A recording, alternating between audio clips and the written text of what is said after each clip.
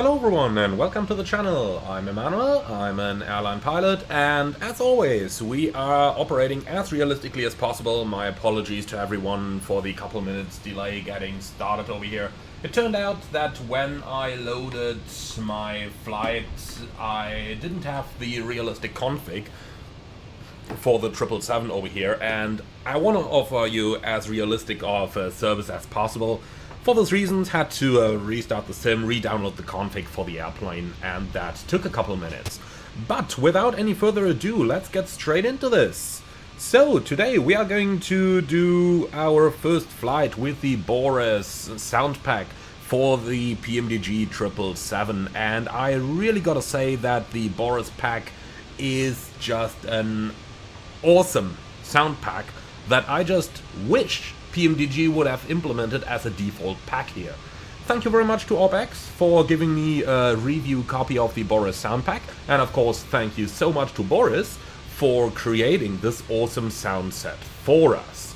Now, as you guys are already guessing, we will of course be using some time acceleration in cruise, but the good thing is, if we reach our destination too early and are still up for a little bit further action flying, then this is a flight that doesn't only cover a single sector. If we are still up for it, KLM flies it on from Singapore to Bali, so who knows? If you guys are still interested after I've been blubbering nonsense for the next 3.5 hours, then we might just about be doing another sector. Alright though, for the time being, we are actually going to start with the first one, and I want to start with something that you guys keep asking me over and over again, and that's unfortunately not exactly the BORIS sound pack in the very beginning. By the way, finally a little bit of silence over here. That's the thing. Flying this one on VATSIM today. So, let's go ahead and actually start doing the flight planning together. What do you guys think? So that you can see how I'm planning the long-haul flight and can ask your questions while we are planning it. So let's get SimBrief up. And at this point, by the way, huge news from Navigraph. They've just given SimBrief a brand new update enabling a lot more real-world routes for Europe.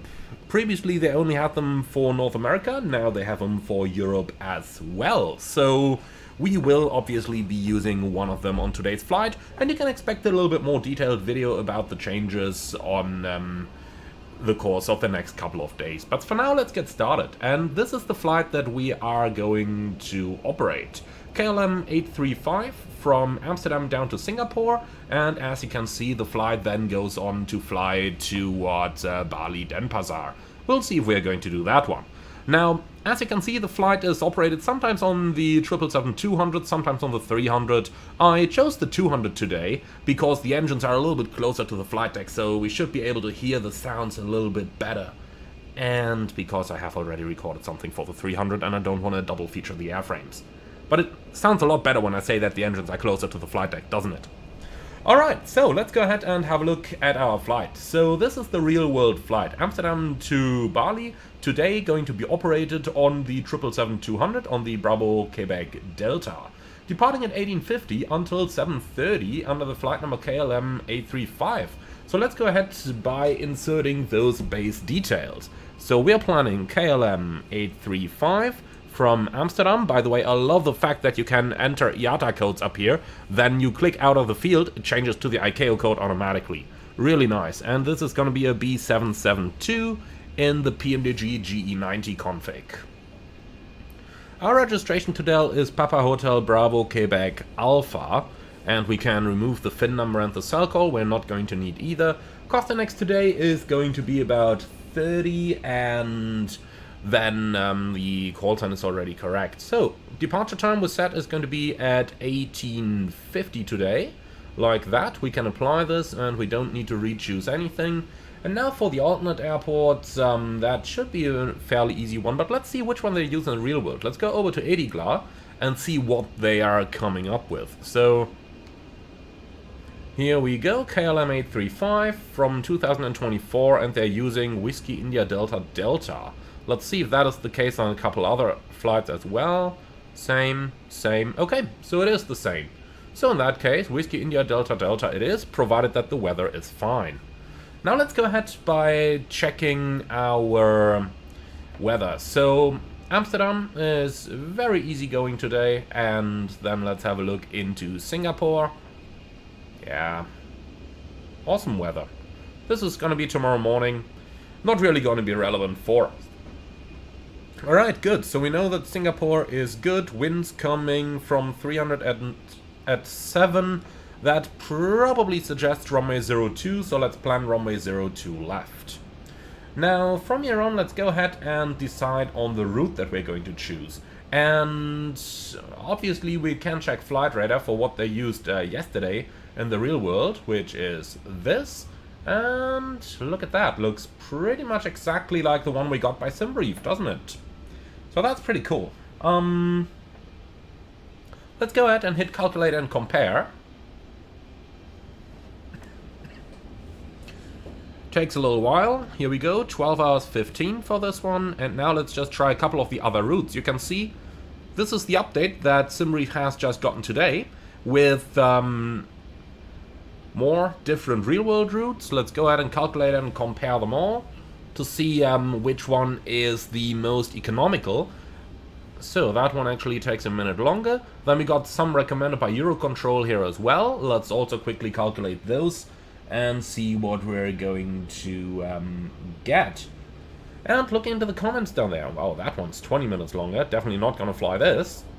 That one's probably not any better either, even though this is actually recommended by Eurocontrol, which is the real world ATC agency. But no, also not good. And the last one, calculate and compare that one. And this is actually the quickest. So we are going to stick to this particular route down here. Just a quick check that it doesn't violate any airspaces, but it doesn't, so that actually looks pretty cool. Alright, does it have a proper star in there? Yes, it does. Alright, so that is beautiful. With that we got a route. Then let's go ahead and check the other factors. So next is going to be our payload. And the first thing that I always check for that is to go to Seat Guru by TripAdvisor. No, they do not sponsor me for saying that. And I check how many seats the actual airplane has. So we got 242 plus 40 plus 34. That's 282, 312, 316. So let's say that we got a rather heavy airplane. So we're going to take like 310.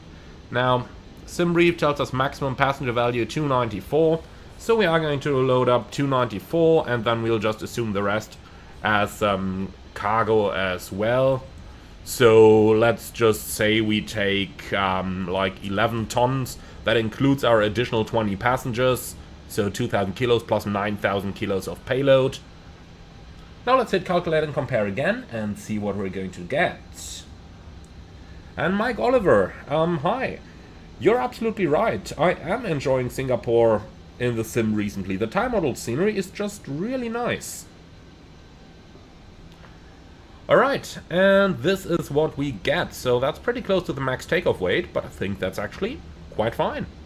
Alright, with that we've got a payload. With that we've got a departure. Now what we need is the scheduled block time. So for that, back to flight radar, and we can see departing 1850, landing at 7:30. So from 1850 until midnight we've got like 5 hours 10, plus 7 hours 30, that makes 11 hours 40. And that means we can adjust this to become 11 hours and 40. Okay, so alternate airports, we've already got our first alternate up there, Whiskey India Delta Delta. Man, that thing is really close.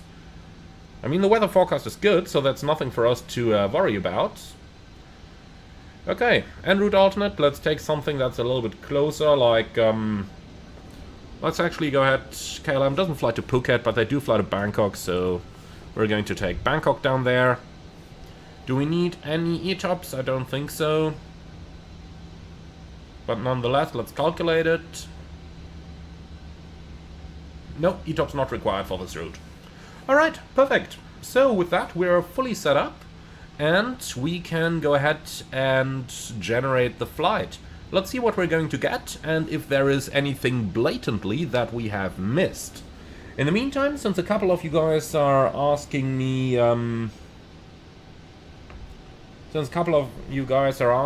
about the parking positions, I usually just go to Flight Radar, zoom like all the way in, and then I can immediately see where they are parking. So that's how I do this. Okay, so here's the first version of our flight plan, and looking into the chat, Infinity Fly says that the Labour 2 Alpha arrival isn't usually used. You can try the Elal 1 Alpha, which is what aircraft arriving from the north usually use. Okay, well, we can quickly go ahead and run down here, see if we can change this reasonably.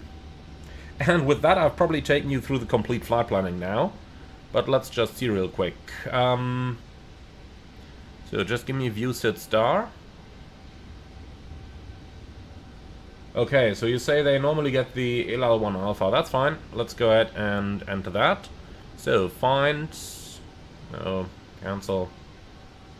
So, let's just type it then. LL2 alpha. Analyze. Not found. Oh, that's because it should be 1 alpha. Okay, that was my mistake. Happy with that. Alright, so that looks good. Let's look into what SimReef has drawn now. And that looks perfect. No real disconnects. Nice right-hand downwind. Alright, that was a good one, guys. Cool, so with that we should have a good flight plan. We did see earlier already that we were running a little bit behind schedule. 11:40 is probably not possible. Let's just see what they did in the real world there. Last ones... Departed delayed, arrived delayed... Was I too dumb to calculate here? 1850 until 7:30. That's 5 hours 10... Oh, that's 12 hours 40 schedule time, is it? Not 11. Okay. Yeah, guys, that much about how much those pilot assessments are worth. Just joking, of course. Alright, so let's do a 12-hour 40 and see if we get a matching flight plan. Alright, then, view PDF, and yeah, 7:30. That is perfect now. Absolutely perfect. Alright, lovely. Then we do have our flight plan. Let's do what we would do in the real world as well and quickly go through the briefing. So, starting down here on the significant weather chart, a little tailwind here through the jet stream, and then here comes the funny part, going into the intertropical convergence zone. Man, the last hour of the flight is not going to be pleasant. CBs all around, even though the actual weather over in Singapore should be alright. Alright, then let's move on to the weather part. Obviously lots of SIGMATs, no surprises there. We've already seen the airport weather. Alternate is good as well. You can see that's all just tomorrow, so not gonna be much of a problem for us. Bangkok, yeah. Thunderstorms, okay. And actually even thunderstorms at the time we're flying. Alright. But only until 1600, which should be over soon. By the time we get there, this should be over. Alright, so, with that in mind, on-time departure means on-time arrival at this cost index, takeoff weight, 270 tons-ish. That's okay, level 33035, and later up to level 39. So, deciding on a fuel quantity, 87.5 plus taxi, so basically 88 tons. I would say due to the en route weather, let's just add in a couple more minutes. So we want like 10 minutes extra. Let's make that 89 tons of fuel, and then we should be absolutely good to go. Alright. So that much about our pre-flight preparation. I am going to pre-file this one on VATSIM in the background here, because, well... Now, let's go ahead and actually start doing what you guys came for, and that's looking at the BORIS sounds. So, follow me inside. I made the airplane cold and dark, so that you can actually enjoy everything that's going to go on here. Alright, so starting with the basics over here. Quick safety inspection. The landing gear lever is down, the fuel switches are off, flaps are up, and let's see, the alternate flaps are off down there. Weird lighting here, scattering from the airport. Okay, let's go ahead and actually turn it on. So the battery should be here, I think. Not much happening because everything is low thread. And then let's go ahead and turn on the external power. That's when things are gonna get interesting.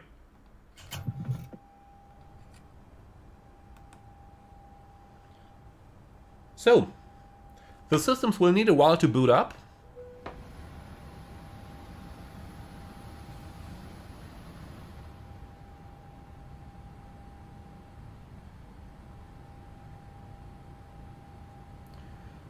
Okay, and now it's going to take a little while. The entire boot sequence of the 777 takes like 2.5 minutes, if I'm not mistaken.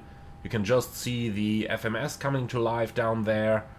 Then we can already turn on some of the cockpit lights here. Let's hit the storm light.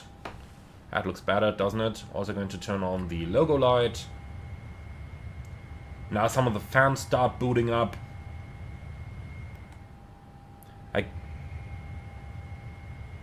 I just gotta say, Boris did an awesome job capturing the ambience of a flight deck.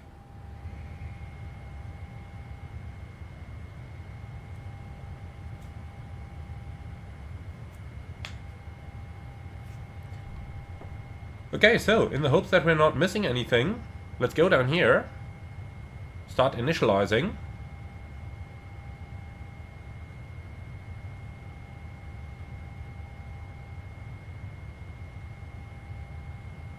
While just taking in those sounds.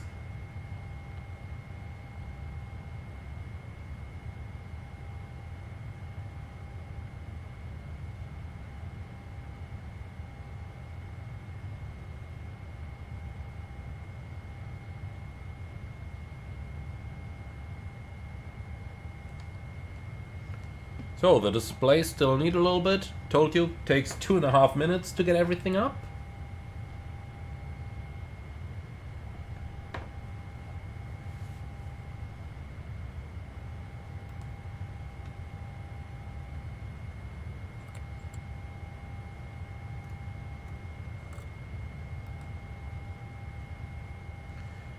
Okay, so while we're waiting, here we go.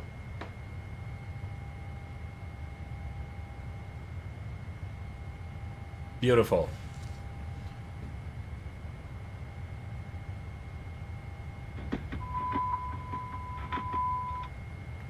Okay, cool. So with that, we now know the boot sequence of the airplane is basically completed. Well then, let's go ahead and do a little bit of pilot work, shall we? So, initially GSX is going to get us a catering service, please. Handling by KLM. Catering by, I think they're using Gate Gourmet, but not 100% sure. And status page here, door page there. We can keep the engine page down here for the time being. So let's cancel and recall everything. And then we can start a couple of basic checks here. So the oil quantity is almost full, that's very good. Hydraulics are full, oxygen pressure is good. We do have the TCAS, we do check everything we see here, and I see 2 mistakes there in the cold and dark panel state. Those should never be off. So let's just go over all the rest that we got down here, just to make sure that we don't miss anything. And this is all acceptable for right now. Okay, beautiful. So then, let's... Whoa, that was quite the lag. Move up here, Aileron coming on. Then we can test the oxygen mask. And the same on the other side. And also back here, since we would be flying with 3 pilots. Okay, so that's fantastic. That's the initial stuff completed. Then we've basically done the stuff in the EFB down here. So let's move down to the FMS. And for this I will be using my WinWing CDU, you guys know that drill. So let's go, FMC, we got a 777-200G90 engine, nav database is up to date, then onto the position in it where we can copy and paste the GPS position, onto the route page, route request, sim brief and select. Now while we're waiting for all that stuff to happen, let's go down here, weight and balance, import, and then down to the precise loading, and we said that we wanted 89 tons today. What is it doing now? So that chime sounds a lot better than it did with PMDG, didn't it? And Jake, this is the Sim Update 4 beta that we're using. Alright, so 89 tons of fuel. Let's just make sure that this was actually loaded and loaded correctly. And this actually looks pretty good. Okay. Fuel temperature plus 10 today. Easy going. We can load that route. Okay. So, onto the comm screen. Now, I very quickly got to switch my PMDG settings again. And unfortunately, it would show you all my data, so you'll have to just enjoy this beautiful reference to Microsoft Flight Simulator for a second, while I'm going into my EFB settings, because PMDG does unfortunately not provide us with any, doesn't provide us with any way to hide that data at the moment like other developers do. Okay, beautiful. So, right back, and we can start getting to work. So, airport information, ATIS request, let's see. Amsterdam Schiphol from VATSIM, please, and send. Let's see if there is any ATIS available over here. If not, then we are going to switch over to getting the ATIS from the PMDG servers, but let's try the VATSIM servers first. In the meantime, we can start checking our routes. So, catering in progress, that's also something we gotta keep an eye on. New message. Here we go. So, Amsterdam Information Golf, wind 360 at 6. Slightly variable, 10 kilometers, scattered 1600, fuel 2200, broken 4004, temperature 15, QNH 1025, generated by PMDG using VATSIM data. End of info golf. Okay, thank you. Cool, so we are going to stick to runway 36 as planned. So 36 left, and Arnhem, let's actually see which departure makes more sense here. I think the 2 Victor makes more sense, doesn't it? A little bit shorter. So, Arnhem 2 Victor, and then for arrival into Singapore, ILS 2 left, and LL 1 Alpha, as you guys have recommended. Do we need the APIPA transition? Let's cheat and find out. No, we don't. Okay, perfect. So, route, activate, and execute. Now, copy that one. Let's go to the next page and cross-check that our entire route is correct. And yes, guys, I'm doing this the complete real-world right now, even though it may seem a little slow. And Altitude X asked in the comments if I have a separate WinWing CDU for each airplane type. No, I don't. But at the moment, what I have is the Boeing 777 CDU and the Airbus MCDU. And those two basically cover most aircraft. I am considering getting the 737 one when PMDG releases theirs, but for the time being I've got the 777 and the Airbus. Okay, and Jono. Hey Emmanuel, for your info, 36 left is closed in real life. 36 center is now the main takeoff runway. Okay, well, in that case, 36 center.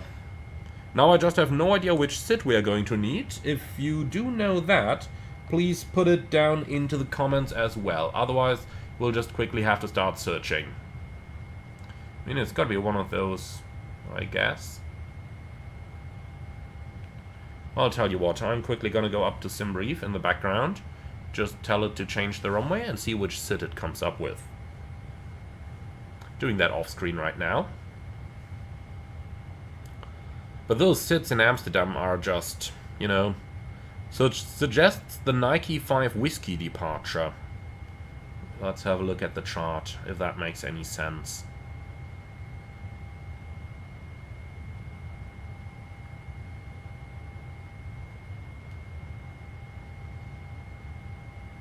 Can't even find that one in first place. Where is it? Here we go. Nike 5 Whiskey. Immediate right-hand turn there.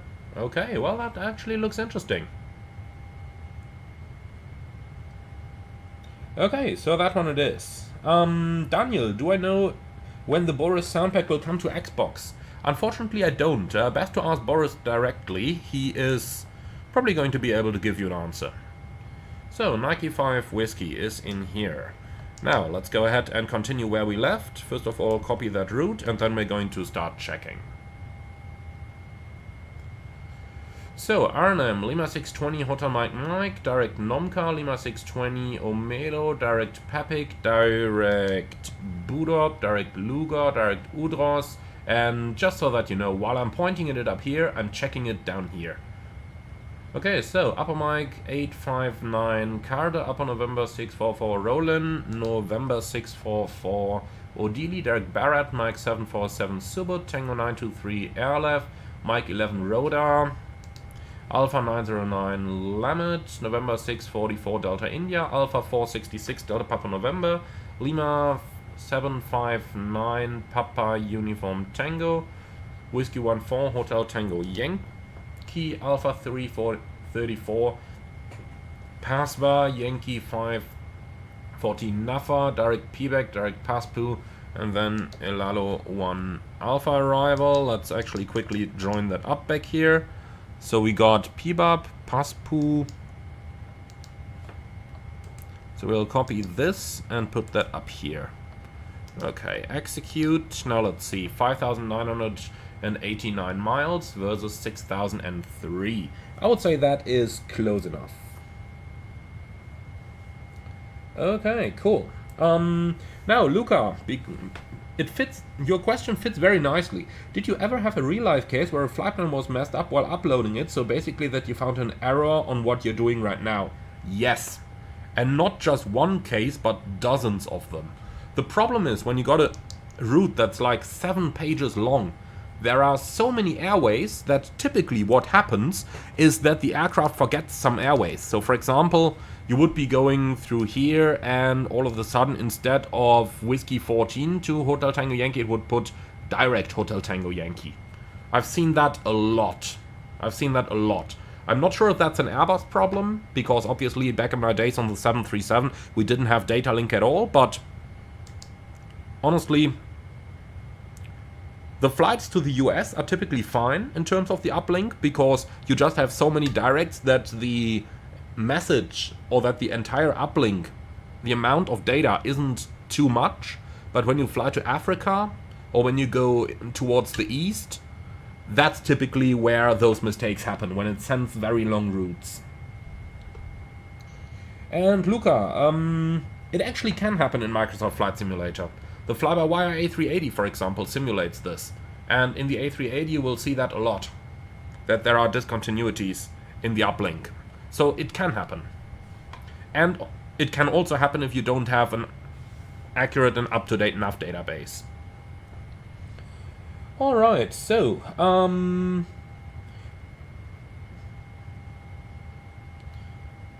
I suppose that's that. And AF Apollo, no. Ryanair doesn't have data link. Okay, cool. So now that we've uplinked and checked the route, let's go ahead and check our SID. Basically anything where a database is involved, we need to check. So we're on the runway track 002 until 500, that checks, then towards Recoa. 044, 4 miles to waypoint 081, then a right-hand turn 088, 5 miles to 082, then 143, 7 miles to Pampas, and then it's 110, 17 to Niker, that's close enough, within 1 degree, and then, so, permission for VFR aircraft without ATC clearance, below level 65, beyond Niker. Okay, that's not going to be our problem. We'll be far above that. and then same track, 22 miles towards Arnhem, and we got all of that. Initial climb clearance, flight level 60, like that, and catering is finished, perfect. Then we can commence boarding, please. And while we do that, fueling is complete, seatbelts coming on. Alright, good. So our sit is looking good, no missing constraints or stuff. Again, that also happens. I've also seen wrong constraints on sits. All of that stuff does happen. Alright, good. So, let's go ahead and request our wind data uplink down there. And load that. Sun, excellent comment in the chat. Do Ryanair pilots have to spend €2 per switch to operate it? Not per switch, but most definitely €2 per coffee they want. Or I think it's actually €3.50.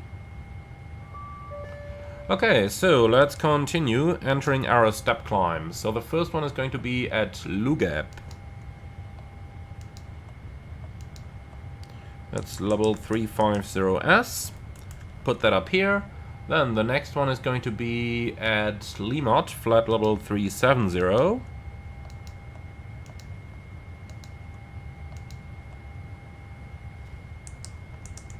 The reason we do this is because the flight planning software is capable of calculating much more accurate step climbs, or rather much more efficient step climbs than the FMS is.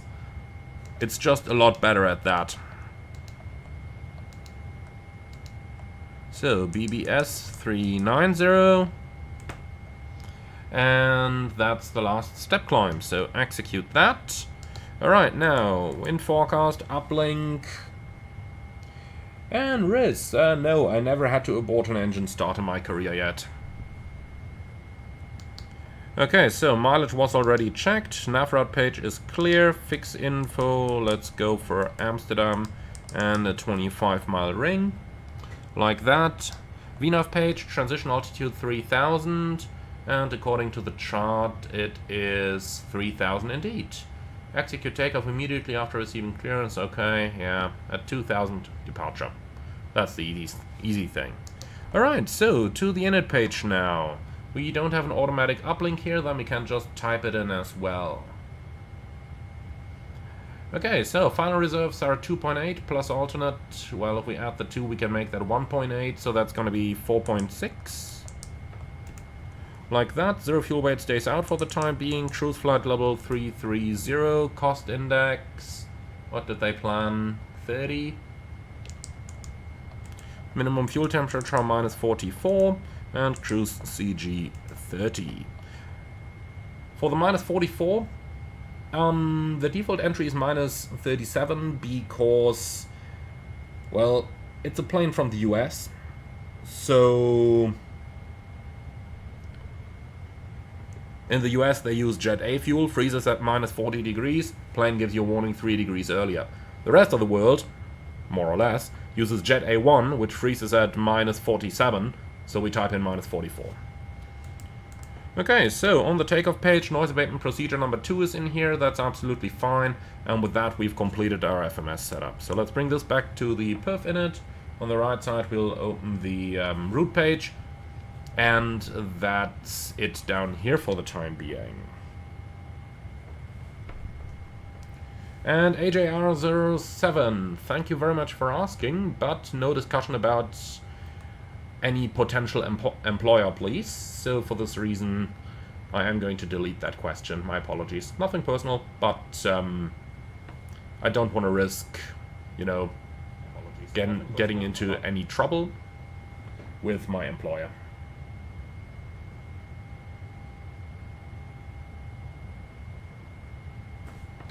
Okay, so that much about this. Now let's go ahead and start the overhead panel scan. Shouldn't be all too much up here. And that's it.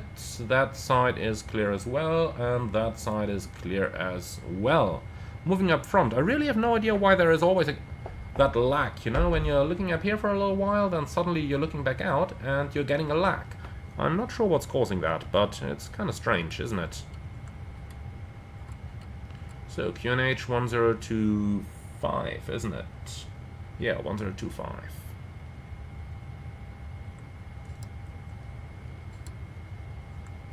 Alright, checklists, reset all. We'll leave the com page where it is right now, and then you can have some EFIS setting up here as well. Okay, 1025. And that shows basically 0. That is looking good. Alright, park and brake is set. Frequencies. I don't think there's ATC online at the moment, but let's just check real quick. No, there isn't, so we are going to use 22.8 for the time being. Like that. Now, here's a funny little thing. BORIS actually gives you ANR sounds as well. So, if you enter the speaker for the flight interphone, not 100% sure why it shows that, but if you do that, you get a very nice ANR headset sound, which we are pretty surely going to be using in cruise. But I know that you guys like it better if you're actually able to hear something. For that reason, I'm not going to turn it on right now. But this is there. Just like when you turn on the cabin, you actually get some cabin chatter, which is a pretty nice thing as well. I'm going to keep that on for the time being. And we should be in cabin interphone over here, 1 to 1.5. On the right hand side. Transponder to above, squawk 2000 and standby. And that's the flight deck inspection completed. Lovely. So let's actually go ahead and cancel that ATIS for the time being. Okay, cool. With that, we have done the entire setup down here. So let's go straight into the departure briefing. Scheduled off block is already in 3 minutes. And Mat 3, how many days do I work per month? Well, it really depends. You know, between a minimum of 22 to a maximum of... Actually, no, that's wrong. No, the minimum of... Yeah, I would say like 17, 18, and a maximum of 22 or 23, depending on how many days the month has. Alright, cool. So, Alpha Polo, the cabin chatter only works with the flight deck door open. Okay, well, we're gonna try. Here we go. And that is turned on. Do we need to put it on over here as well? Speaker, maybe? I suppose we're going to find out. We'll keep it like that. Alright then, let's start our takeoff briefing. We are flying a 777-200 ER from Amsterdam to Singapore. Our takeoff runway is going to be runway 36 center with the Takeoff 5 Whiskey departure. Initial climb flight level 60 and 2,000 feet keeps us safe all around. Extra fuel and time is 1,000 kilos and that's worth 10 minutes. So easy to calculate in the 777, it's 100 kilos a minute. Alright, so let's go ahead and talk about the second half. So we've got no hotspots for our taxi routing. Well, actually, that's not entirely true. We are not very familiar with taxiing to runway 36 center. We are very familiar at crossing it in, what is that, November 5, Mike 5, something the likes. But not to actually taxi to the holding point of it, so a little bit careful with that. Careful traffic, KLM 201 heavy on the downwind leg for... Well done, stop margin for rejected takeoff, couple meters. Unfortunately the EFB doesn't tell us. Engine outset straight at 25, pick up the holding. It takes us right over the city of Amsterdam, so we might expect a couple of nice photos and to go viral on social media as well. So we consider fighting the engine fire a little bit later so that the clips get spectacular. Try saying that in the real world. You're suddenly gonna have a lot more off days. Okay, I've got nothing special, nothing non-standard, and I don't see any threats for today's departure, do you? No? Lovely, so that's our briefing complete. Now, Dwight asks in the chat if armrests are SOP? And the answer is absolutely. The reason you want to use armrests is so that you have a point where any force created by turbulence can be absorbed by the airplane without going into the controls. So imagine you're flying in like a really strong turbulence, then you're gonna put your arms down here and any of the force created by the turbulence will be absorbed by the armrest instead of your hand moving your throttles around or your control column around all the time. So yes, it is absolutely SOP to use the armrests. And indeed, if you don't use them or if you don't have them aligned correctly in a line track, that's actually one of the 5 SOP failure points that you can get. More than 5 and the line track is a fail. So yes, that's about as important as they are. And since the question came, yes, we are absolutely flying this on VATSIM. Alright, so I think boarding is still in progress as we can still see the doors open over there. But let's already go ahead and do the pre-flight checklist, please. Oxygen, chest at 100%, flight instruments, heading 121, altimeter 1025, reading 0, set left, set right, pre-flight checklist complete. So, how far is the boarding advanced? 208 of 294. Okay, getting there, slowly but steadily. Let's take a moment to actually go back to the cabin to see how the BORIS sounds are on the ground in the cabin. And one thing I do notice is that there's something wrong with the lights in here. I gotta admit, my last time in the passenger cabin has been a while, but we do hear something. However, I would expect to hear a little bit more of those same type of background sounds that we hear in the flight deck as well. Like, I would expect to hear the recirculation fans right now and perhaps a couple of pumps and stuff. So that's a little strange. And Wong, we are using the Fly Tampa scenery for Amsterdam. And Spilas, yes, we're absolutely going to hand fly this. And Enoch, Jesus, camera seems to be blurred when moving quickly. Okay, my apologies. That's probably my upload. I bought the fastest possible internet connection that you can get in Germany, which is 1000 Mbits download, but just 50 Mbits upload. You're not gonna get more than 50. Not even with the most expensive possible internet connection. So, yeah, it can't do more than that. But I think it's kinda okay, is it? Alright, then, let's go ahead and start the APU and see what kind of difference that is going to make to the soundscape.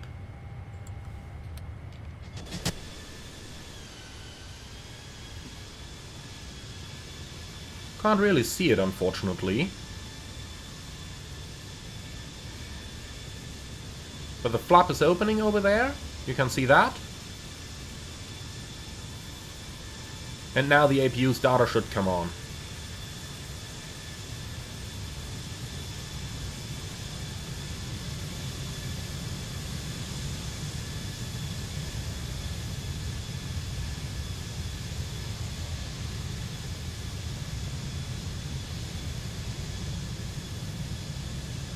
I'm Tim McCraddock. I already have a video on how to set up the FMC. I do have a detailed tutorial series for the Airline. And yes, the ebook is eventually coming as well.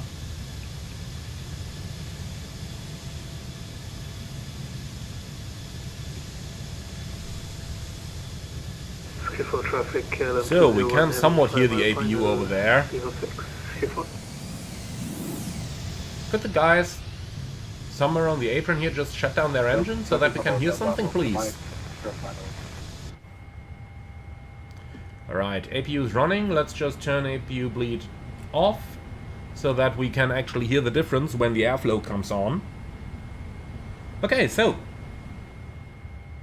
this is what it sounds like without APU bleed, and I really like those sounds. BORIS hit them very well. And now let's turn APU bleed on and see what it sounds like when we pressurize the packs.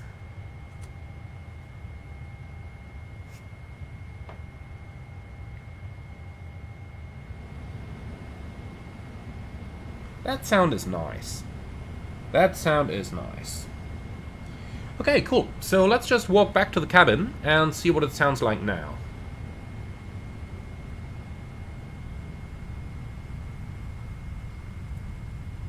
Now that's better, isn't it?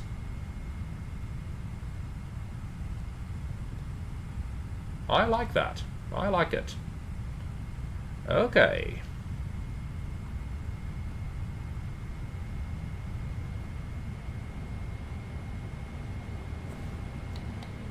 So let's take a seat over here and see how our boarding is progressing.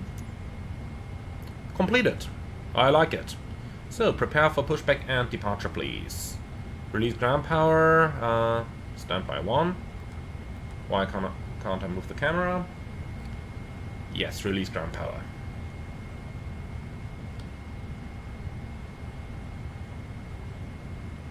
So, ground power is removed, everything's gone, park and brake is set, then we can remove the chocks down here. The doors should all be closing right now. And then let's say hello to our passengers. Good evening, ladies and gentlemen. From flight deck, this is your captain speaking. My name is Emmanuel in the name of KLM. Welcome aboard our Boeing 777-200ER on our flight to Bali via Singapore. Today's flight time towards Singapore will be approximately 11 hours and 40 minutes, up to 12 hours, depending on the local traffic situations. Now, we are just waiting for the last paperwork to arrive. Once that is done, we are going to start our engines and we'll be departing runway 36 center towards the north, followed with a right turn along the borders of the city of Amsterdam and then directly towards Singapore. Now, sit back, relax and make yourself comfortable on board, and we will update you with the latest weather when we are starting the approach to Singapore. Guten Abend, meine Damen und Herren, and I am not going to try any more Dutch than that. Alright, so the ramp agent would come in, confirm the paperwork, and then we can go ahead and close those doors. Okay, so everything closed and armed. Beautiful. Alright, so the load sheet should be here now. Let's go ahead and do our takeoff performance calculations. So we start with a zero fuel weight of 182.6. And that gives me a gross weight of 271.6, which matches with the EFB, and a takeoff CG at 28. So, takeoff performance. We are departing from Amsterdam, runway 36 center. Okay, if there is only one heavy pushback, we can already select that. Okay, so takeoff weight is going to be 272, and the CG we set is 28. Where's the runway? Here it is wet. Okay, air conditioning off, and we can go ahead and grab the weather from here. So 360 at 6, slightly variable, and the worst possible is 310 at 6. Temperature is 15 and the QNH 1025. Alright, calculate. So that's 32 degrees assumed. That's 101.5% versus 101.9, close enough. So takeoff, and it's a wet runway. And our takeoff speed is 144, 160, 166. With flaps 5 and CG of 28. So 44, 60, 66, those are all within 1 knot, so we can accept the FMS calculated speeds. Alright, that's our performance. Well, we can put that away, and you can bring up the taxi chart up here, please.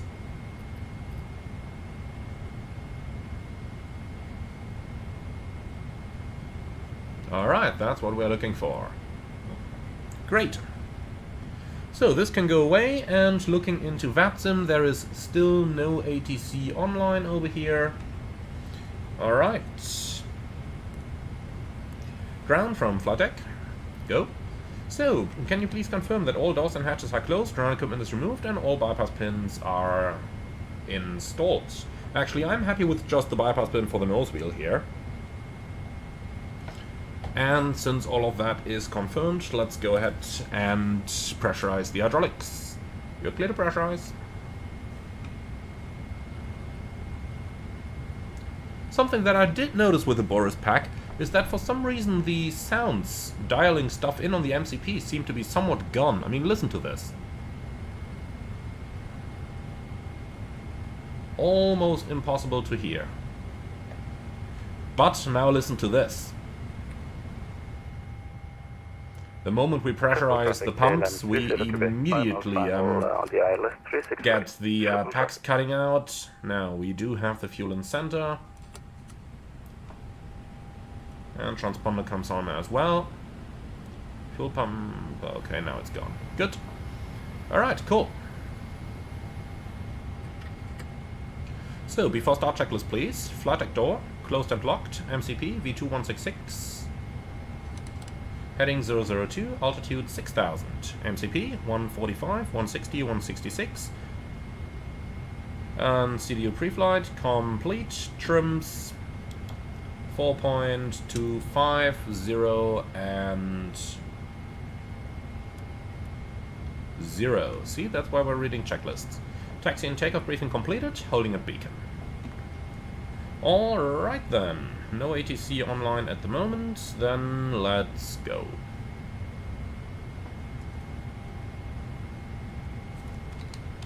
Skipple traffic, KLM 835 heavy pushing back out of Echo 9er.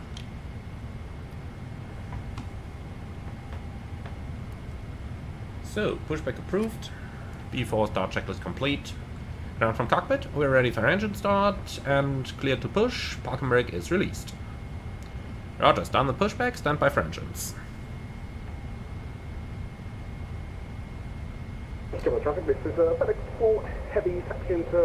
So, Svelas, can I explain the trim usage when departing? Just like any conventional airplane. You basically trim the triple like a conventional airplane. You only don't have to trim for extending or retracting the gear, the flaps, and the speed brakes or thrust changes. Okay, so what do you say? First engine start from the outside, second engine start from the inside? Let's go ahead then. We'll begin with engine number 1, that's the left engine on the 777. So, left engine start.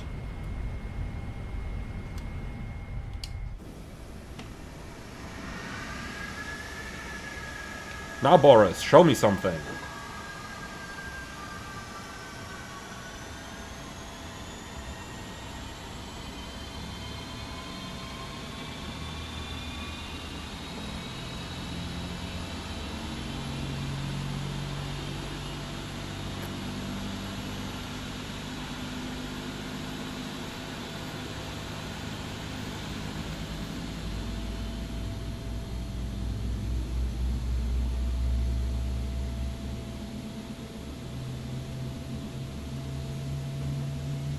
Triple traffic from rate 36 right, thank you.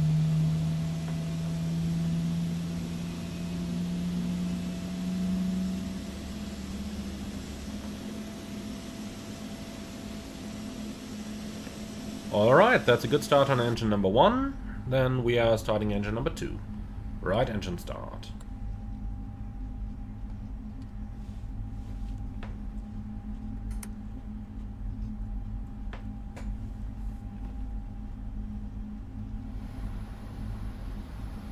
Don't really hear all that much in the flight deck, do you?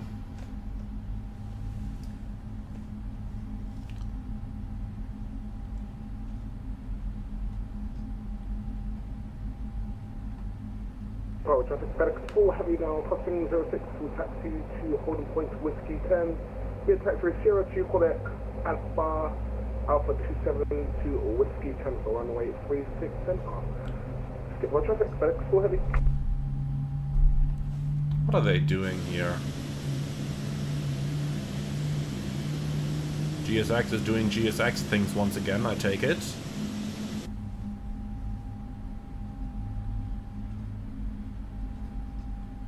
I'll tell you what, we'll just stop the pushback over here. That's fine. So, push complete, brake set, And we've got 2 good engine starts. Please remove all the ground equipment and advise when clear. No anti-ice needed.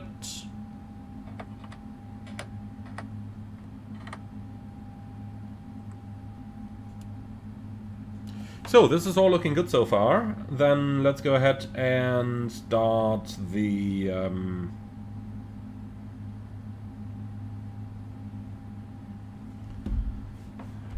then we can start the flight control track. We'll wait with the rudder until the ground equipment is clear.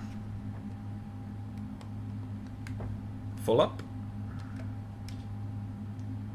Full down. Neutral. Full left. Full right. Neutral. So, what are you guys doing down there? Nothing. They're just standing around. In that case, interrupt yes. Bye-bye. Okay, so, rudder. Full left. Full right. Oh, look at that. The neutral position is somewhat deflected. Why did it trim itself again? Here we go. That's better. That's why we do this stuff, isn't it? Alright, good. So then, TCAS off is checked, before taxi checklist. Anti-ice, auto, recall, checked, flight controls, checked, ground equipment, clear, before taxi checklist complete. Now for the fun of it, let's turn on headphone mode here and see what that sounds like. Okay. I'm gonna turn it off again because I know that you guys love sounds the stronger they are, so let's do it this way. And then let's go ahead and taxi to runway 36 center. Skipple traffic, KLM... Nope, that was on the wrong frequency. Skipple traffic, KLM 835 heavy, taxi runway 36 center. Alright. Park and brake is off. Let's go.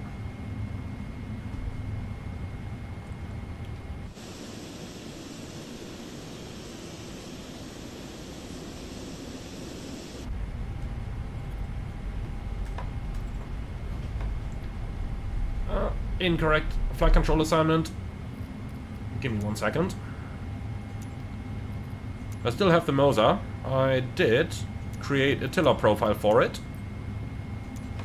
And then I completely forgot to assign it to the 200ER as well. Alright, let's try that again. That's nicer. That is much nicer. So, storm lights going off.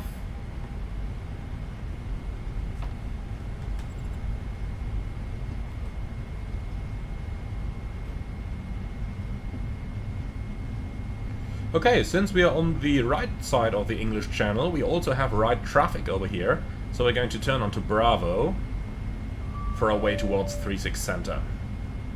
And cabin ready, thank you.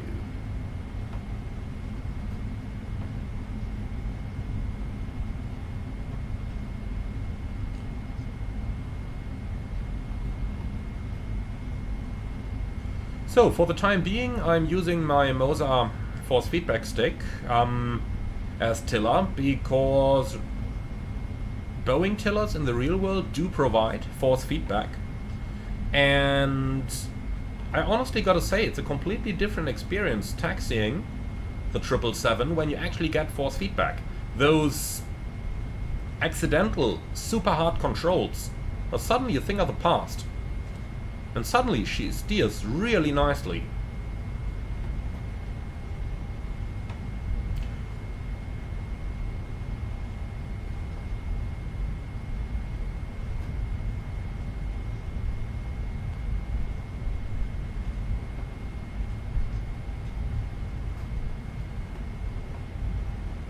Now, if only she would be going straight. I must have bent this airplane on my last landing, because it had this tendency to go right again. Just don't know why it is. Like, look at that, it's trimmed itself again. But why? Why is it... Yep, and off we go into the grass. That's why these things are operated by 2 pilots. One can be heads down while the other is doing something important.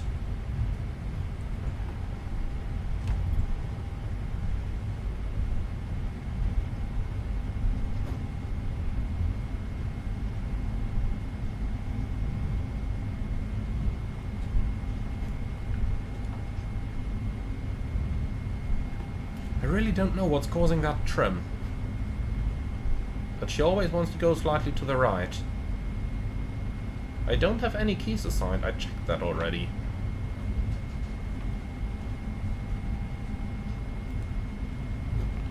Okay, so the right side is clear and the left side is clear.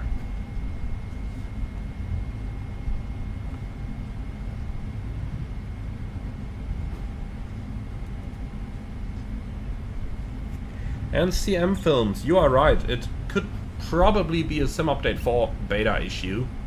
In fact, that is most likely, I would say.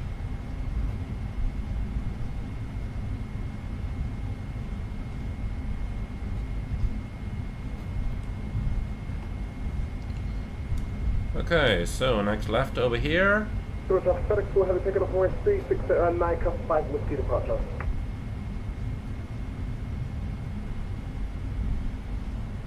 Just look at the night lights. I mean, Sim Update 4 looks excellent, doesn't it? Good evening, Lufthansa 88 Alpha, descent for Alpha to Stefan, starting pushback start at 5 for flight to Frankfurt, ship traffic. Okay, so someone lining up on 36 center over there.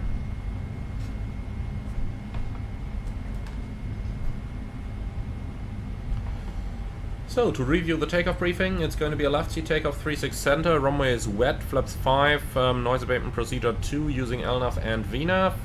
Manually flown, speeds 45, 60, 66, and the SID is a right turn out at 2000 contact departure, which is Honeycomb 122.8.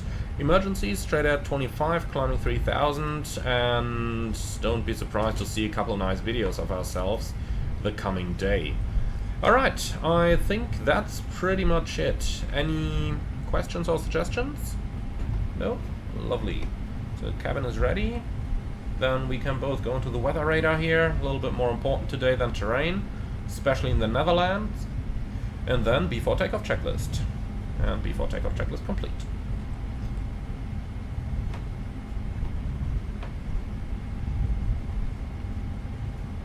So, is that a heavy over there? I think it is. Definitely looks like one.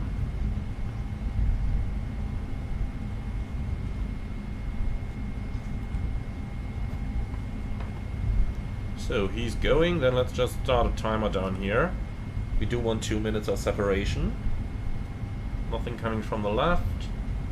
And he can just go straight to the holding point. Man, I love moving maps.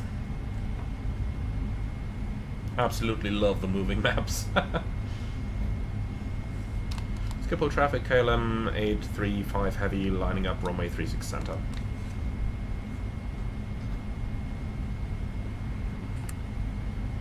Schiphol traffic, Nordic 58 uniform, ILS runway 06, Schiphol. Runway 06? Does that get in conflict with us? Probably not. Okay, must be him.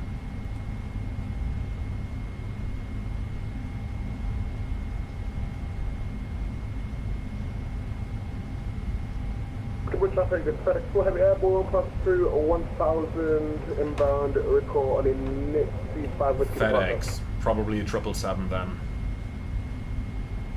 Okay, so the right side is clear.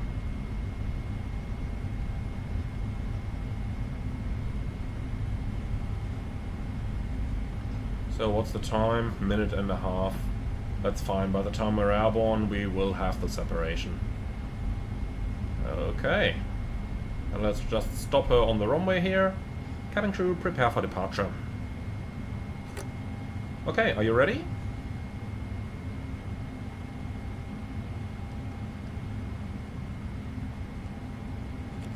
Take off.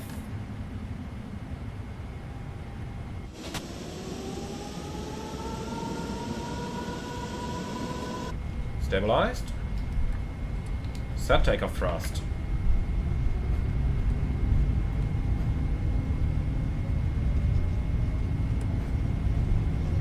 Thrust set. 80 knots. Checked.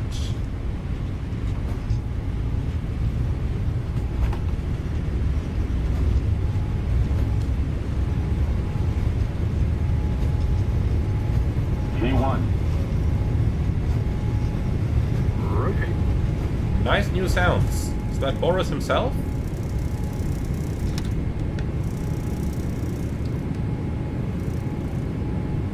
Positive climb. Gear up.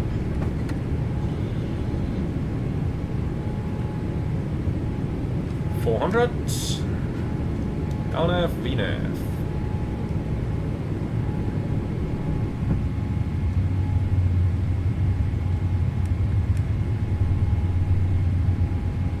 Flaps 1. Speed checked.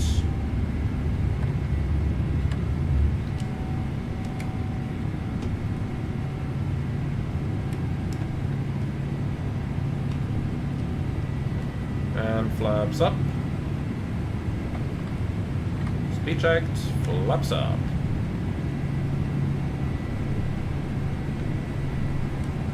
So, let's increase that climb a little bit, otherwise I have afraid we might eventually get high due to all the cannabis in the air.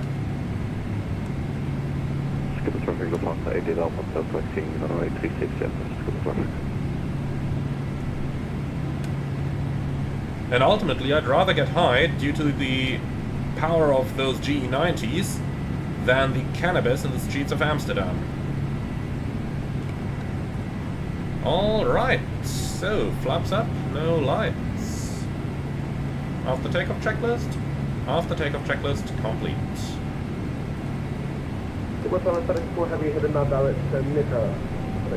So let's continue that climb up to, say, level 100. Set standard. Standard cross check, passing flight level 3-1. Now, checked.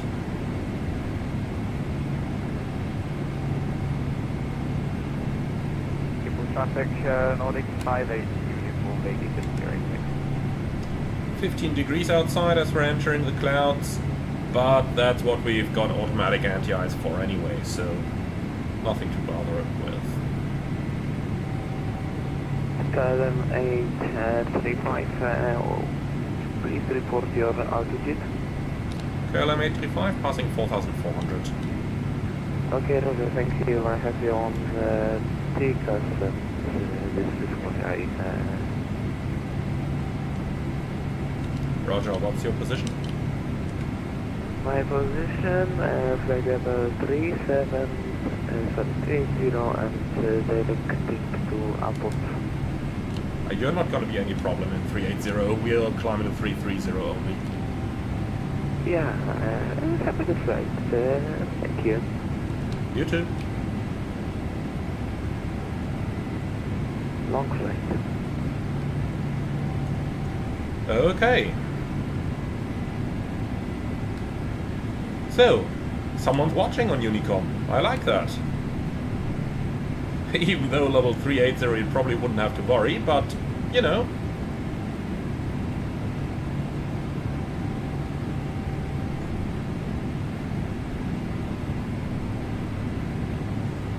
Okay, so we're inbound Pampas now. Let's keep hand flying a little bit just because it's so much fun. A little bit turbulent over here. We don't need those anymore. Engines keep running on full, I like that.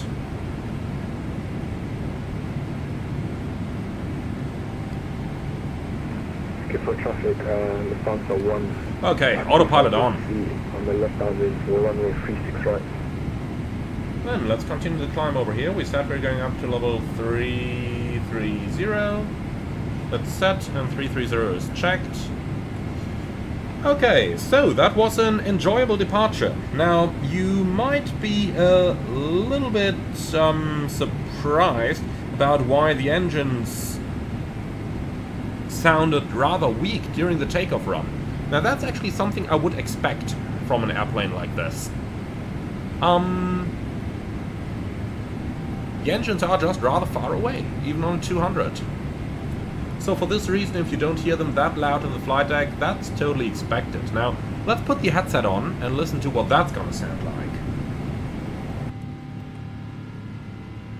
Now hear this. I think we're actually going to keep the headset on, because honestly, it's just a lot easier, isn't it? Not as hard on our ears.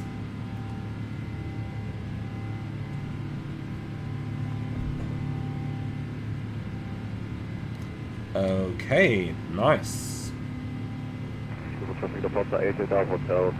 So, let me have a look into a couple of those comments in the chat down there. I actually tell you what, we're passing 10,000 first. Skipper traffic, Lufthansa 1, pre-established ILS 36. Lights off, and I don't anticipate any further turbulence here. We are well above the clouds now. Seatbelts off. And by the way, I saw a couple of comments that the night would be too bright now in Flight Simulator 2024, and I definitely disagree with that. Something like what we are seeing outside right now is absolutely realistic. I mean, we've got a bright starlight from above, and you got the city lights from below, and that is the reason why you're dimming those lights. If we had the storm light on, then looking outside would be a little bit harder, but like this, absolutely realistic, especially when you're flying towards hugely populated areas like we are doing right now, heading towards the Ruhr area, which is the most densely populated area in Europe. So seeing those lights, also those lights cast up into the sky, is absolutely realistic. That's what it looks like. Now something we can still do to turn the master down a little bit. Like that looks nicer, doesn't it? And auto thrust blue, yes, this is in Sim Update 4. Skipper traffic, Lufthansa 1 on final, 36. And Pipo Sakai, no, I did not learn celestial navigation.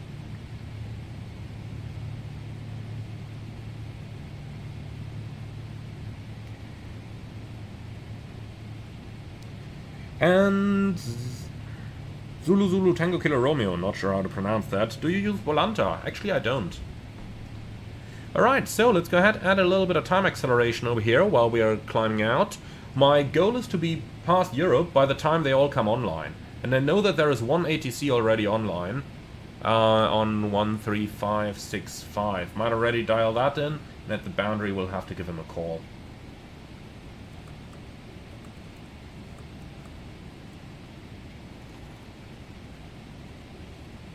Right, here we go. 3565, and we can just turn a little bit of light up down there as well. Beautiful. Okay, so SOUNDPACK is the boundary, so let's just go ahead and give him a call right now. Descend 10 co-packet level, German Fortress zone, Langrada, hello, KLM 835 Heavy, passing level 192, climbing inbound SOUNDPACK. Hello, KLM 835, squawk 5055. Squawk 5055, KLM 835. Here we go, 5055. Honeycomb on fan level 370 für Lufthansa 88 Romeo Ciao. So let's see if he's got... Direct to Omelo, climb to level 310, can you defend request level? Climbing flight level 310, direct Omelo, requesting flight level 330, KLM 835 Heavy. Okay, direct to Omelo, where is that? To the Lima, descend to level 240. 2409 to the Lima. There it is, Omelo. Okay, and approaching level 240, request fire level 3. So, 300 miles in a straight line. I like that. Let's also go ahead and connect to CPDLC. Links, so, Echo Delta Golf Papa. Links 1 to level 240. KLM 835, Amsterdam, Singapore. Send. 1228 Lufthansa operation. Alright, cool.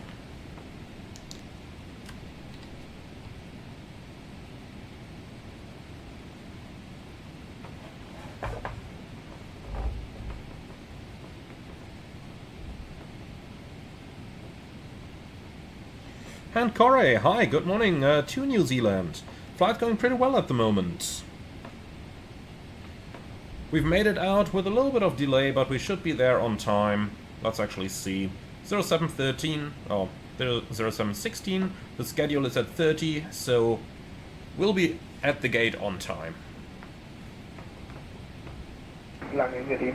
And command head, why do pilots do up and down on flight control check first instead of the ailerons? Honestly, because someone at some point said so, and because it is better to have an SOP than not to have one.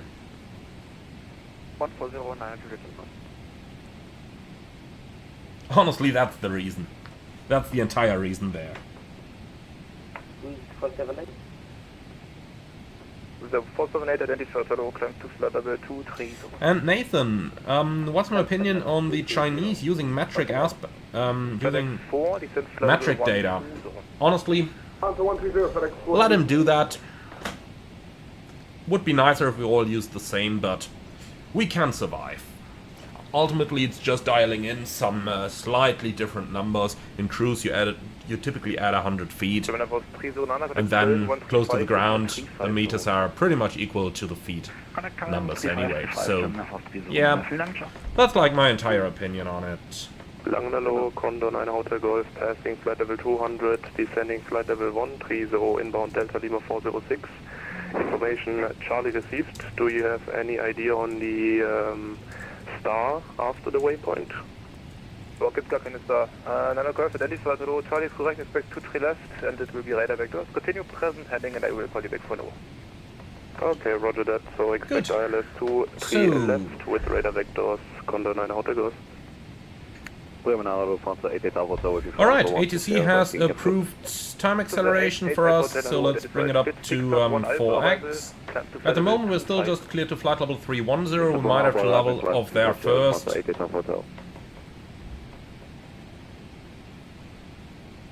And Nathan, no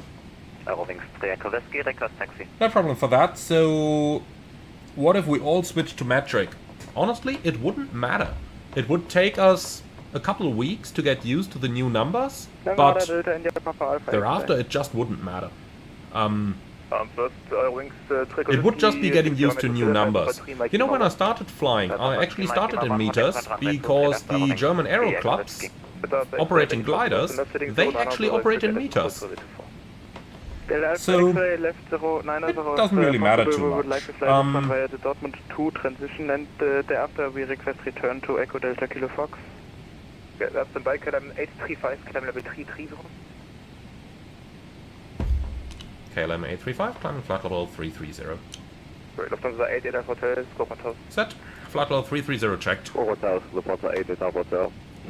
Man, just look at the beauty of the sim out there. I just absolutely love it. Absolutely love it.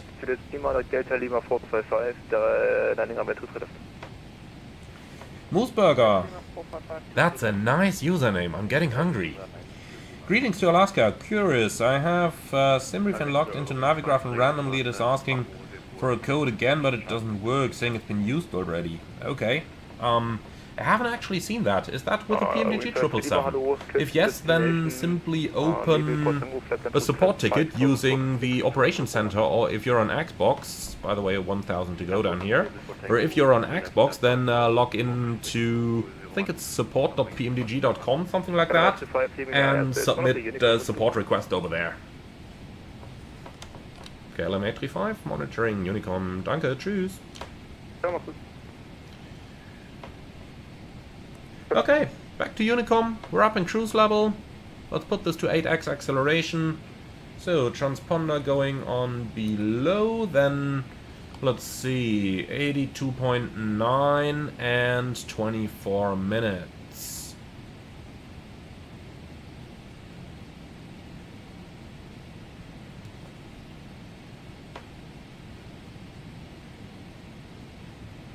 Oh, that might have been a little bit fast. So let's see, top of climb, 23 versus 24, 79.4 versus 82.9, that's absolutely fine.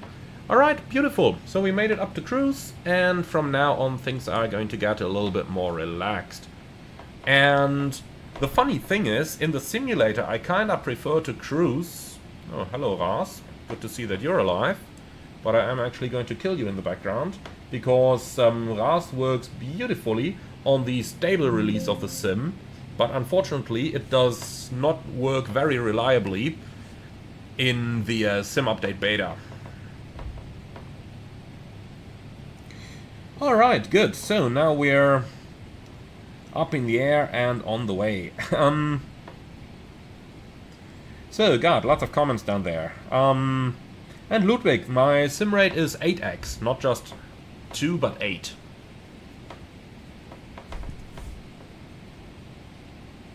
Okay, currently there is no more en route ATC online. Well, with that we're nicely on the way. So just about an hour and a half until we are reaching Singapore. Now, here's a little bit of an irony. In the real world, we would absolutely take the headset off, so that it would sound like this. In the simulator, I very much prefer to keep the headset on so that it gets, you know, nice and quiet. I think that makes it a lot more durable to do these flights. A lot more. And Ludwig, yes, time acceleration is allowed on VATSIM. Very quick word about the general rules about using time acceleration on VATSIM. You must leave it before entering controlled airspace. And you need to ask air traffic control if you are allowed to use it inside controlled airspace. And as long as you're flying outside controlled airspace, respectively when there is no ATC online, it always strikes me a little bit when we say outside controlled airspace, because, you know, realistically, everything from about 2,500 above the ground, in the vicinity of larger airports, usually 1,000 above the ground, everything above that is by definition, in the real world, controlled airspace. But nonetheless, we don't call it that. On VATSIM controlled airspace means airspace where an air traffic controller is actually online. Okay, so going past Omelo, let's do another fuel check there. Here it is. Should be 50 minutes. We took 48 to get here. Should have 76.1 in the tanks. We have 79.8, so we are like 3 point a bit tons ahead on the fuel, which is absolutely fine. Okay, so let's actually go ahead and bring up the lights a little bit, because we definitely don't want to fall asleep during the flight. Like that. Okay, and so here we are, up and on our way down to Singapore.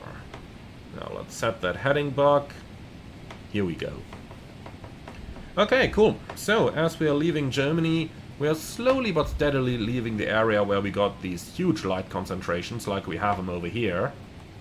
And things are eventually going to get a little bit darker.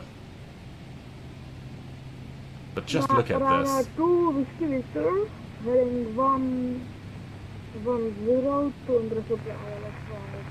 Okay, I'll tell you what, I'm actually going to leave Honeycomb over here. Let's do 1, 2, 3, 4, 5.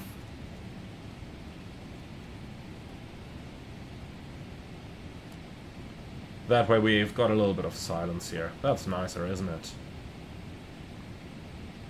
Okay, so to quickly finish with the rules for using...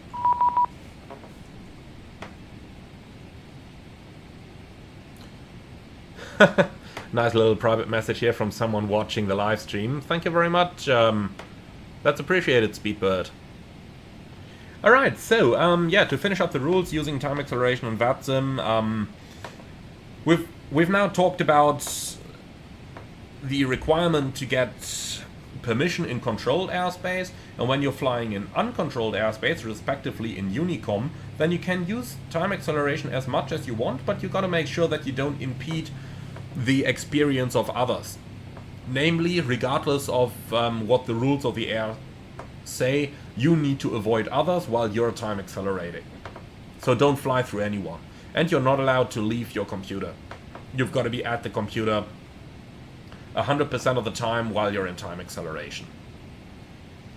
Well, and that's about everything there is to that.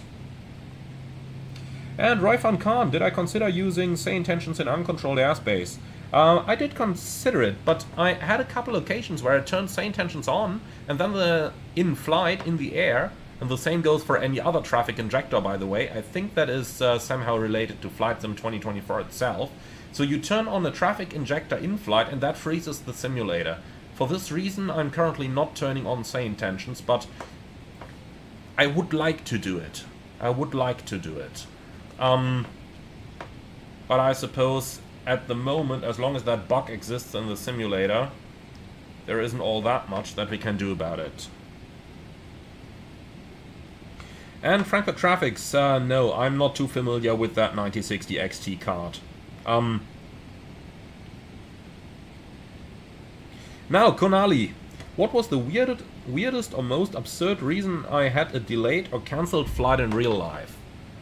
Oh yeah, here's a story. That's from the days when I've been flying the 737. We were rather delayed and people were loading up... oh, a very nice look on Budapest down there. So we were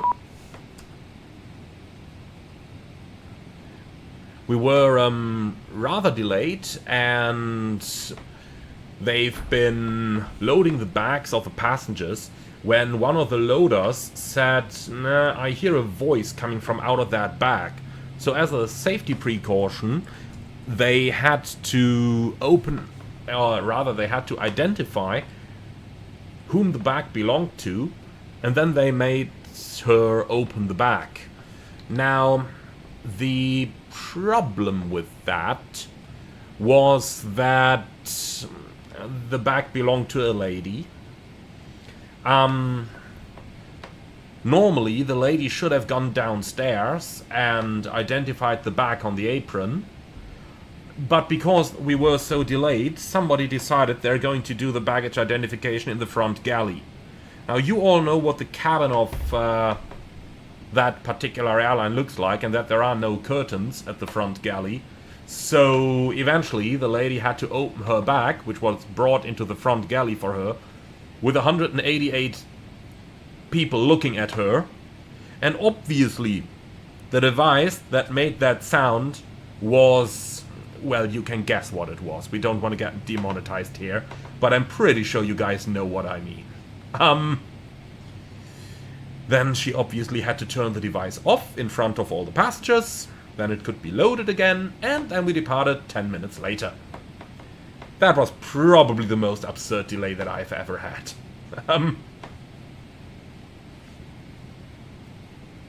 Yeah, Mooseburger, a lightsaber. Absolutely. Even though a lightsaber turning on would probably have been a little bit of an issue, right?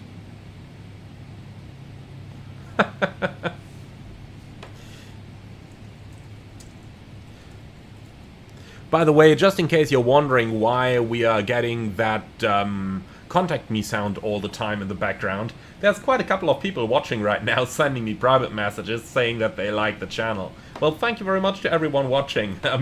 And no guys, I'm not ignoring any ATC over here. I know that there will probably be some conspiracy theory on Reddit that instead of what I'm saying right now, the truth would be that first there was a controller, now there is a supervisor, and if we don't land on VATSIM, they would probably have kicked me off the network. I know that conspiracy theory is gonna come up, but we know better, don't we, guys?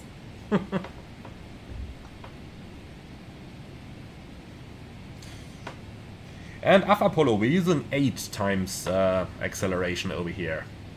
12-hour flight, that means we need about an hour and a half en route.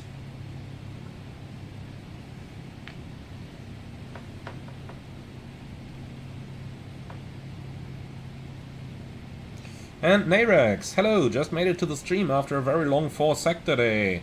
Stansted Hahn, Stansted Bologna. That's not very long. We used to do Cologne, Palma, Fiumicino.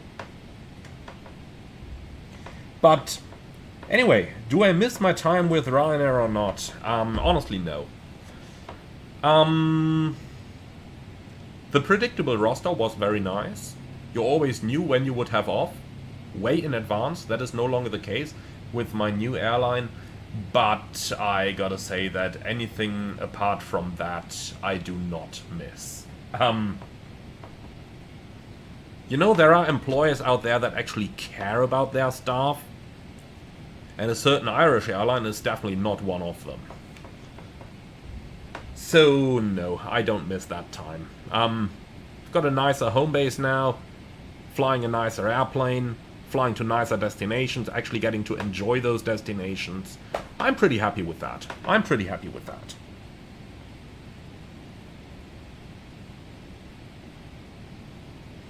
Now, Mooseburger, have I flown the Kodiak 100 lately? I'm afraid not. There are so many great aircraft around. I recently flew the Aerostar a lot, because it just has such a lovely flight model. Even though, obviously, we had to crash it on the stream 2 days ago. That was not intended, by the way, guys. It really wasn't. No, I enjoyed the Aerostar a lot, but there's just too many aircraft to fly them all. There are just really too many aircraft to fly them all. And von Mars 15, currently flying the Avro RJ100. You'll be in Singapore sooner than I get to my top of climb. Oh yeah, that's granted. That's for sure. So, enjoying Sofia on the right-hand side there. Sofia is also one of those cases. Actually, no. Is that Sofia? No, that's Varna. Okay, so it is Varna on the right-hand side there. Well, I was about to tell a story about Sofia. I never flew to Varna in the real world, but Sofia, at the time when we flew there, had a lot of idiots with laser pointers who thought it was cool to point them at aircraft. That was actually such a common threat that it was even inside the airport briefing at the time. Now, you can guess that authorities weren't particularly happy. And there was actually a day where I got called out of standby, not to go to work or something, but to come to the airport, to testify in front of the airline's attorney, because I had one of those laser attacks, and they actually caught the asshole. He's in prison now, and he's hopefully gonna stay there for a very, very long time. Alright then, we're reaching the step climb point at Lugap. Let's go ahead and have a look down at our FMS, provided I can move my camera. Why are the controls inhibited? Sometimes I don't get this sim. Okay, so recommended level is still 310. Okay, optimum 342, maximum 377. But well, if the recommended is at 3.1, then we're just going to stay down here for the time being. That's going to be fine. I suppose the winds are just better down here. Captain Chris Paper, do I play in TAA or DLSS? I'm using TAA because of the better resolution that I get on my displays. I know it uses a little bit more performance, my frames are a little bit worse, but I limited them at 100 anyway, so that doesn't really matter. And Alex, I'm not 100% sure how many years that guy may have gotten in prison, but it would have been a while. And Kanu Verma, Amy swearing was not on my agenda today. Oh, don't worry, we are using GSX after all. So, flying out to the... I think it's the Black Sea over here, is it? I mean, this is really black, look at this. Man. Can see a couple lights from the shore, probably of Turkey already over there. But man, this is one dark night. Now imagine losing all your instruments in a situation like this. There has been a case in a Boeing 747 over the Pacific where all the instruments went out at night. There was actually a safety bulletin in the 747 AFCOM for a while, describing exactly how you could reset that and get your displays back. Man, I would absolutely not want to have been in that airplane.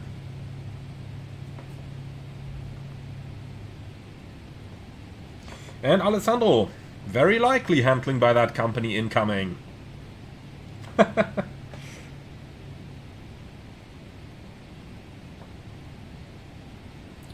And Roy van Khan, yeah, I can definitely scroll up a few messages, sorry.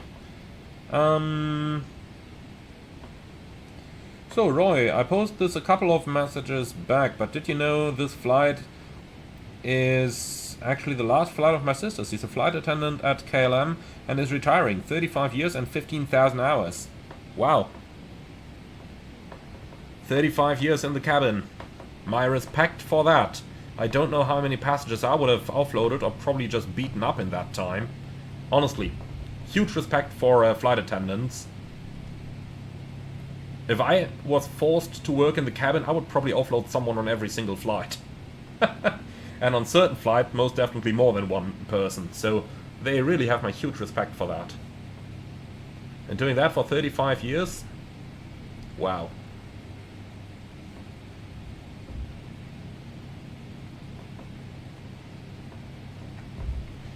Alright then, what's our FMS saying? Still recommended 310. Okay, then we're just gonna stay down here for a while. ETA 18 and fuel 8.3. Looking good. Let's just see, do we have something here for a fuel check?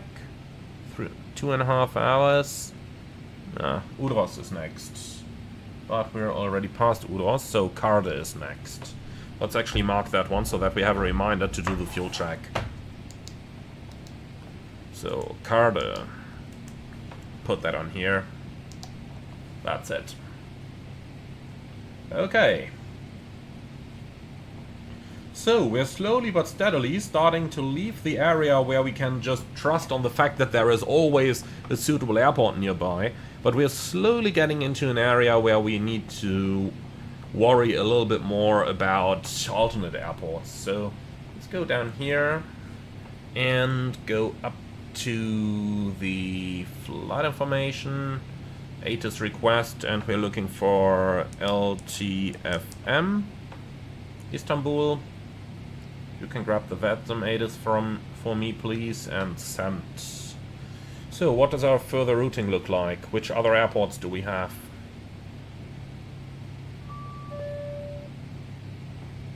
So, next up,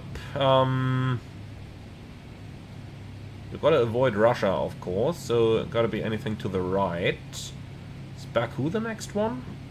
Let's actually see how that would work out. So, fix LTFM with a 410 mile ring, and then uniform triple Bravo, Baku /410. What does that look like? No, we still need something in between. I mean, there are loads of airports in Turkey, so that's probably not going to be much of a problem. But this is the kind of stuff we got to be aware of when flying long haul. Okay, so let's go ahead and find something in between. Probably Ankara. Now, what is the airport code for Ankara again? Keep forgetting that one, but it's the Turkish capital, so only makes sense to use that. Is that LTAC? I think it is, huh? Let's find out.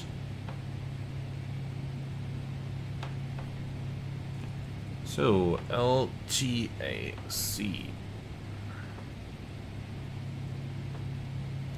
Search. Oh yeah, that is Ankara. Good. Then, let's go ahead and grab the weather from there as well. ATIS request, LTAC. Ankara, VATSIM, send. And then we can already get Baku as well. Uniform triple Bravo, and send. So, let's start with Istanbul. Oh, that was Ankara. Istanbul. So, 060 at 16, very good weather. Okay, Istanbul, perfect. Close. Then, Ankara is actually online. Nice. Do they have any en route station online? No, they don't. Okay. And we're passing Carde, 63.7, 3 hours 5. 3 hours 4, 59.8, so we are 3.5 tons ahead. Perfect.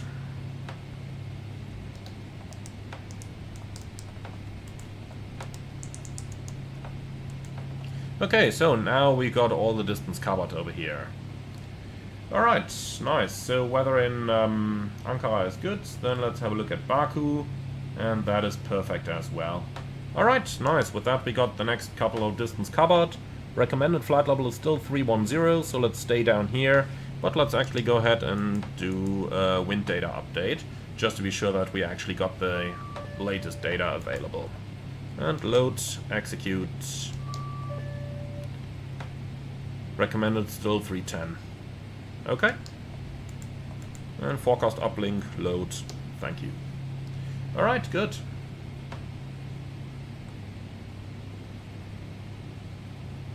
So, here we go.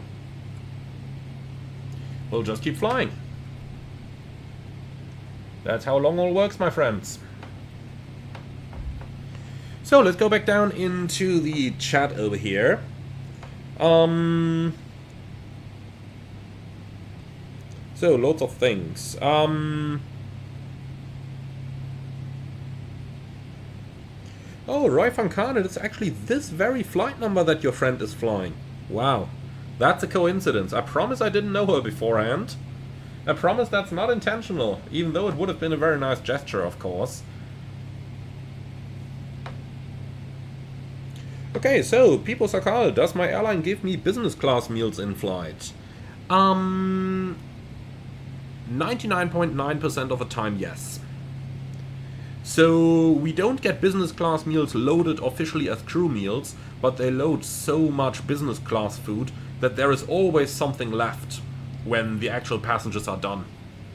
And for this reason, we typically are eating business class food. And normally we even have a good choice, like there is almost always something vegetarian left, and I really like the veggie food that we've got, but the meat is often nice as well. I'm not so much of a fish fan, so that usually goes to the colleagues.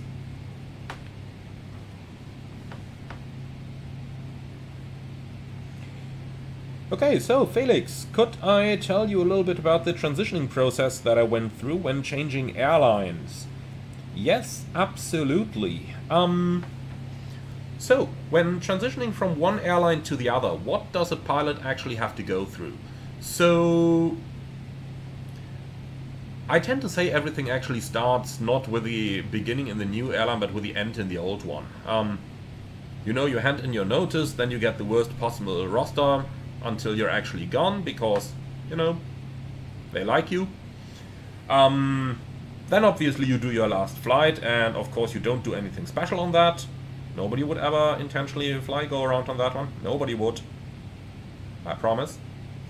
Okay, and then eventually you end up starting in the new airline. So the entire thing starts with theoretical lessons. So usually they do some sort of a boarding day where they welcome you in the company. You may get to greet a couple of nice persons.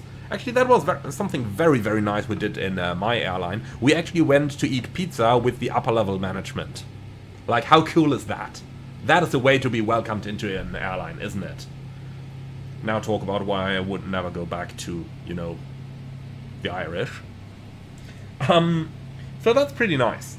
Now, after that, you start with a couple of weeks of theoretical instructions and things like safety and emergency procedures, hands-on training on all the safety equipment that the airline has. For example, my new airline had different oxygen masks. So the mask that you have down here in the 777 is actually the same type of... Can we get that right? Yes, we can. So the mask type that we have in here is the same that we had in my old airline, but in the new airline we use different oxygen masks. So you get to do all that kind of training in order to get traffic ahead. Alright, let's go out of Time Excel over here. So fuel low center, we'll turn that off, and tell you what, if that thing wants us to climb to level 350 now, and let's do that in order to avoid the traffic, and then we can resume acceleration.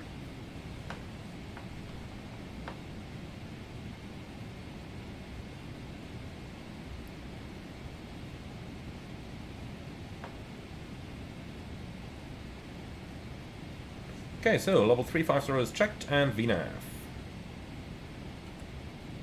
So within 10 miles we're 1,000 above him, that way we are ensured that we don't infringe on him, so we comply with the code of conduct. Alright, and then we can continue.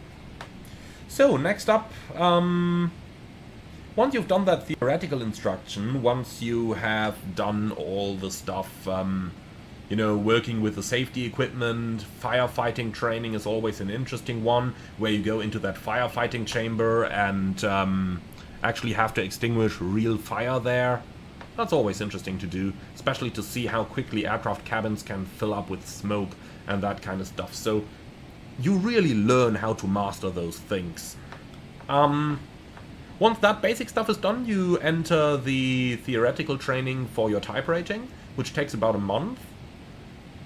You know, 2 weeks of that, usually just self-study using computer-based training, and thereafter you're going into some classroom training, about a week and a half so, or 2 weeks. Then you finish with all the theoretical exams, you know, on your knowledge of the new operations manuals, your knowledge of the new aircraft type. You do the theoretical examination of the type rating, of course. Altitude alert is checked, it will recover that. Okay, so you do all that kind of training, and when that is done, you start the practical lessons of your type rating. Now, in my airline, that's 20 simulator sessions. So you start with 4 sessions with an instructor on a flat panel trainer, which is basically like, imagine what a flight simmer has when they put up like 5 computer screens and they put, you know, 2D displays of the aircraft on that, and like that you train the basic SOP in normal handling. Once that is done, you move on to the full flight simulator, and you would do the same stuff, but including all the manual flight exercises that you would do when you are learning to fly the airplane in the full flight sim. And then you go back to the flat panel, and on the flat panel you are then going to start learning emergency procedures, like getting used to how to operate ECAM, getting used to how to use the QRH and that kind of stuff. And after 4 sessions of 4 hours each on the flat panel trainer, that's 8 in total, now you move back to the full flight simulator, and then you got the remaining 8 sessions on the full flight sim. And after that, you take the type rating check. Once you're qualified on the aircraft, you will then go into line training.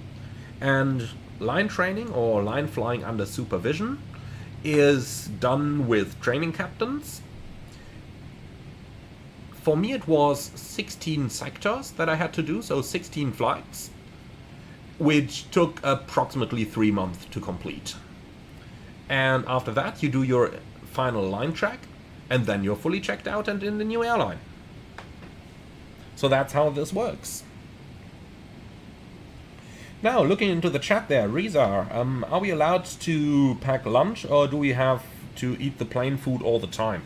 Oh, we can absolutely pack our own lunch. That's easy going. The question is just, do we want to?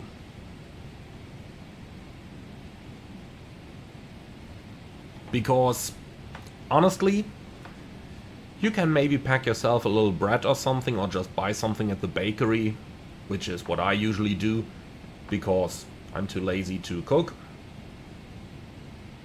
At least on a working day. Well, and then you bring that along to work. Easy going. Alright, so let's go ahead and just check for the next alternate airport. We are past Baku now. Next should be that one down here. What's it called again? I keep forgetting. In the real world, this would be so easy to do on the charts. Unfortunately, in the sim, not as easy. Okay, it doesn't matter though. Let's quickly use the real world charts. That makes it a bit easier.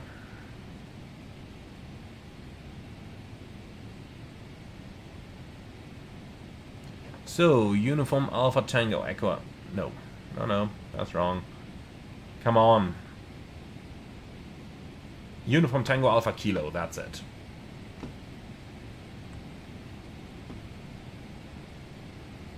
So, Uniform Tango Alpha Kilo. Batsum ADIS, send. We want to avoid flying into Iran because of the current security situation, so let's use that one, 410 miles. Here we go. And that covers the next flight hour. And after that, let's see, we are probably already going to be close to Afghanistan. So let's see, Uniform Tango Alpha Victor over there. Is that a suitable airport?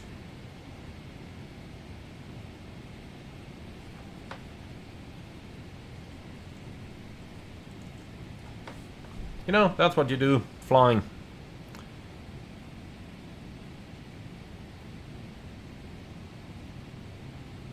Well, 3,800 meters, has a passenger terminal. Good enough for me. Let's get that weather.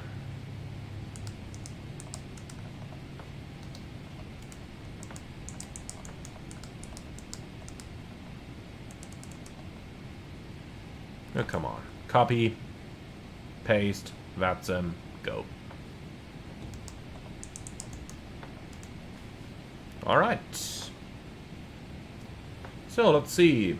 UTAC is good, and UTAF is likewise good. 19 degrees, nice. Alright, cool. So we can use all of those, and that gets us going over the course of the next couple of miles. Oh, look at that. Nice little road over there on the side that we're flying along. Imagine driving that. That must be days at a time, driving along a road like that. And Riza, thank you so much for the £2 donation. Well, in that case, here's your next pastry from me. Thank you very much.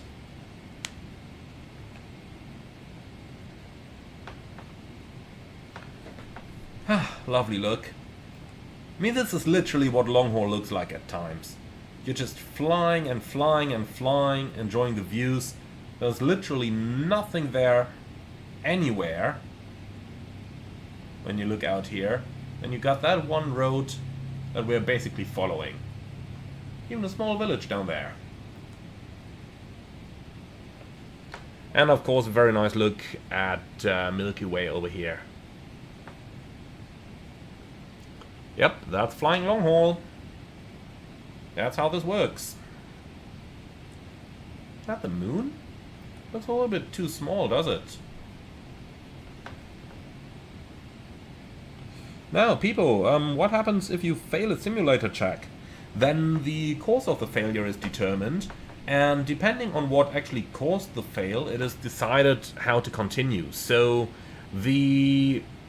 Whoa, look at the effect of that light. Let's turn that off. Look at that. So yeah, when you fail a simulator check, then they first of all look at the reason why you failed. Like, if you've always had very good grades and suddenly you failed a check, you know, then you might probably just have had a bad day. And they know that. They're dealing with that. So you just repeat the check and that's it.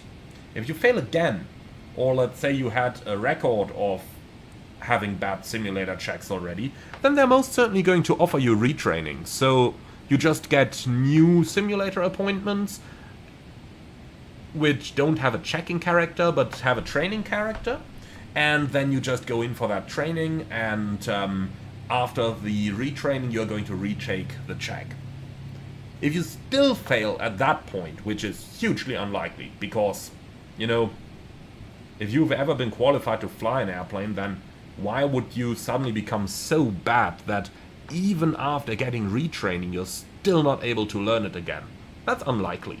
But of course there may be situations where that happens, for example, because of psychological pressure. Let's say you may just have split up from your wife, she might have taken the house and the children with her, you know, that stuff happens. Then what's going to happen next is that you are once again going to get more training. or you might, you know, be stood down for a certain time while you are regenerating yourself, and then thereafter you get additional training again.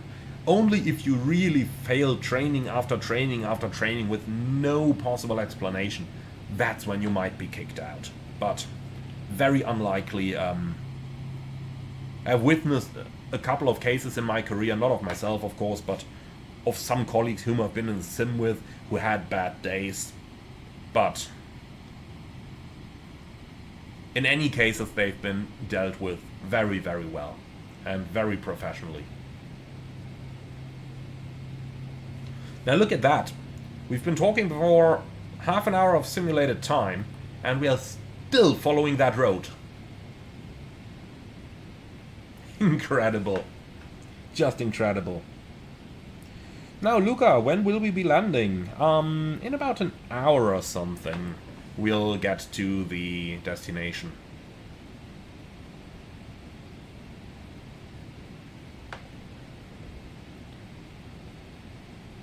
Very nice, look outside. Did you just see when the simulator loaded in the weather? That looked funny. So I'm kind of hoping that we'll already see sunrise in the next couple of minutes. Surely can't be too long now. So look at that. The road goes to the right and our route follows. So passing Ninop. I'm just enjoying the lights down there, but should be really be doing a fuel check now. 48.9, remember that. 48.9, 5 hours 15. We'll be checking that in a moment.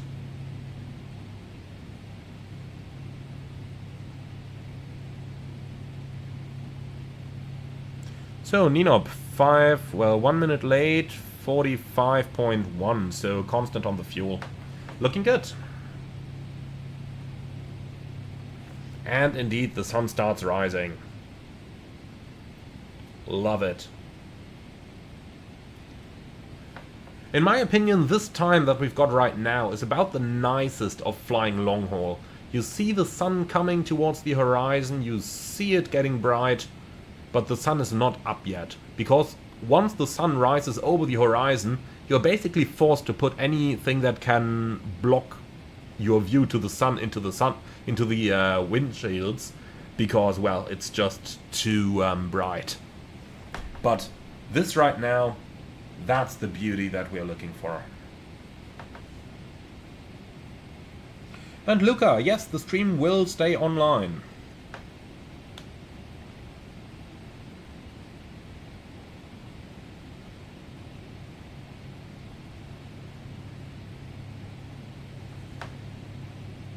Now look at that. Some beautiful roads out there, and the sun starts coming.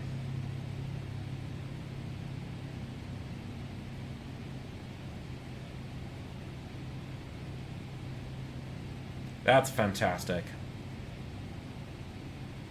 You know, these are the moments we fly for. Because eventually, there will be a point where all of us are going to ask ourselves like, man, I want to go to sleep. Why don't I just quit this and start, you know, doing something? But no, those moments here, those are what really keep you flying. So, between all the flying, we shouldn't forget work though. Optimum is, well, we just passed the step point at Limit, but recommended is still down there in flight level 330. For that reason, I am going to stay down here in 3.5. I'm not going to descend down to 3.3, but we'll stay down here in 3.5 for the time being.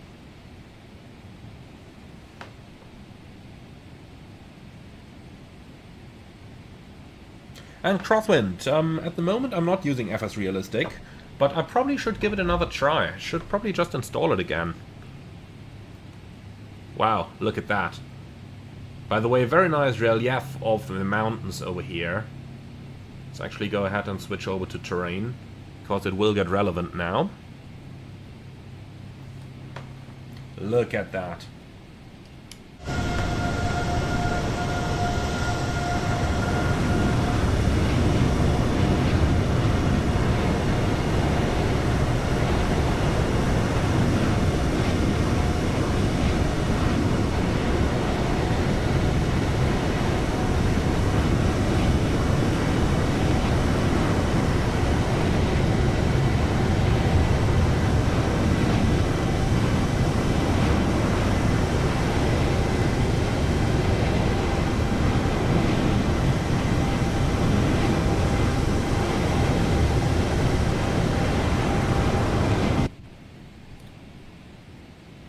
little bit of turbulence, it seems. But that's fine. Alright, so we're about...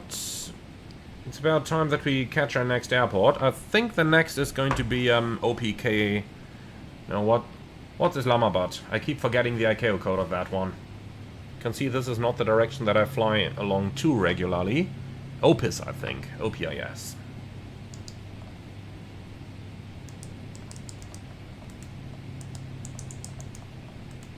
So let's put that one in, and we'll also grab the weather.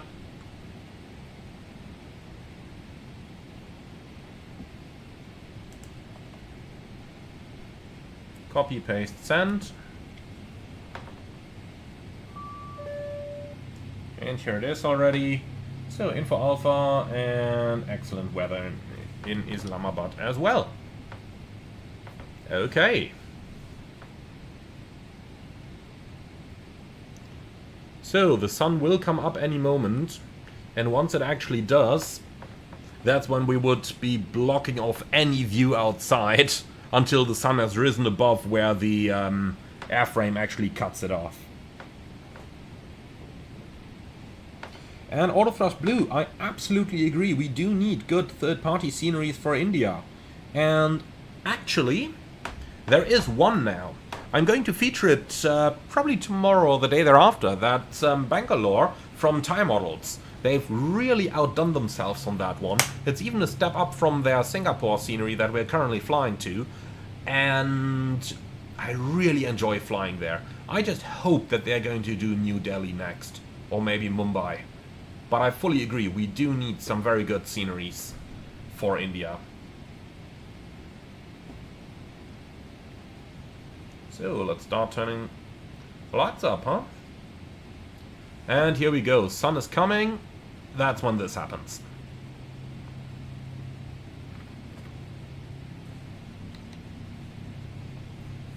For simulation purposes only, let's watch it that way.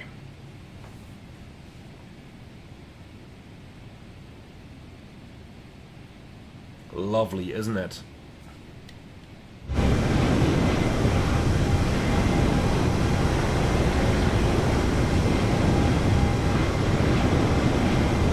And JetSim, we're on the Sim Update 4 beta.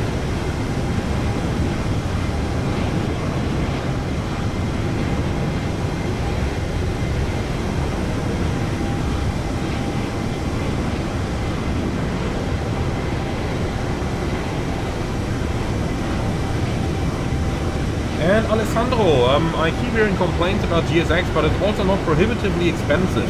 Should I pull the trigger on it, you reckon? I would say probably yes.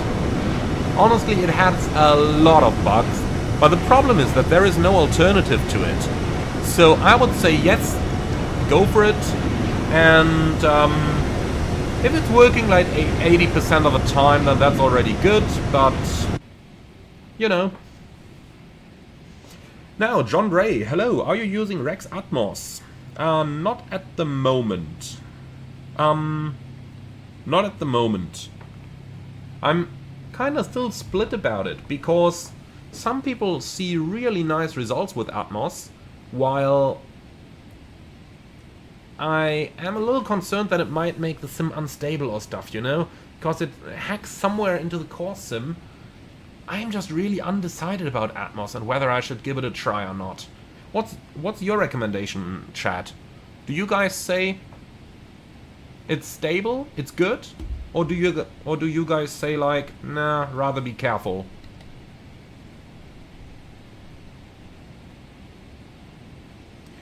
Alright, so that sun is right in our faces. So here we go. It always feels so bad to bring the sunshade up in the sim, but yeah.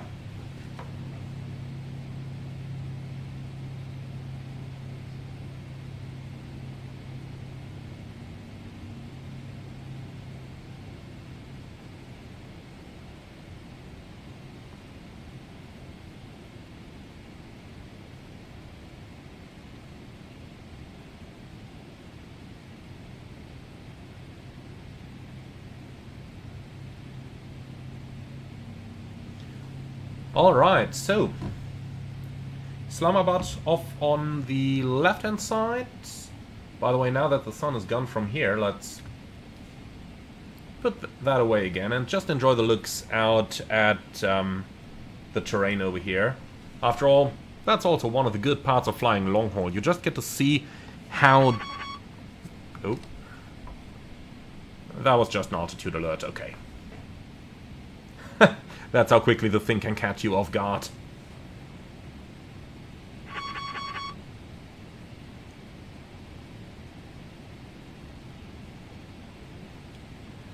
Okay, so,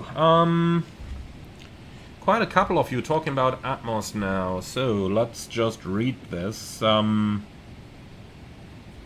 see what you guys say about it. But a lot of comments on how it's not really needed, since Asobo changes and tunes the lighting, well, the lighting, with every second sim update. You're right about that. You are right about that. I don't know, probably not needed at the time, is it? So, let's go ahead and look into a couple more airports. I think Delhi is going to be the next interesting one. And look at that, recommended level still 330, even though the optimum is 37 already. The winds are really so much better down here. So we are going to stay down here. Interesting though that SimBrief did not take this into consideration. Because normally SimBrief should calculate whatever the most optimal level is, and that is exactly what the recommended function down here is doing as well. So, Atus request, Victor India Delta Papa, send.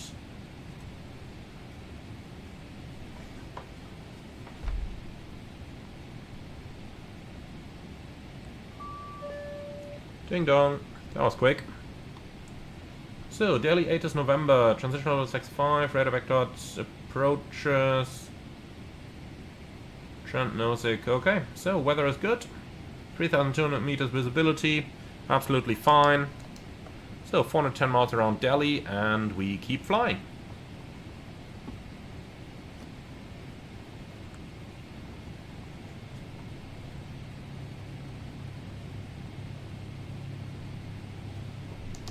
Ha, easy going. I just like this.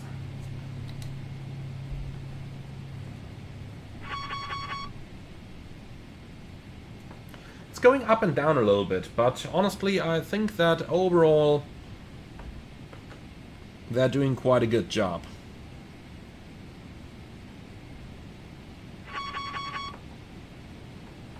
I mean, it goes up and down a bit, but ultimately the airplane's always able to recover and is always able to keep following the flight path, which is just something that I really do appreciate.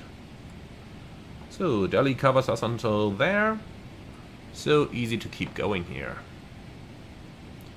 And the sun is back on the left, so we can get rid of that visor again. In the real world your colleague would probably say, "What are you doing? I need that thing." But okay.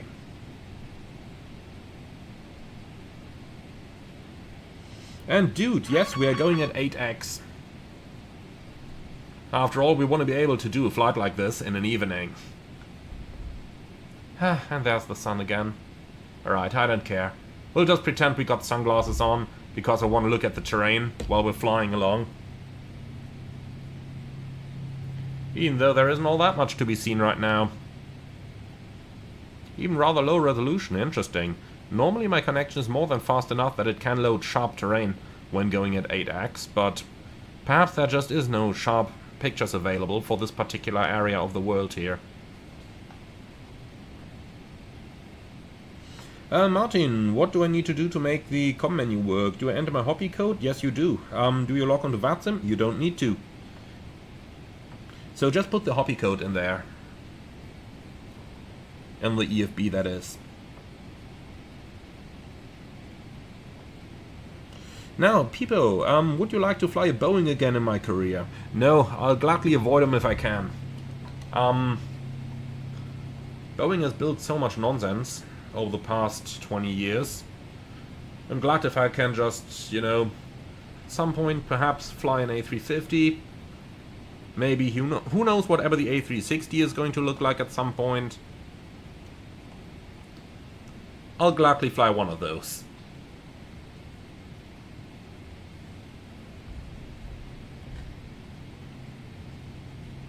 And Alex, yeah, who needs eyes anyway? Exactly. They pay you so much money, you can easily afford glasses from that, can't you? Or a dog, in the worst case, a guide dog. You'll just assume. Alright, so, interestingly enough, even though the recommended level stays down there, we are losing fuel and we're getting a later estimated time of arrival. I tell you what, I'm gonna do that step climb. I don't care if the thing tells me lower recommended altitude right now. So, up to level 370 it is.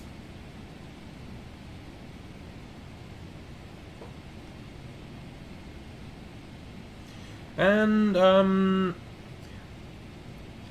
Whitson, have I tried long-haul flights with the same tensions? Yes, I have.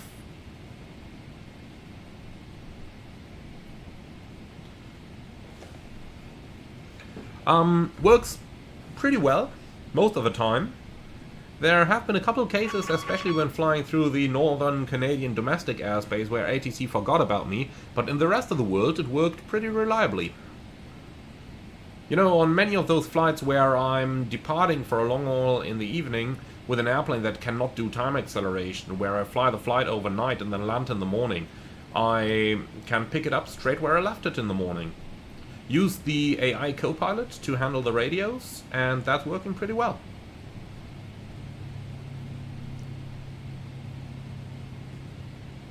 Come on, plane, why are you flying so fast? This is looking better, is it?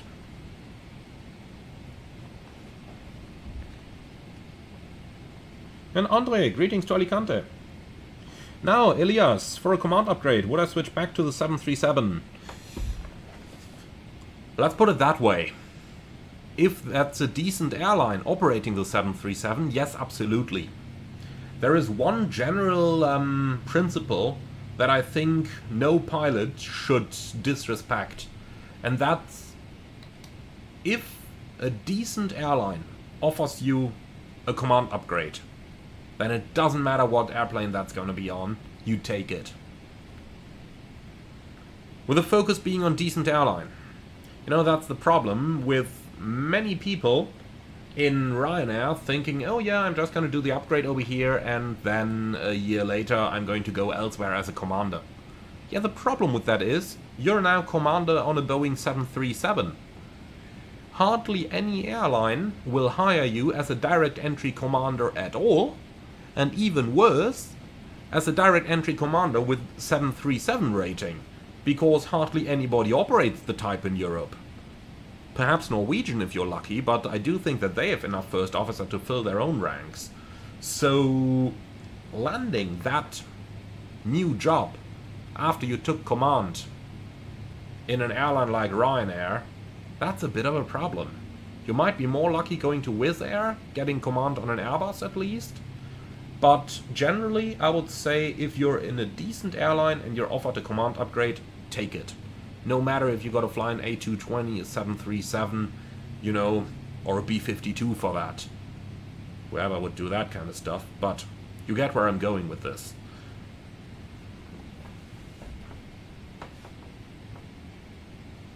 Alessandro, have I ever flown to Billund or Aalborg in real life? No, not really. And Mercury 4722, don't know whether Saint Tensions is working on improving European phraseology.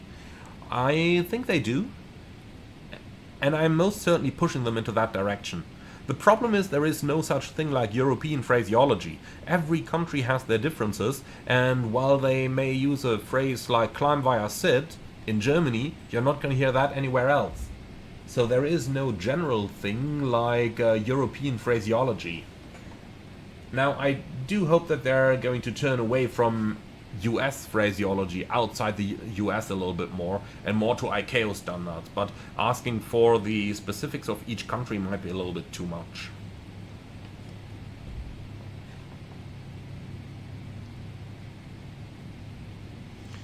And Alex Tablefield, I'd like an Airbus in MSFS career mode. Default 737 is not fun, or way too much fun, depending on the perspective.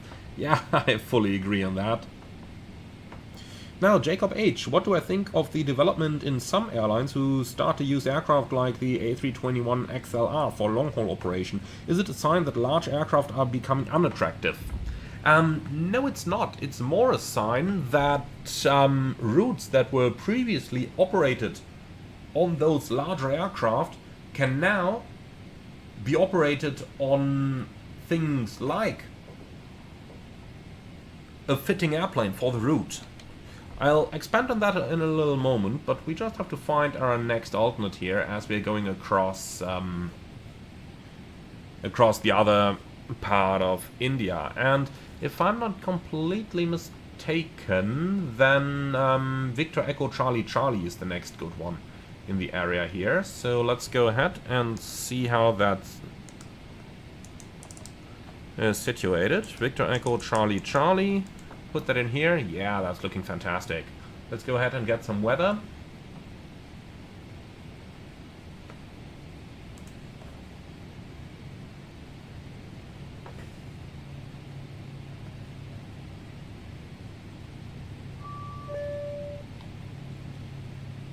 So, wind calm, visibility 3000, clouds few 10,000, temperature 28. Yeah, beautiful. We can absolutely use that one. Alright, good. So, thanks. Cancel.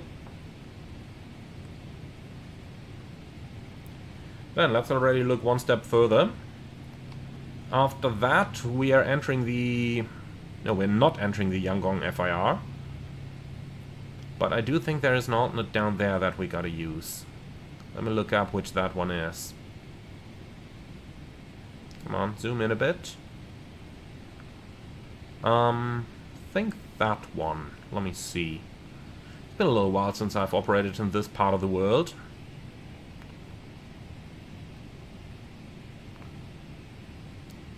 Here we go, Yangon. Now if it would give me some airport code. Victor Triple Yankee, yeah, that's it. I did fly in a VATSIM event on that one a little while ago. Okay. So let's quickly find the weather for that as well.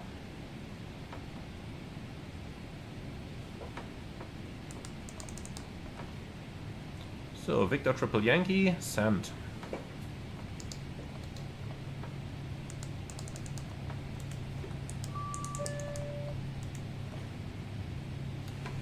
Okay, so wind calm, visibility 6, few 2000. Easy. Great. So that should cover the next couple of miles. Yes, it does. Excellent. Okay, so let's return to the discussion about the A321XLR. So,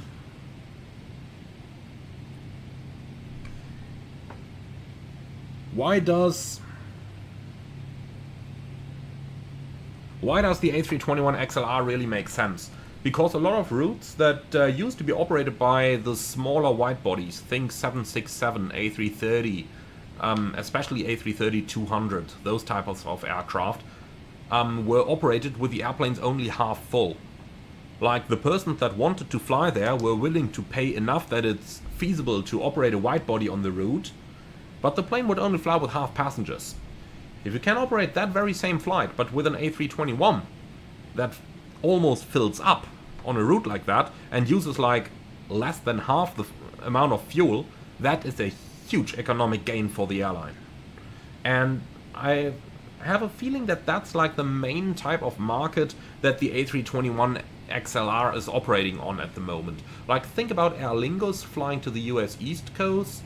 Think about Iceland Air replacing a lot of former 757 and 767 routes with it. Think of TAP replacing A330 routes with it. I think that's the main type of route that these aircraft are used for nowadays. And Tubes 47, we are using 8 times sim rate. And then Andreas, why are we using the 410 mile ring? So that's the maximum certified distance from an airport that we can go with an engine failed. So anything further than that, and we would have to fly under ETOPS rules. Now, we could absolutely do that, but the reason I'm drawing those rings is not primarily for knowing when I would enter an ETOPS area, even though that is also a nice benefit, but mainly to mark the position of suitable en route alternates along our route, and that is where those rings just come in very handy.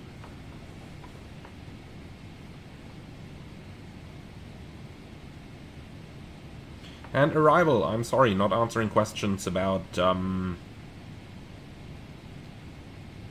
the type of engine that my airline may be using on the A330. Sorry.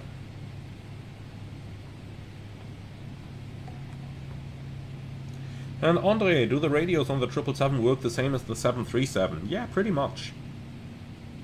Now, Autothrust Blue, am I planning to fly to Victor India Lima Hotel? It's an amazing Himalayan airport at about 11,000 feet. Recently there was an okayish scenery for the airport. A flight to Delhi is about 40 minutes or so. Well, at the moment I'm not planning to fly there, but do put a link to that scenery into the chat, and I'll see if it may be worth it. Like, overall I always have to make a little bit of a compromise with the types of flights that I'm choosing, because it has to be somewhat attractive to people. Now, something at a very high elevation in the Himalaya definitely sounds like it would be, but there is a very, very clear tendency for people to watch videos more if they contain airports in Europe or in the United States, or North America at least. But if there's something like really nice, then do send it. And Roy van Khan, did you know that the Master Pyregree is developing Palma de Mallorca? Is he really? Man, that'd be fantastic. His previous sceneries have been so incredibly nice, and Mallorca is still one of those airports lacking a really good add-on. So if Pyregree is doing that, I would fly there a lot on the channel. You can be absolutely sure that that would be happening. You can be absolutely sure that that would be happening.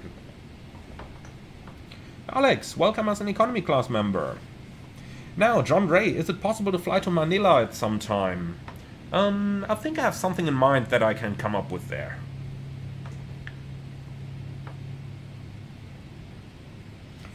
And Whitson, can I do a quick tutorial of creating the ring over the ETOPS airport? Well, I covered that extensively in my oceanic tutorials already, but the very quick version is you look for an airport along your route that's suitable for diversion, like we just did with Kolkata, Yangon, and so on. And yeah, then you put that on the fix page and you draw the ring around it, and that's it. Okay, so recommended flight level is still 3.5, but FMS wants us up at 3.9, or rather Flightplan wants that. So let's actually do that and climb to level 390. So it's set, 390 checked, and VNAV. And up we go.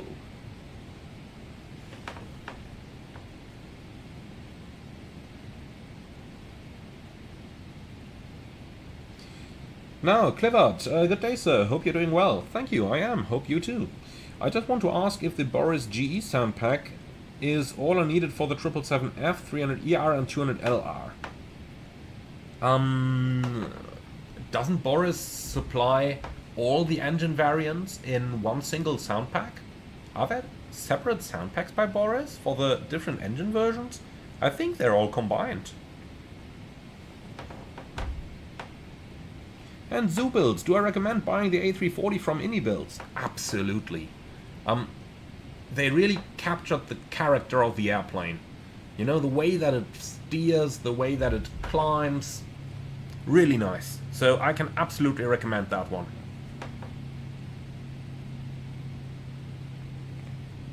And BombTech, there are separate packs for each engine. Are there really? Like, the review version that they sent me was an all-in-one version. And when I'm visiting the OrbX store, then it is all-in-one.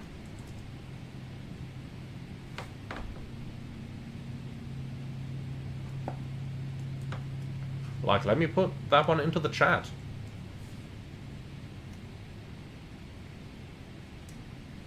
Here.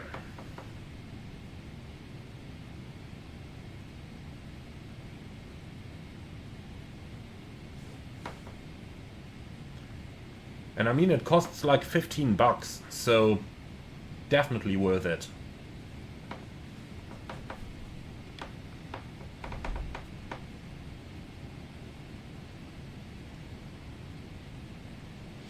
And humanity is one. I will absolutely be featuring Bangalore in the next couple of days. And not just on a single one flight.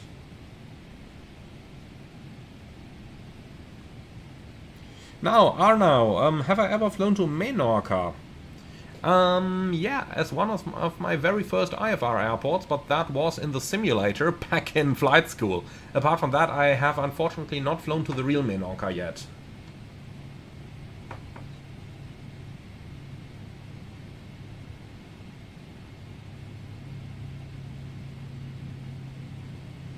And Andre, if you have plenty of time before getting hired on your goal airline, let's say Ryanair, what would you start reviewing or would I start reviewing and training myself for anything? Now, as someone who loves flight simulation, my answer is yes. I would be asking the airline if I could get the FCOMs early. If they don't give them to me, then well, I can still, you know, Google for at least the systems part of things. I know that the SOP would be different, at least very likely, and thus just, you know, search for the... at least just search for the system stuff, and I would absolutely start learning using my flight simulator. I would do that, but you don't need to. Like, if I wasn't into flight simulation, then I probably wouldn't. And you don't have to. The training that's offered by airlines is really good. And they're onto it. They know how to bring new people into the airlines. Man, lovely view. Few clouds going over the ocean. Very nice.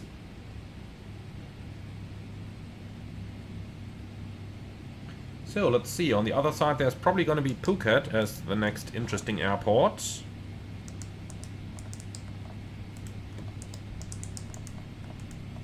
Yep, Phuket fits just fine, so let's grab the weather.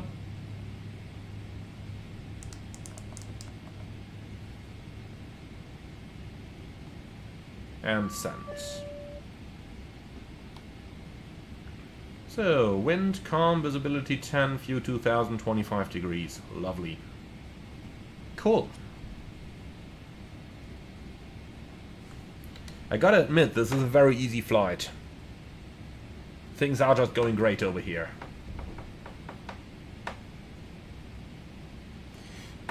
Now, Trilaga. Yeah, I still want to do that flight to Wolfsfang. It's just finding the time for it right now.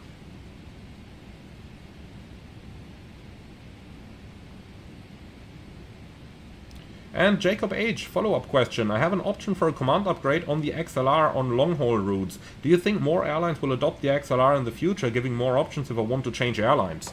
Well, the type rating is for the entire A320 family, so no matter what you fly, you would be commander with an A320 type rating.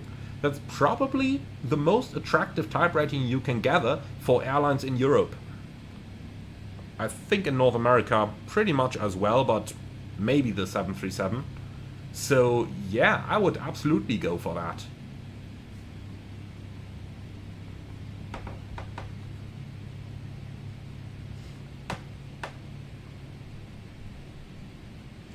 And anti-cooperative, yes, I've heard the news about Discover getting 4 A350s.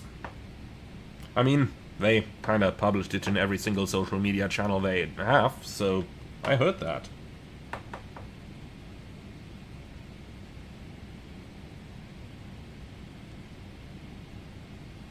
Fuong, only have 20 euros. Which one's best, Oslo or Frankfurt by Aerosoft? Well, Oslo looks a lot better. and is definitely done to a higher standard. Then again, Frankfurt is an airport that is a lot more popular and sees a lot more routes. So if you just care about which airport looks better, go for Oslo. If you care for which airport gives you more options, has more traffic, more VATs and controllers online, then consider Frankfurt. But in terms of sheer looks, Oslo is far ahead of Frankfurt, even though they're both by the same developer. And Elmedi, no, I'm not going to fly the Flight Factor 777 V2 because it's in X-Pain, and that sim just caused me far too much trouble in the past, and I have an excellent flight sim with FS 2024 now, so I'm not going to touch X-Pain for the moment. Now, if Flight Factor ever brings the 777 into MSFS, then that's a different story.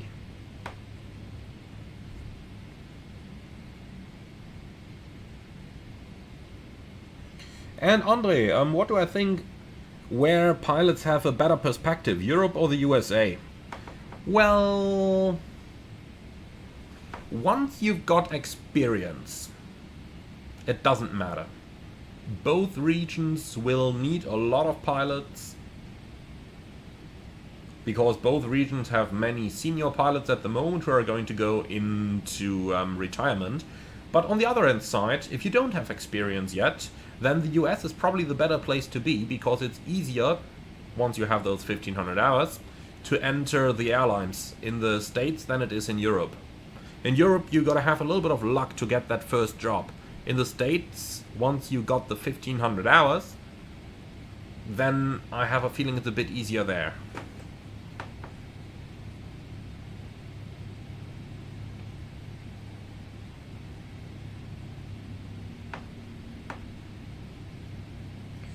Mercury 4722. In regards to A350s, can you explain why holiday and charter airlines tend to adopt these new aircraft these days? Like Discover, Edelweiss, the French ones, yeah, that would be, what is it? French B and... what's the other one called? Oh, I keep forgetting. Yeah. So why do those airlines get those new aircraft at the moment? Because we've really started to reach a point in time where the older fleets like the A330, 200 and 300s or the 767s are just becoming too old. And those aircraft, while they can definitely do another 10 years, are a lot less economical than the newer generation, the A350 and the 787. And I think Boeing has a very nice product with the 787, because especially with the Dash 8, bringing holiday carriers the ability to fly from secondary airports. I mean, look at what TUI is doing in the UK, for example, flying from Birmingham, flying from Newcastle, you know, basically from outside the big hubs. And the larger airlines, or let's say the classic airlines, have reached a point where many of them have already gotten their orders, so there are slots available to get new aircraft. And that's what many of those airlines are doing. I mean, the A350 can carry more passengers, it can carry more cargo, which is especially important for airlines like Edelweiss or Discover, because they operate as part of the Lufthansa network, which means that Lufthansa Cargo can sell cargo space in those aircraft. So the larger hold is definitely important there. And therefore it just makes sense. Less operating cost while carrying more passengers. And at that point it doesn't matter anymore if it's a leisure airline or anything else. And von Mars 15, fully agree. We really do need a study level 787. Now, Aditya's Elvis Presley fan channel, that's a username. Speaking of the US and EU, what's my take on the 1500 hour rule? I think it was a wrong step to take, and I think it's impossible to get rid of. The problem with the 1500 hour rule is that it was introduced for basically a wrong reason, They introduced it because they thought more experience would prevent accidents that were caused by fatigue. But fatigue doesn't help, or rather the other way around, experience doesn't help when you're fatigued. Everyone will do mistakes when fatigued, even the most experienced pilots. So the correct solution to rectify the problems they had was not to not to introduce the 1500 hours, but the correct solution was to limit the flight time or the flight duty times that pilots were allowed to fly. And that worked. The problem now is that since everybody basically raised their hands for, 1500 hours is going to make aviation safer, no politician can stand up now and say like, no, it does not make aviation safer, let's remove that limit. The public thinks that a more experienced pilot is a better pilot. And while that is generally not wrong, any pilot out of flight school with the right amount of training can fly a 737 or an A320. We see that in Europe. There has not been a single crash yet that's been appointed to the fact that a very inexperienced first officer straight out of flight school has been flying that airliner. So, yeah. I think it was wrong to introduce that rule, and I think it is impossible to get rid of.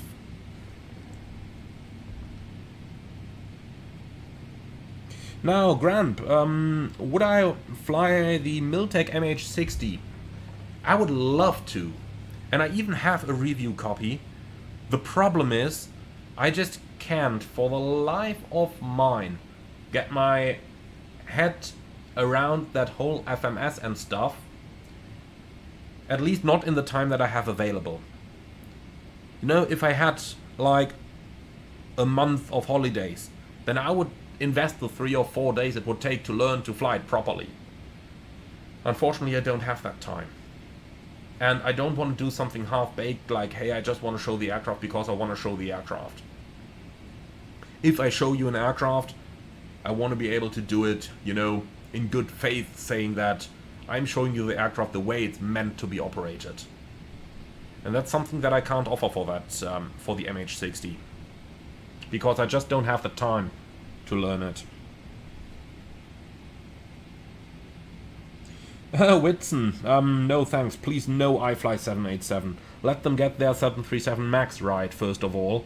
And by the time they've done that, we'll either have Bluebird or perhaps PMDG, both of whom are regularly hinting at doing that aircraft type. I mean, Bluebird has officially announced it, PMDG is regularly hinting at it, so please no iFly. Let iFly finish that MAX. It's still in such a bad shape, at least for something that's been released over a year ago. Make them fix their FMS, make them fix their autoflight systems. Make it compatible with time acceleration. The MAX is a long-haul airplane after all.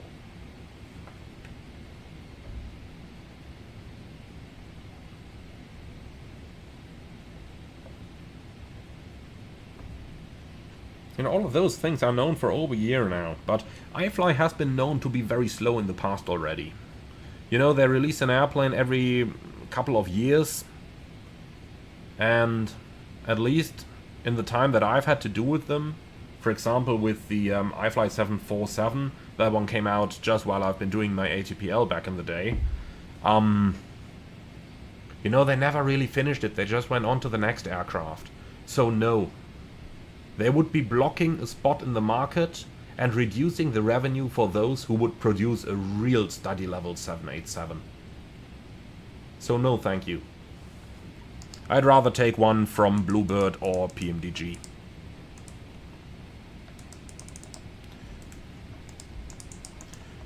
So, 25-mile ring around Singapore, and with that we're already an hour from our destination. 11 hours in flight already. We're getting there, slowly but steadily. And Wiz, yes, I would absolutely recommend the FS Labs A321neo.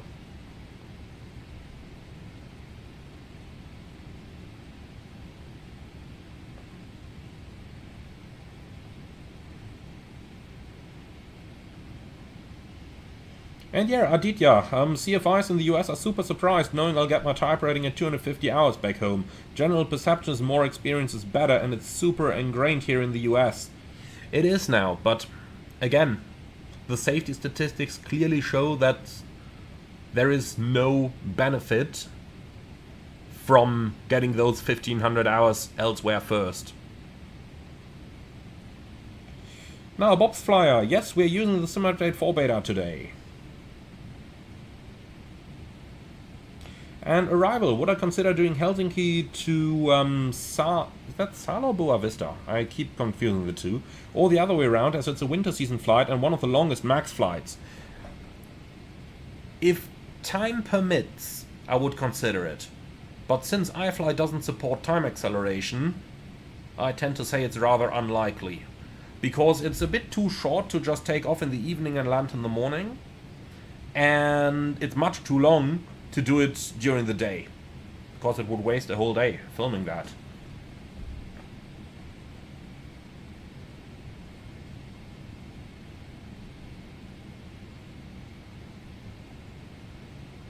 And Valor, yes, I do agree with you. If you can wait for the Phoenix Neos instead of FS Labs, have a feeling they might be a little better.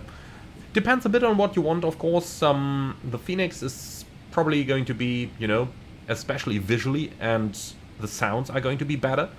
But on the other hand side, of course, we've got things like the MEL simulation that's very nice. We also got more complete data link in the FS Labs, so depends a little on what you want. Like, if you're purely looking for systems, then I tend to say FS Labs is a bit better at the moment, even though but Phoenix have hinted at adding some of that stuff to their own products as well.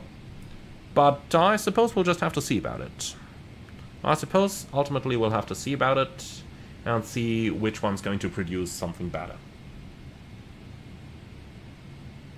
Now, Pipo, in 50 years' time, do I think commercial planes will be fully autonomous? I don't think so, because I don't think that the human will accept that.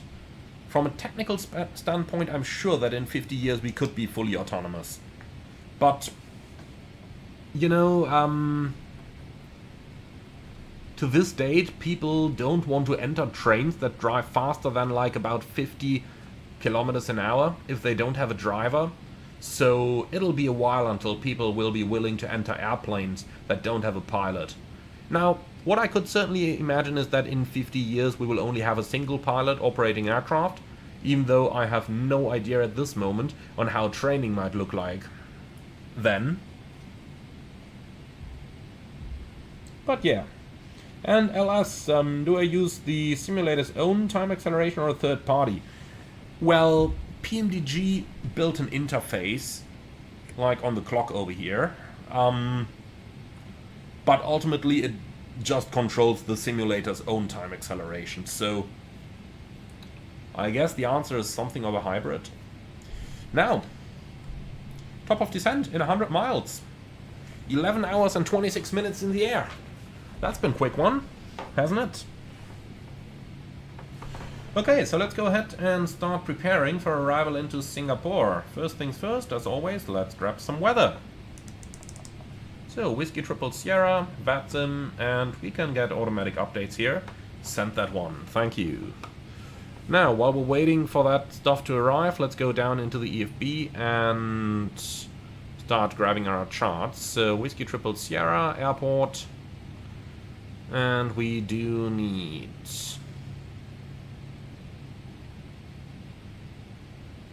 that's a lot of charts here. And we went completely over it without seeing what we've been looking for. So, parking stands. Main.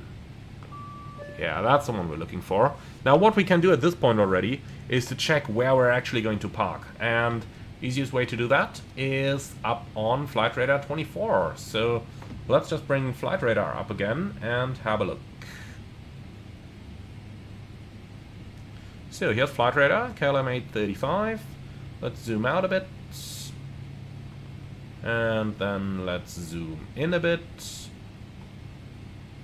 So look at that. This one actually flew this way around, not the other way around. So landed on 2 left, and then they've been parking up here, second stand. Alright, we can remember that. So that's got to be position Charlie 22 up here. Perfect, so that's now pinned, and then we need the general airport charts as well. Now let's look for the arrival. And information Alpha. Hey, there's actually ATC online. Nice. Okay, so expect ILS approach runway 2 left or 2 center. Expect landing on 2 left. Alright. Very cool. So all that stuff is checked. So let's see which we're arriving via 514. No, that's not relevant for us here. Okay, wind 340 at 2, visibility 10, clouds few 18, broken 3, well, level 300, temperature 27, 1008.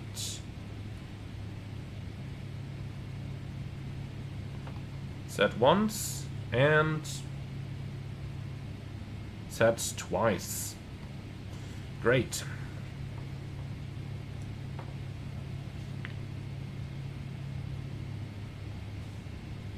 Okay, so it's the LL1 Alpha. Let's see where that is. LL1 Alpha, here it is. And then for the approaches, we'll need runway 2 left. Up here it is. Alright, good. So that stuff's already prepared. Minimum's 222, perfect. So let's go ahead and start programming a bit.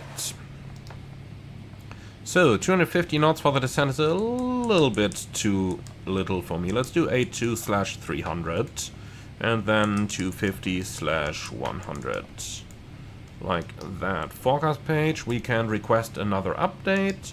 So Singapore for 10 and 25. Now let's just wait until the wind update is here.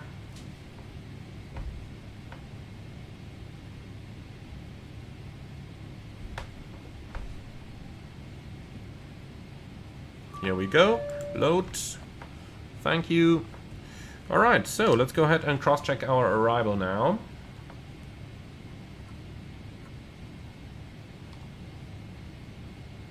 So, pinned LL1 Alpha. And we're coming in from PBAP. So that's over here. PBAP below level 210 at 250 knots. On towards Paspo, 220 knots. Then we got Nylon, Pozup, 220 above 6,000. And then we have Sanat, 190 above 4,000. And then eventually radar vectors to final. Now, let's have a look at the ILS chart for runway 2 left. Starting out at Kipo in 2,500. Then we got Atnik in 1,500. 3-degree glide slope is checked and checked. So, for the missed approach, climb to 1,000 and climbing left turn to 4,000 via heading 335 and outbound Papa Uniform VOR radial 356 to Acoma. Okay, so 335 to intercept 356 towards Acoma, looking good. Climbing 4,000, also looking good. So we can tune Papa Uniform on the RadNav page. And then let's use the radial 356 for that one. Here we go. Alright, great. And that's our setup complete. Then let's go to menu, EFIS controls, minimums 222. And close that again. Nice. And with that we are set up over here. Then let's continue with our landing calculations. So landing en route, we'll take Singapore to left. So let's see, 7.6 tons on arrival, 10 on board right now, so that means we burn basically 2.5, which is a landing weight of, yeah, 192. Say 0.5, then we are conservative down here. So weight, 192, 500. Flap 25 most likely, air conditioning on, engine wing anti-ice on, no credit for the reversers, auto brakes 2 probably, VRF addition 5 knots. Calculate, we still need the weather, okay, that's fair enough. So wind 340 at 2. Like that, temperature 27. And QNH is 1008. Alright, calculate. 2,311 meters. And when we look at the charts,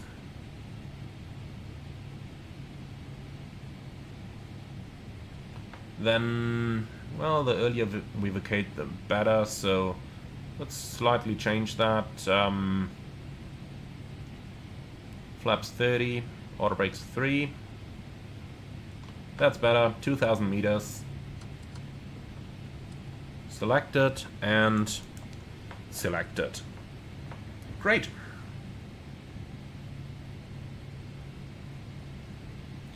Okay, so recall is good. We can cancel this. We don't have any notes down here.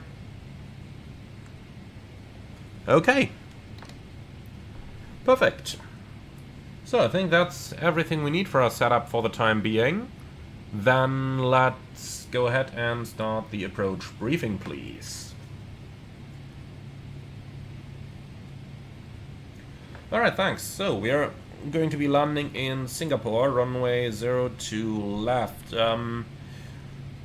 Ilalo 1 Alpha arrival, ILS approach 02 left, 2000 basically keeps us safe terrain-wise, 4000 politically, and the minimum is 222. In case of go-around, straight at 1000, left turn 335 to join the radial 356 outbound Papa Uniform, climbing 4000, and extra fuel and time 7.6 versus 4.6, so that's half an hour extra. Remember, 777 is very easy, 100 kilograms per minute. Alright, we'll fly flight director guided ILS approach, runway 2 left, flaps 30, maximum reverse, auto brakes 3, vacate the runway to the right hand side. We'll only have a very short turnaround over there of just an hour and 20 minutes. For this reason I am going to use full reverse in order not to heat the brakes up too much. Apart from that, nothing special, nothing non-standard over here, and I have no threats for this arrival. Do you? No? Lovely. Then that's our approach briefing completed. Alright, let's say bye-bye to our passengers. Ladies and gentlemen, from the flight deck, this is your captain speaking with a quick update on our flight's progress. In the next couple minutes we are going to leave our cruising altitude and start our descent towards Singapore. The remaining flight time is now in the region of approximately 35 minutes, which means we are going to land on time in Singapore. Weather over there currently very nice, temperatures of 27 degrees and just a few clouds with a light wind from the north. Thank you very much for choosing KLM for today's flight. I hope you enjoyed it as much as we did, and I'm looking forward to welcome you again on board a future KLM flight. For those of you flying on to Bali, Denpasar, please stay seated in the airplane, as this very airplane is going to be transporting you on to Bali. Thank you very much for your attention, and we either look forward to welcoming you on board of a future KLM flight again, or to fly you on to your final destination. Thank you very much for your attention, and we wish you a nice continuous day. Okay, cool. Let's also go back to Honeycomb here before I forget about that throughout the remainder of the flight. So then, descent checklist please. Recall, checked, notes, checked, auto brake, level 3, landing data, VREF 30, 133, minimum barrow 222, approach briefing completed, descent checklist complete. And before I forget about it, our expected landing time is on the hour, so let's set a time marker at 0700, so that I don't forget about the seatbelt signs. Otherwise, I'm fairly sure that I am going to forget about them. Alright, cool. So then, let's just sit back for another couple of minutes here and continue along the way. And Jake the Afji, do they really leave the passengers seated if they're traveling on? Yes, absolutely. And Valor, yeah, to the final destination. You know, you're gonna make it dramatic. That's what creates clicks on YouTube. So, reset MCP altitude. Well, let's do that. So, let's start on level 210 or something. And here we go. We're also passing the time marker just now, so seatbelts on.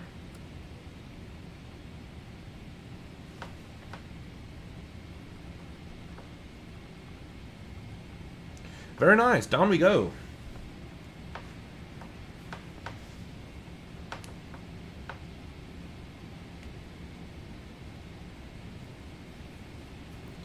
And Alpha Polo, I have no idea what those Polish rags used to be back in the day when they were Irish, so I can't tell you.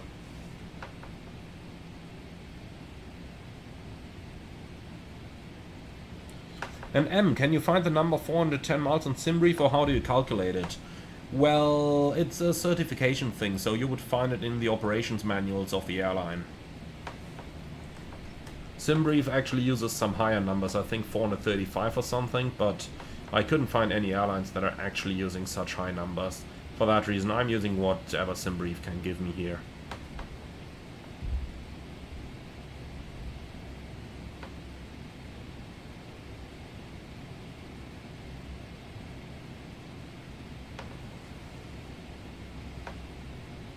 And Alpha Polo, I'd have to search my old logbook now to be able to look that up, so if one of them would have turned out to be a 700, I could have told you yes, but I flew a lot of the Fox aircraft back in the day, but I really can't tell you anymore which ones exactly.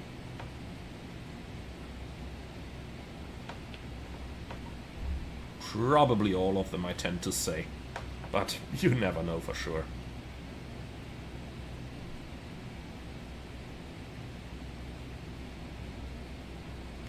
So, lovely 250 knot restriction at PBUP. Let the plane reduce its speed. It's fine.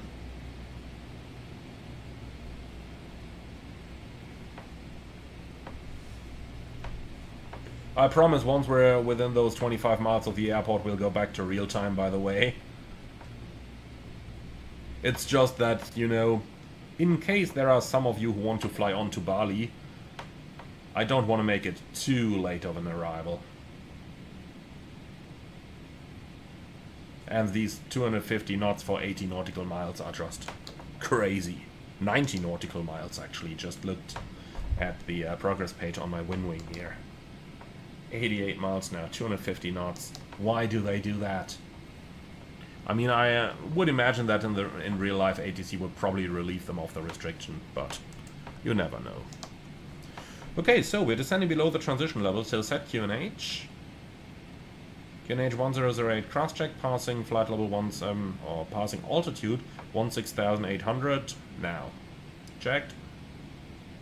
Good. So we don't need this anymore, or this, or this.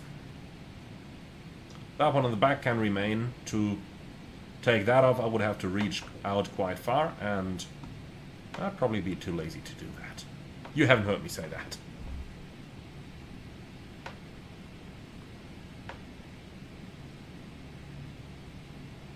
And Jake, we are absolutely not landing with 8x time acceleration. No way.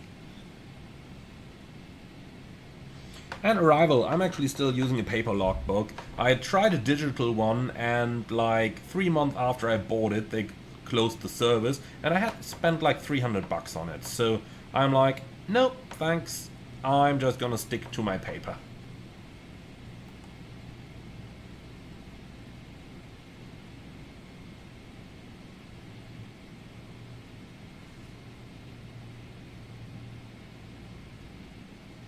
Alright, so we are within like 25 miles of the airport, as I promised you. Let's go back to real time here. 12 hours and 56 minutes in flight.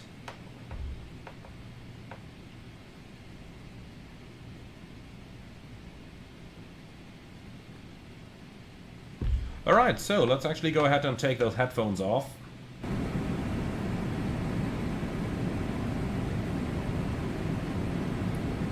For sim purposes, this is just a little bit more enjoyable, is it? So, next altitude constraint is 6,000. Let's go all the way down there.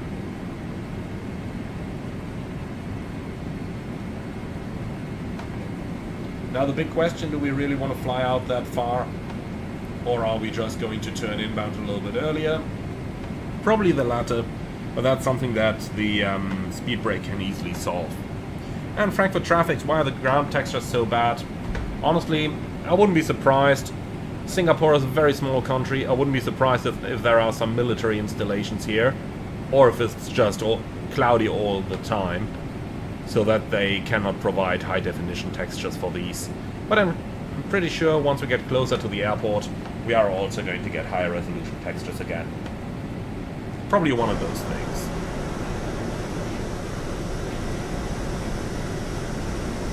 There are areas in the world where there are just no high-resolution satellite images available, even though I'm a little surprised that Singapore seems to be one of them, but probably military installations or something.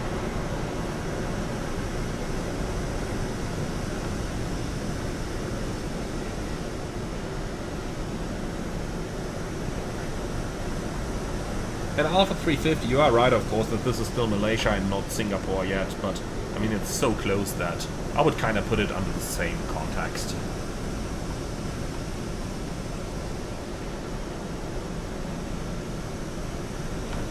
And honestly, the 777 just looks fantastic, doesn't it? Like, the more I'm looking at it, just a very nice airplane. A very, very nice airplane.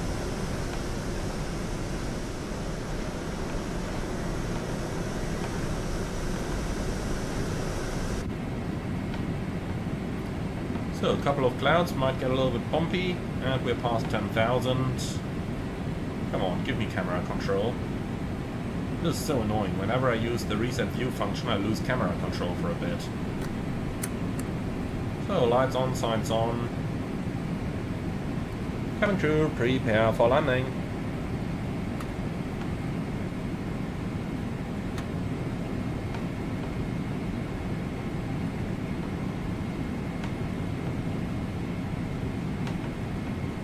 So, 220 knots at pose up. Let's see if it's going to reduce the speed all on its own or if it needs a little bit of speed brake.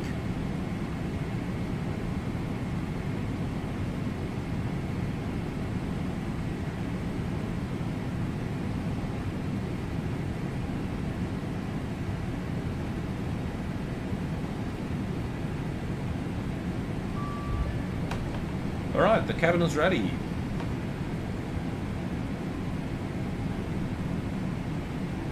So then, let's go down to 3000, and from there we are ultimately going to intercept the ILS. Then we'll just go to level change over here, 220.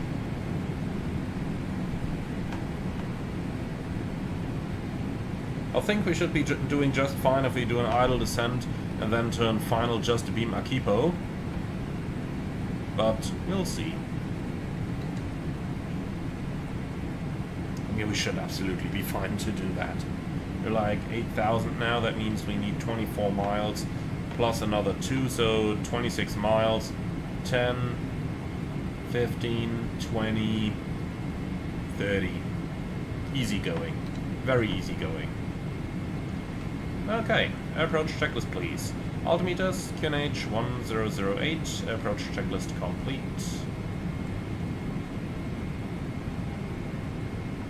So there's our airport.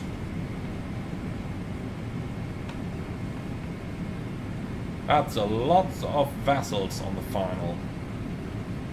Let's hope that there is nothing with a tall funnel or something. So I can see our stand, it's free. At least for the time being it is. I wouldn't be surprised if that changes.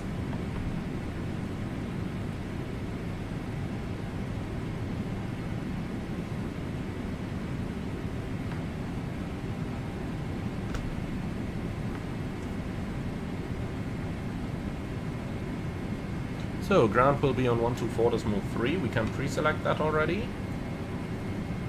Ground control is online.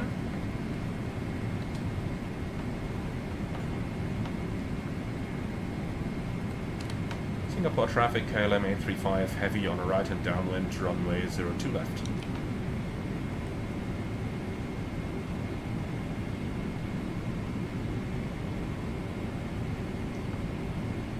So, someone in the chat said that there is an Air New Zealand inbound, but well, if he's not answering, then so be it. And arrival, what's my opinion on time model Singapore scenery? I had a small taxiway naming problem with it when it first came out, but ever since, it's working pretty well. And I like it. I think it is the best Singapore scenery that we've had yet.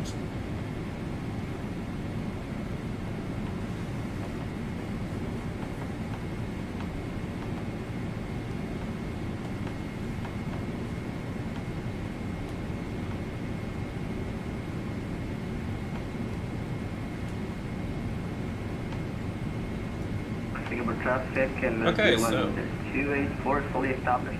02 left. alright, someone says established on 2 left. I just wish I could see where. So TCAS should definitely be able to show us. It is in below. It is on. But it doesn't show us any traffic. How many miles out are you? 2 miles. Thanks. Okay. Probably hidden in the ground clutter.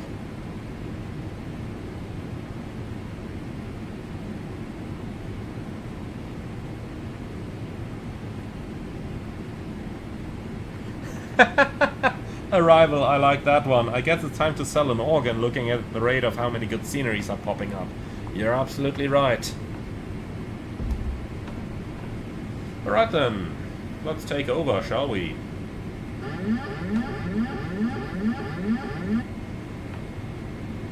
Flight director.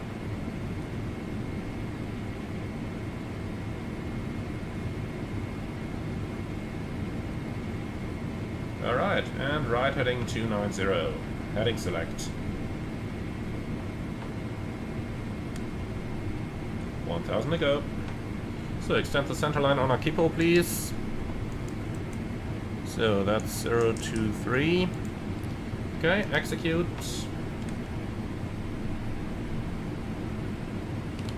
Singapore KLM 835 heavy, right base, runway 02 left.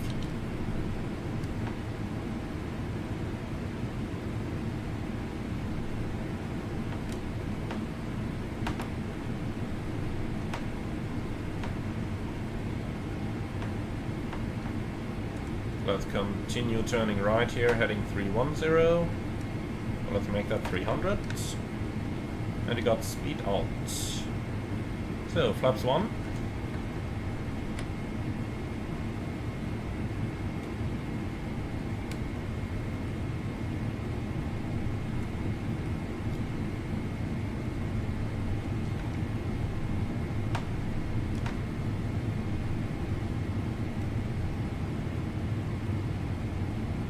And flaps 5.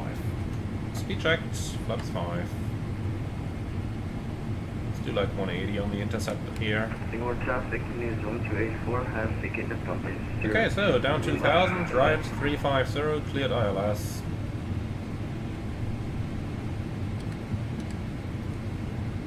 So, thrust heading select, level change speed, and approach round.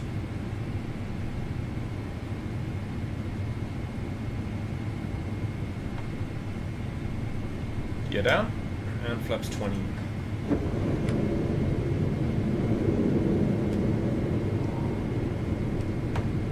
And you can make that heading 360. Like that.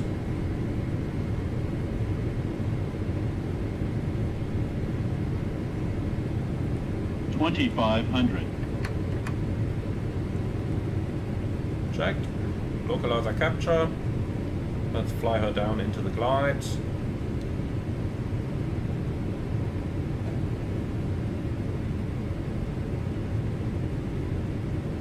Glide slope capture. Go around altitude 4000 set. And flaps 30.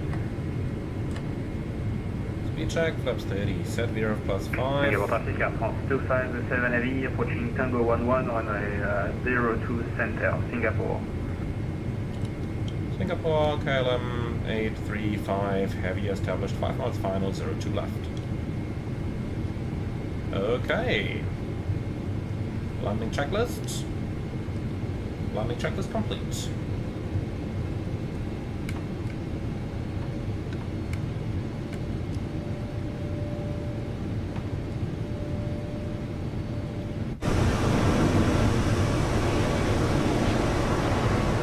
Now, that is the sight, isn't it?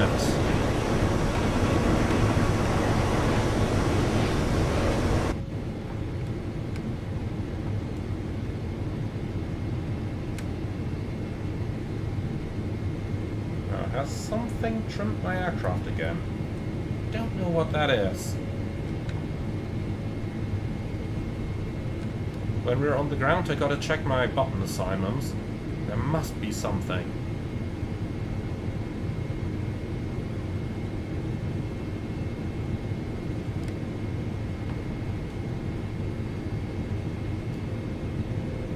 So, just to give you an idea what this would sound like if we were using the headset here. Taking off runway 02 center, Arrow 3 Alpha departure, Singapore.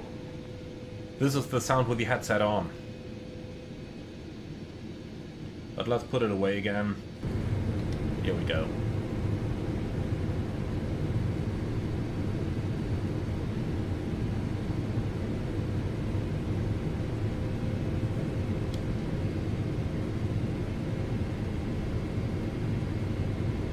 It's a little turbulent, but really just a little. Nothing too shabby. 500. Checked.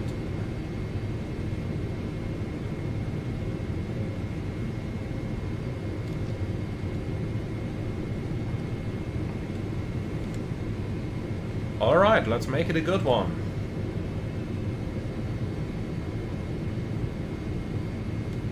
Singapore traffic, good morning. Singapore 285, runway 02 Approaching center. minimums. Input 1 Alpha departure, rolling at this point. Singapore. Minimums. Continue.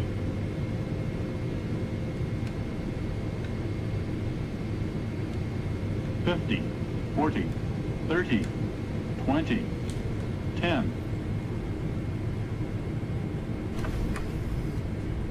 Speed brake up. Thrust wheels normal.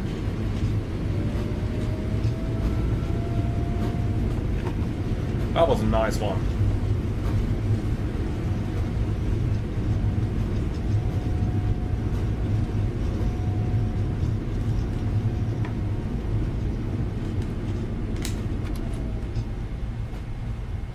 Manual brakes. And then we'll take the next exit to the right and call ground.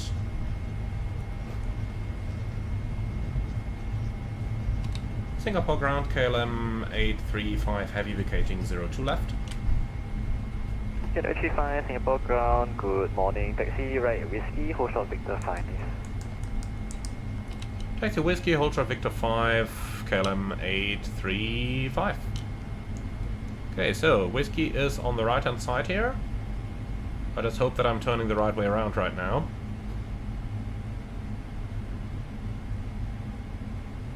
Yes, Victor 5 is over here.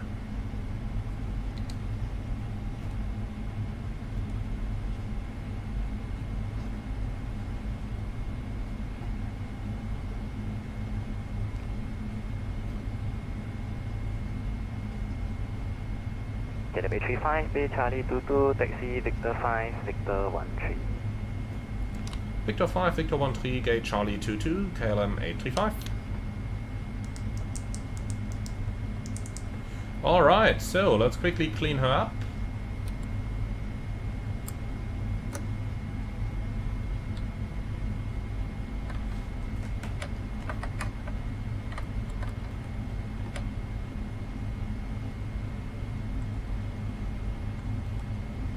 Alright, so Victor 5, Victor 13, gate Charlie 22 is exactly the one we looked for. Is the ground controller watching the stream right now? Because that's indeed exactly the gate where the real airplane parked that we had searched for earlier as well. So we're cleared all the way to the gate. Left and right are clear.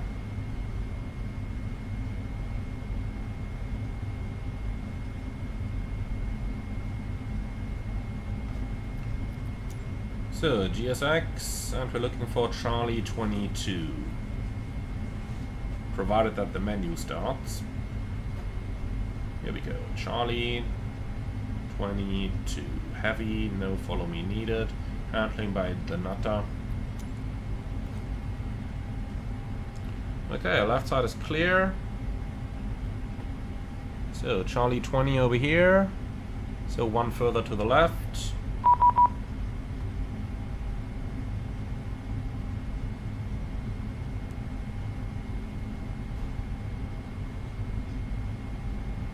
Okay. Lights off. Clear on the right side.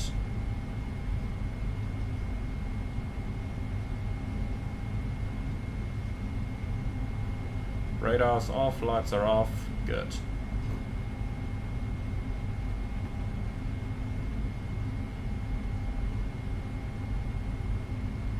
So, the marshaller down there is inside.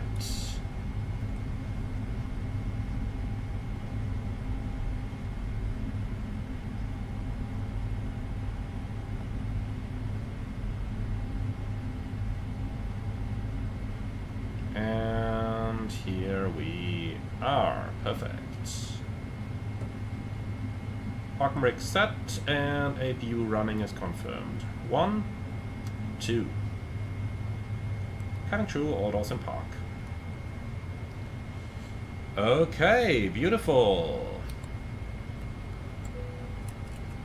So let's shut her down. Like that. The marshaller is moonwalking. Okay. Haven't seen that in a while.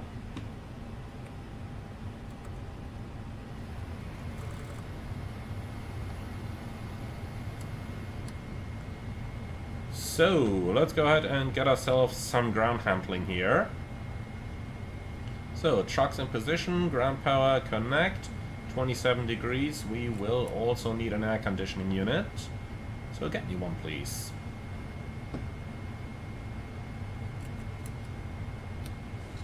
Alright, shutdown checklist, please. Park and brake. And we can release this now that we got the chocks. Is released. Shutdown checklist complete. Very nice. So, status on the left, doors on the right. Then let's go ahead and disarm those doors and call for GSX to start the deboarding. Great. So, that is sector number 1. Let's go ahead and do our post-flight procedures here, please. So, oil quantity 24 on both sides is more than fine. Let's quickly do a cancel and recall. And that is looking fantastic as well. Nothing broken. Packs are expected since we turned them off. Nothing over here. Wonderful. Alright, cool. So that way they can already start the deboarding over here. And now the big question, guys. Do you want to fly on to Bali, or is that going to be it for the day? And why is the jetway not connecting there? Well, I know the answer to that one. You guys, of course, want to fly on to Bali, and it's still rather early, so... yeah, tell you what. We'll definitely fly to Bali. Now, Elias, I can't promise whether we are going to do the return leg afterwards, but we can always dream. Okay, so, aha, private message from the ground controller here. Thanks for flying into Singapore. Love the stream. Well, thank you very much. Much appreciated.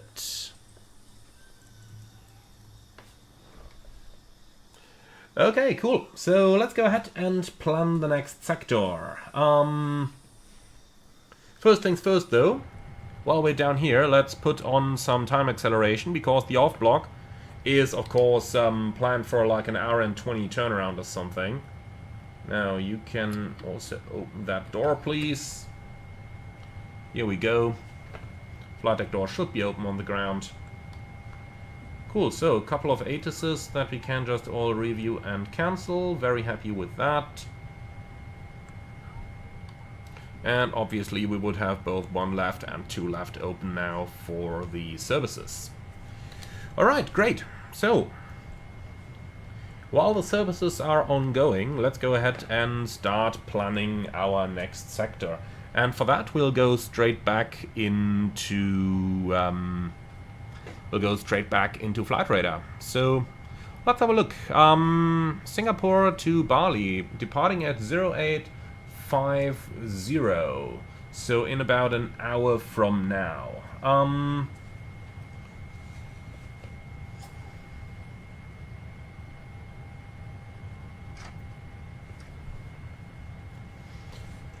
Alright, so let's go. Sim brief, new flight. And then let's get going. So just gotta make a bit of space on my desk here. We'll still be the KLM 835, departing from Singapore to... what on earth is Bali? Delta Papa Sierra.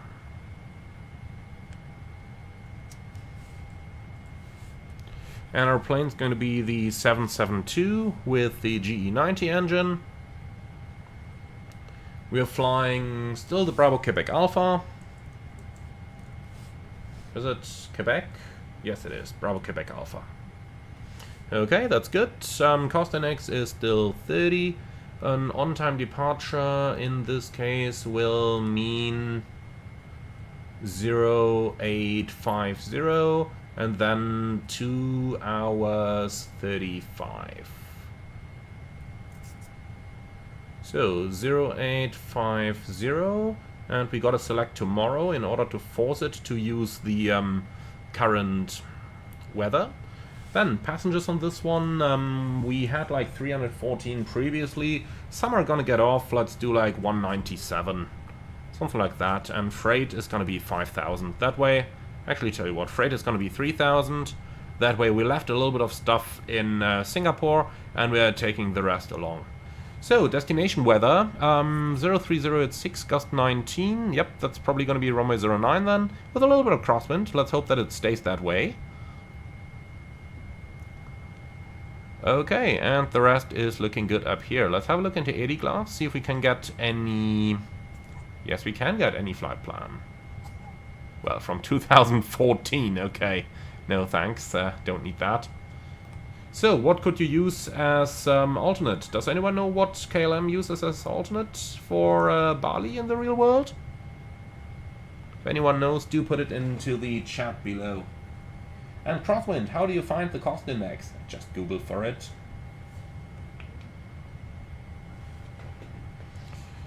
Okay, but I think we can basically keep this the way it is right now. I really have no idea about alternate airports in this area though, so if any of you guys know which airport to use, then put it into the comments below. Might be very interesting to know. Alright, but I think initially we actually have a good plan for now, so let's just go ahead and calculate and see if we did any mistakes over here. And perhaps just change it to waddle up here. Might be the closest one. Alpha 350, why do I need to change the date to the next day for accurate weather? That's because the SimBrief engine has the ability to actually...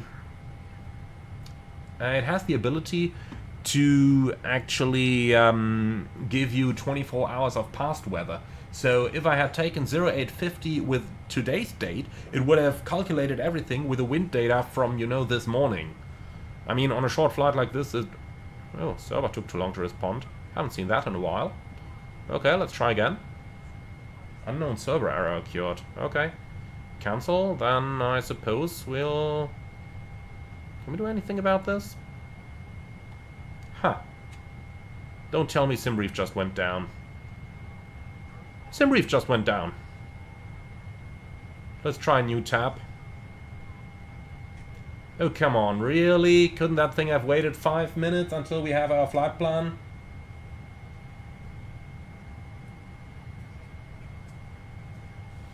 Oh god, okay.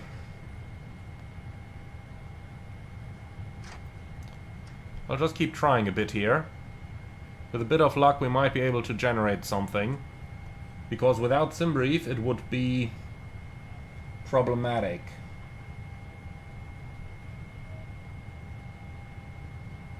Oh god, okay. Let's give it a short while.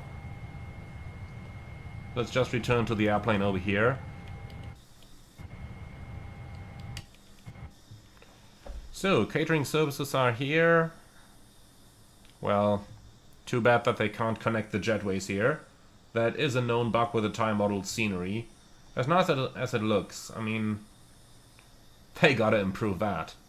And it would be nice if GSX would get us a third catering vehicle. But okay, so be it.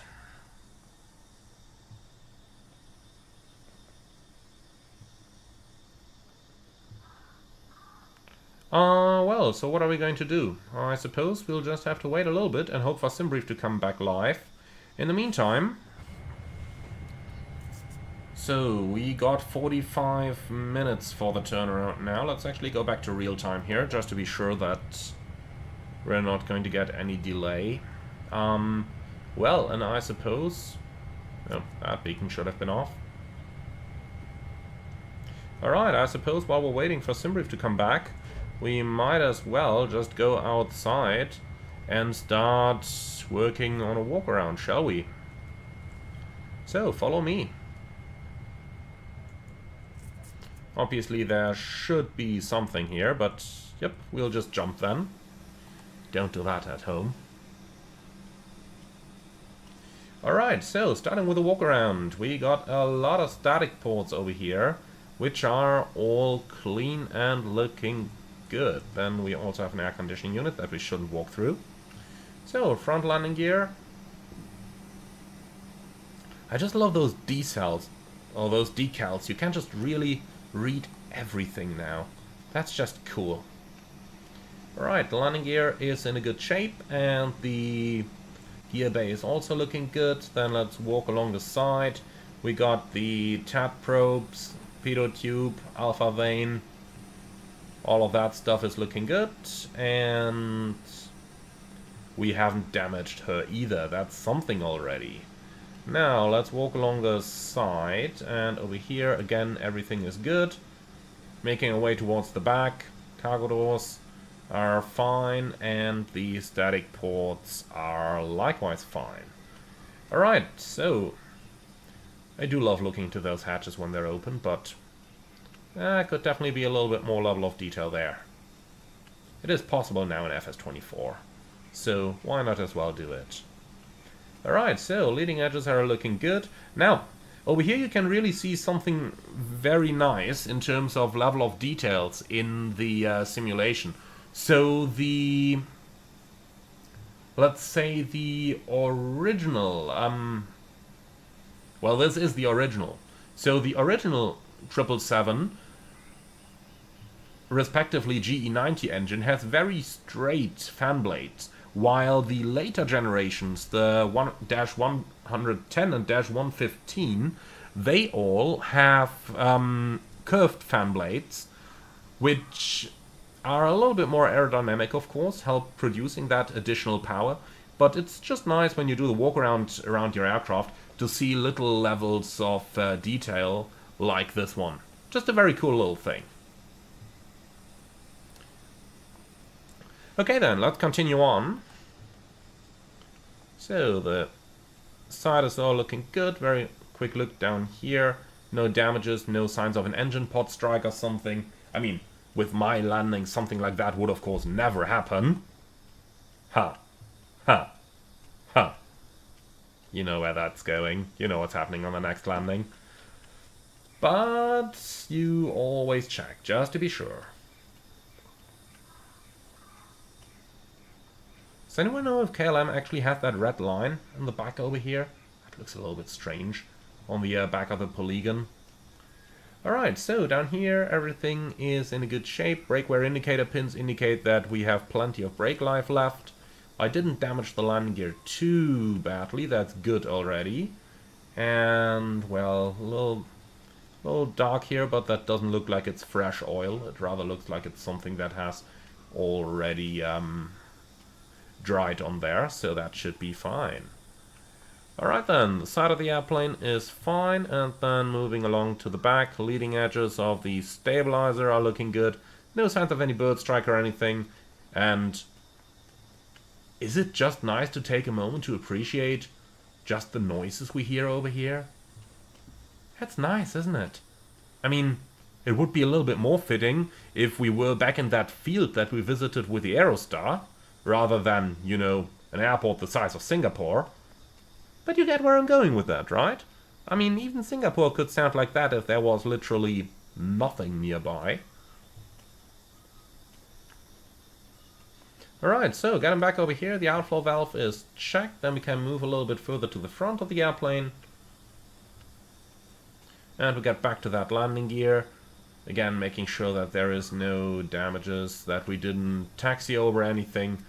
One of my favorite stories here is that there has been an occasion where an airplane taxied across a bolt that just lay somewhere on the parking spot, and that stupid bolt got stuck in a wheel right down there where the airplane was standing on. And well, they had no way of actually seeing it. So guess what happened in the end? Well, they couldn't do anything about it, but luckily the aircraft's computers picked up on the loss of tire pressure just while the airplane's been entering the runway. Few moments later, it was an Airbus. Few moments later, after they had advanced the thrust levers, and the ECAM and the flight computers would have suppressed the warning because it would have been in takeoff phase. So they were really lucky, just came up at the right time. Alright, no pot strike on this engine either. And then a quick look into the front, and look at that. Just looks lovely, doesn't it? Alright, good. So everything's done over here, then let's head back up. And good news, guys, SimBrief is working again, so we do have a flight plan. Now, let's go back into our airplane. I wonder how KLM flies these in the real world. Do they do the layover in Singapore, and then the crew goes off board, goes to the hotel, and the next crew takes the airplane from Singapore to Bali and back, then goes to the hotel, and a third crew takes the airplane back? Or do they do the turnaround and then fly on to Bali? But I suppose if they were to do that, they would probably not just need 3 but 4 pilots due to the flight duty time problems, so I guess they would probably, hopefully, go to the hotel at this point.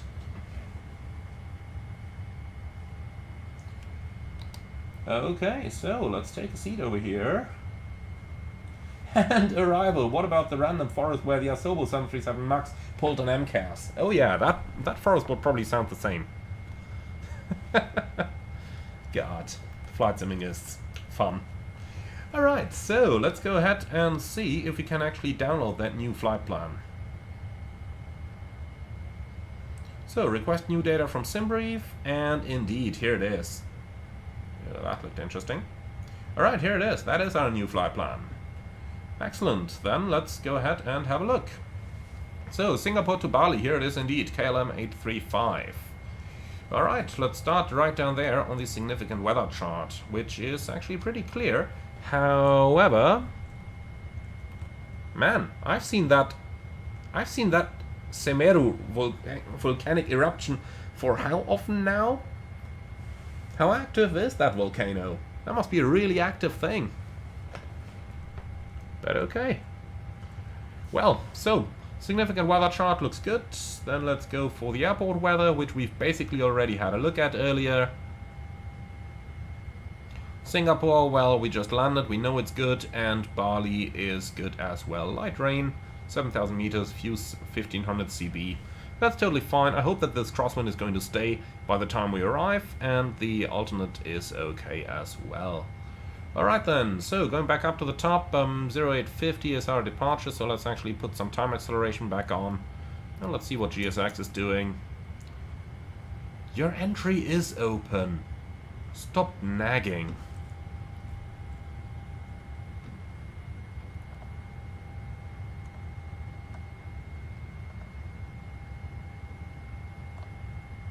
Alright, here you go, that's all doors open. Good luck, enjoy GSX, have fun. Alright, cool. So, on-time departure, on-time arrival. I didn't mess up the time calculations, that's good already. And obviously uncritical on any of the weights. Flight level 390 is planned, no need to talk about that any further. The only question, do we need extra fuel or are we happy with this? And I would say we're absolutely happy, are we? 21.9 plus 500, 22.5. Do we need any more than that? I don't think so. So let's go down, weight and balance, import, precise loading, and then we'll do 22,500. Alright, enter. So, something that we did absolutely want to do. Well, this time the trim stayed centered. Interesting. Okay. Then we'll just leave it there. We'll see what's going to happen. Alright then. So, half an hour until scheduled departure. Let's take her out of time acceleration again. And let's start working on that next sector. And Elton, yeah, I did that flight pretty much as fast as your flight from Stockholm to Hamburg. That's true. That's true. Okay, so,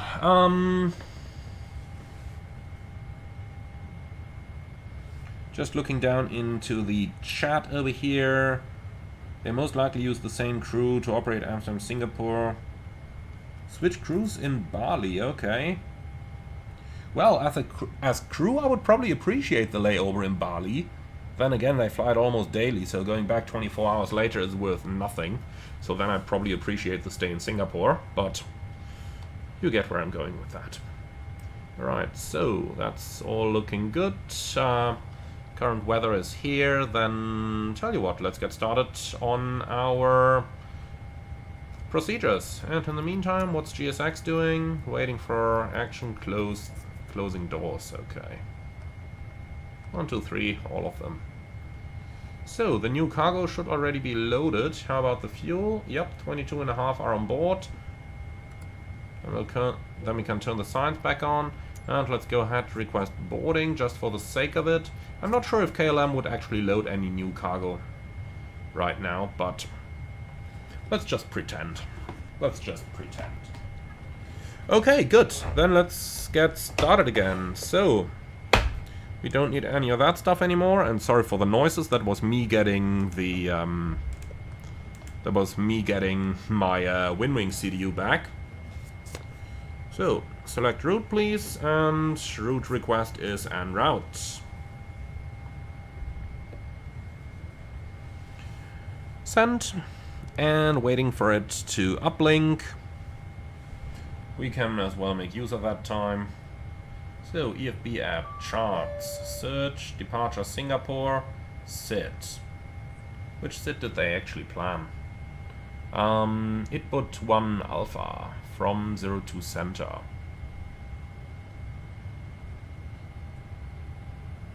So this one here. Okay, pinning that.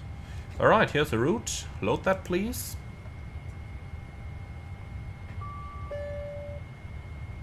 So, ding dong. Okay, there's a couple of stuff. So, slot notification. Yeah, that's not really relevant for us. Preliminary load sheet, that is more relevant for us. I wonder who's actually generating those things right now.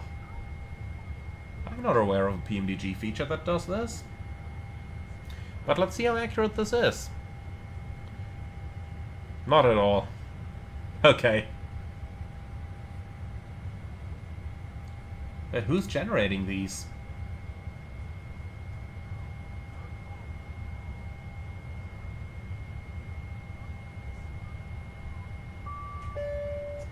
So what else do we have? Performance message. That's Amsterdam. Don't need that anymore. And finally revisions to load sheet, but that's... I think that's still the data from Amsterdam. No idea where that comes from. But that would be cool if we had that like all the time.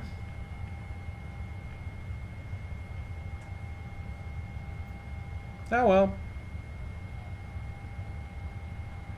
Let's just get going. And Elton, yeah, the new Longyear beam from Builds looks really promising. I can't wait to fly there. Probably going to come pretty soon on the channel. So, let's get going. Runway 02 center, please. What's going on? For real? Guys, we got a WASM crash. Whoever sent those messages, you WASM crashed my aircraft.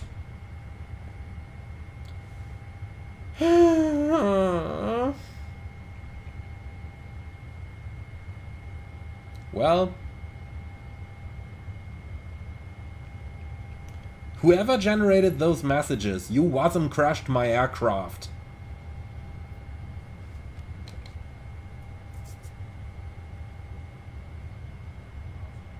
Anything we can do about this? I don't think so, huh? Does anyone know if you can somehow reset the WASM somehow? But well, not that I'm aware, so I guess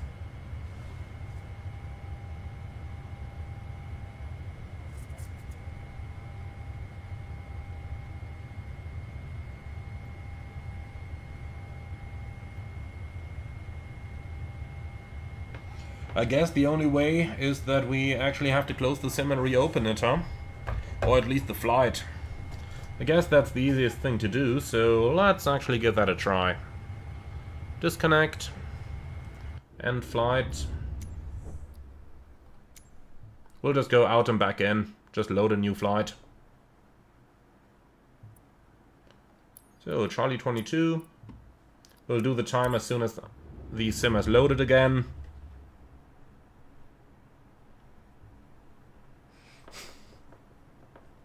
Well, Roy, we'll be talking about that. We will be talking about that. So, the time was like 0850 in the sim. Reset. Back in.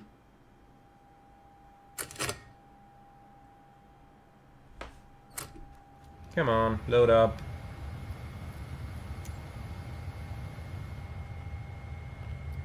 So, it should be October 18 at 0850. Something like that. Should do the job. Alright, great. So, reconnected to VATSIM. Here we go. Okay, so what's different? We're on APU now. Okay, we can fix that. So, ground ups, ground power request, air conditioning request.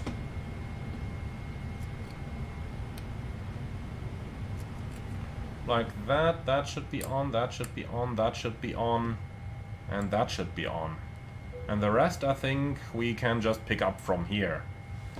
Okay, cool. So that kind of simulates a new crew coming into the aircraft now. Yeah, so let's just go down here, EFB, import from SimBrief. Then we'll go down here, reset weight and balance. Zero fuel weight is now... fuel is now 22,500, like that. Okay, so that thing's loaded again. Now let's get GSX and request boarding, please. And then we should be more or less right at the point where we left off. So now the big question, what happens when we go into the FMC? Copy paste the GPS position, route request, SimBrief select. Is it going to WASM crash again? I suppose we will find out. In the meantime, since it is technically a new flight, let's just quickly do the aircraft acceptance. So, all that stuff is indeed okay. Handling by Donata. Okay, that's all looking good. Flight plan is here. Load that, please. Oil quantity is good. Hydraulic is good. Oxygen is good. Very nice. QNH should be 1008.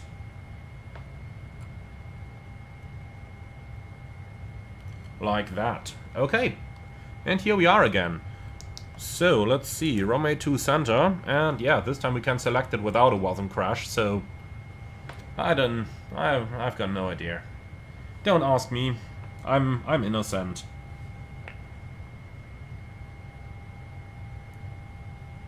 And Ferraz, hi. Yes, I do like the sounds.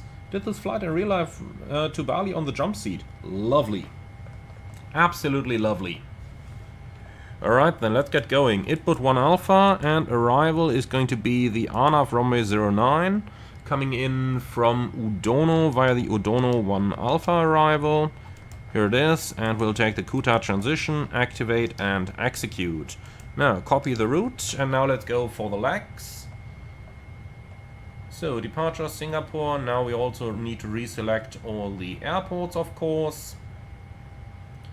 I suppose that just happens when you want to do a very quick flight in the sim. Okay, what's the SID again? Itbut 1 Alpha.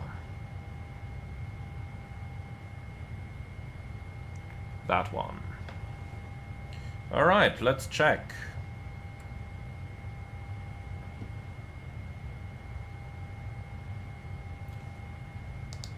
So, towards Moxib above 2000, Mbix above 4000, then we got Hosbar above 7000, Vanbu below 9000, then on towards Virat above 16,000, Gurs and Itbut. Okay, that's easy.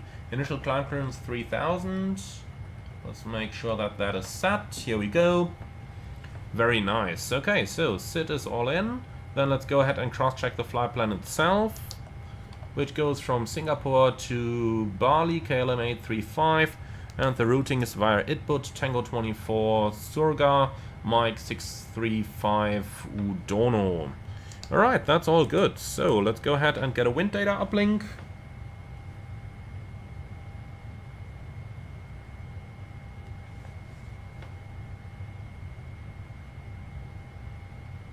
And Skypilot, if you have a recreatable WASM crash, then do report it to Inibuild so that they can fix it with the next update. That would be much appreciated, since it is pretty hard to recreate those. So if you have a recreatable event, then please do the entire community the favor to report exactly what happens when you get that so that it can be fixed.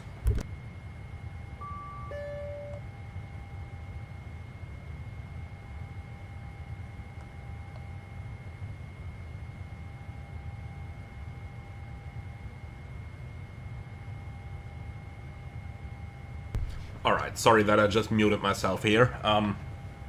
Just had to drink something. So, 942 miles versus 947 miles, good enough. Nothing on the NAVRAD, then Whiskey Triple Sierra onto the fix info with a 25-mile ring. VNAV page, transition altitude 11,000, and on the chart, it's 11,000 indeed. Okay, cool. So, init reference and performance. Let's see, 0 fuel 163.8 is checked. Now let's have a look at the fuel. 6.2 plus 5.6, 2.6 is 8.8.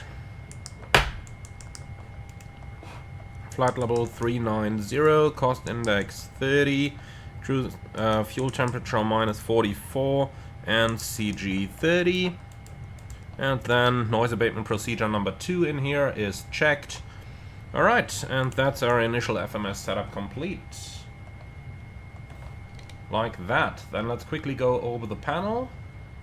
And up here everything's set. Everything is set, set, set.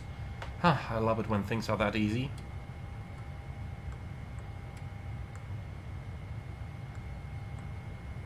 Alright, that's what it should look like. That comes on, resetting the checklist real quick, like that. And comms, flight information, ATIS request, Whiskey Triple Sierra. And you can give me that on automatic uplink, that's what we had. Alright. Then over to the right hand side, you can have an EFIS setup as well, like that. Auto brake RTO, QNH is in there. Park and brake stays released for the time being to keep cooling the brakes. Here we go, weather radar set. The third pilot at this point would be in the crew bunk, sleeping.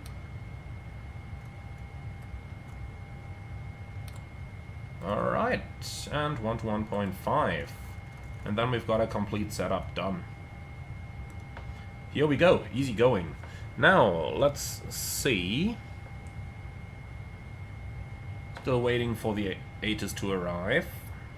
And once it's here, we can see if our ATC actually has data link clearance available. So here we go, Singapore, information, Papa. Departure runway 02 center, squad mode Charlie on all taxiways, we do that anyway. 320 at 3, few clouds, 27 degrees, 1007.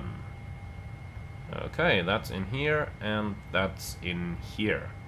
Nice, and we got information Papa, so let's see if we can grab an IFR clearance with that. So ATIS Papa, Station Whiskey Triple Sierra. Oh, that's one too many, here we go, that's better. Alright, and our gate is Charlie 22. Alright, excellent, and good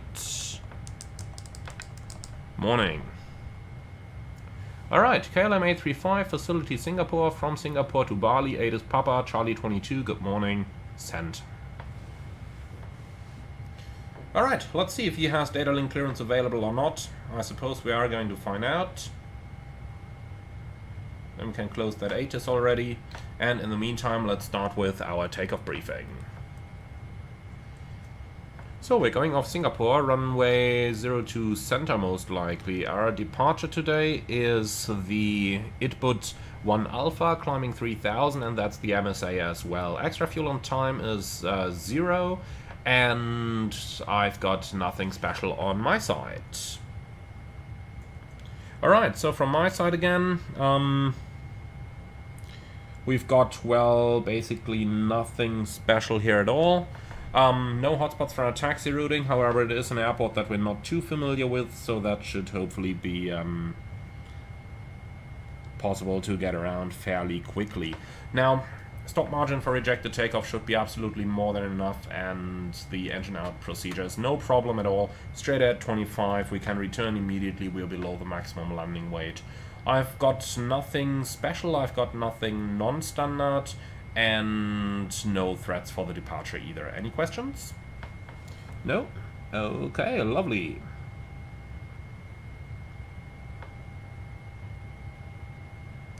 And ASAP asking in the comments, no, I'm afraid I'm not going to do a flight factor stream because I'm just not an X-Pain guy.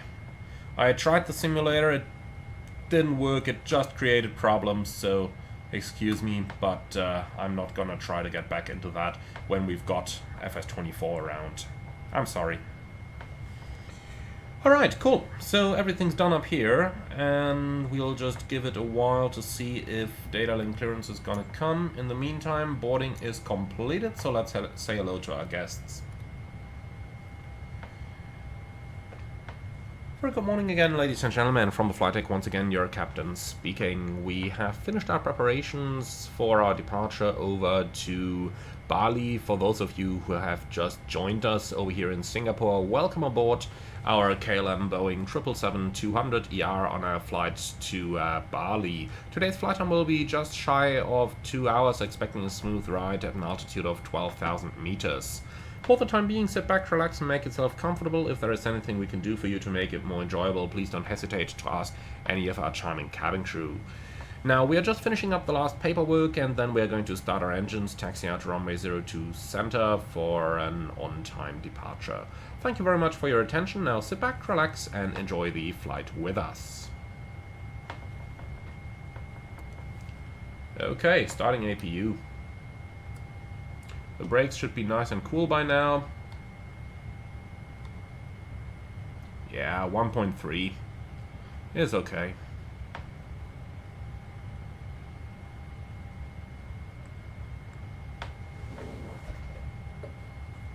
So, pre-flight checklist, please. Oxygen, chest at 100%, flight instruments, heading 113, altimeter 1007, reading 40, set left, set right. Pre-flight checklist complete. Okay, and I think it's safe to say that we're not going to get data link clearance here, so let's call the controller and ask for clearance by voice. What ATIS was it, Papa? Yes, ATIS Papa. Okay.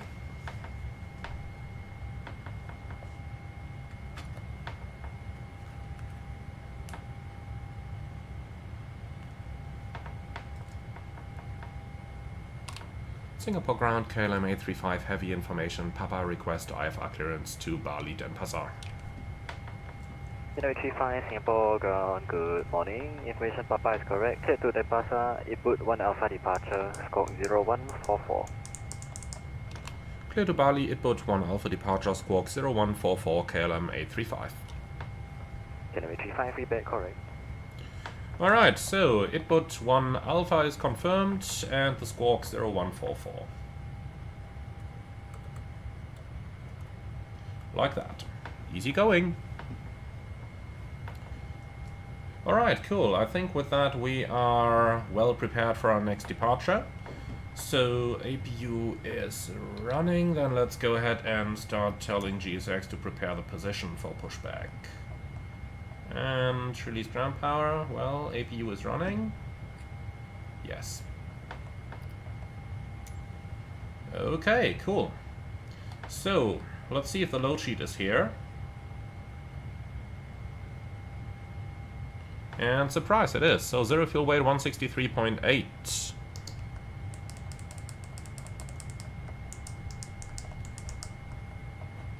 Now, what's it doing now? 163.8. Gross weight 186.3, and that's looking fantastic. Takeoff CG 26. So performance tools, Singapore to center.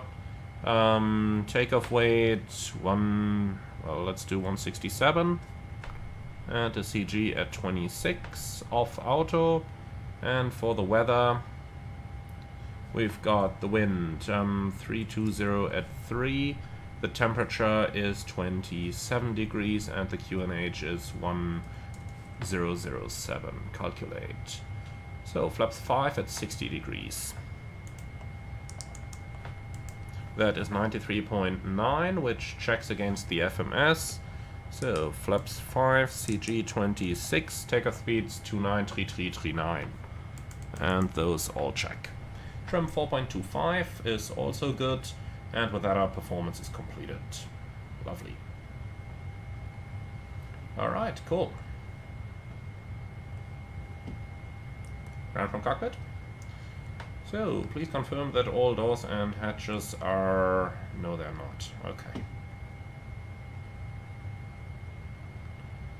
So, shocks can go. And close all.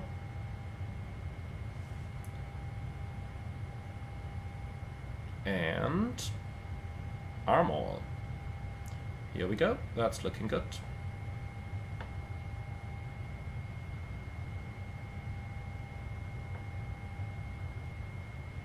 Alrighty.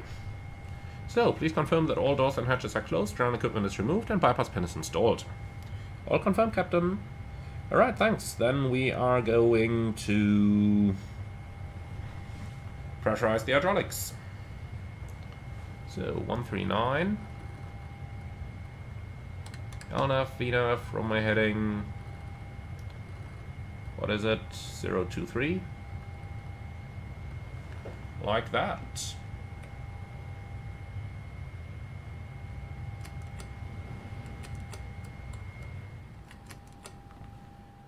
Okay, so MCP looks good. Trim 4.250 and 0. Transponder going on, and before start checklist down to the beacon, please.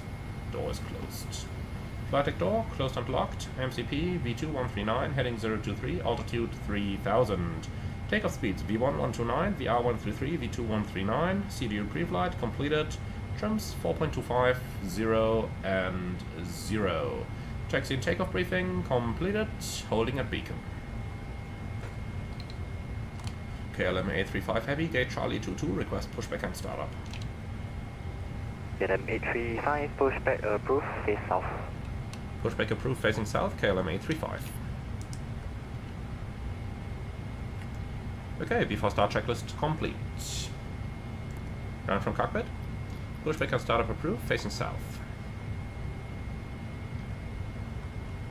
So that's gonna be nose to the right. Okay, release park and brake. Park and brake released, and we are standing by for your signal to start the engines.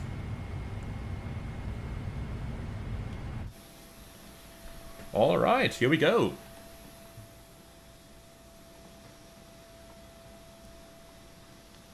So I think for this time, we actually quickly gotta go back a little bit and see if we can grab a nice little wing view of the engine start, shall we? That is something we haven't done on the first flight, And I'm definitely interested to hear how the BORIS pack is going to sound from business class. So let's see, that one looks like a good one to me. So yeah, that is a good one, isn't it? Let's go ahead and save that as a view. And then let's move back to the flight deck and start the engines. And this time we're going to begin with engine number 1. So left engine start. Official Singapore ground closing in 5 minutes. Let's listen to this.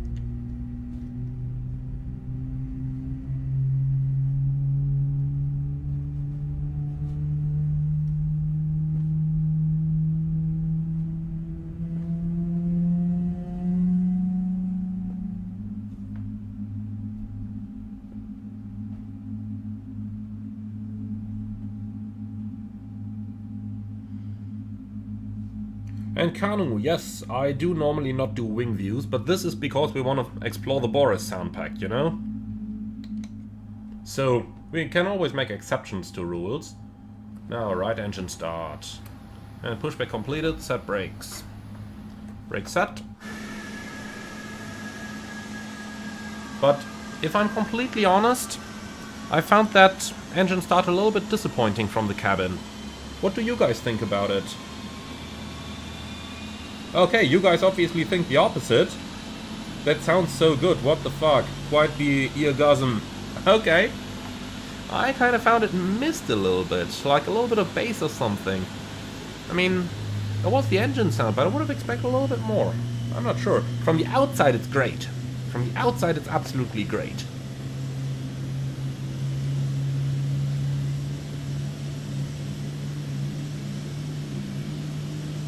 Okay, I'm sure she is going to agree with it.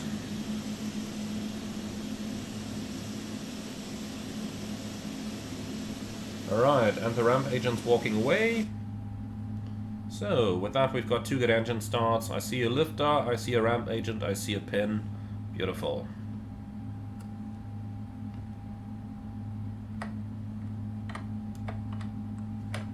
Now, can we hear those flaps moving? No.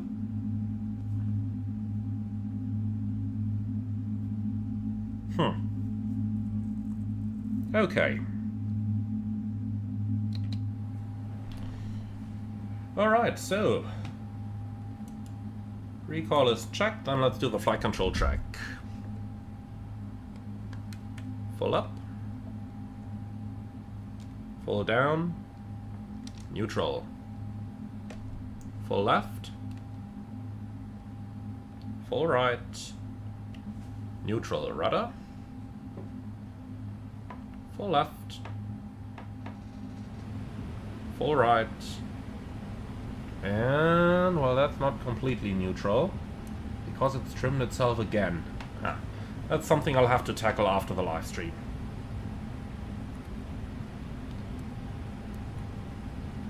Okay, good. So then, after start checklist, please. Or before taxi checklist. Anti-ice, auto, recall, checked, flight controls, checked, ground equipment, clear. Before taxi checklist, complete. KLM 835 Heavy, request taxi. KLM 835, taxi Victor 13, Victor, Romeo, hold short Tango. Taxi Victor 13, Victor, Romeo, hold short Tango, KLM 835. Clear left side and clear right side. Okay, park and brake off, let's go.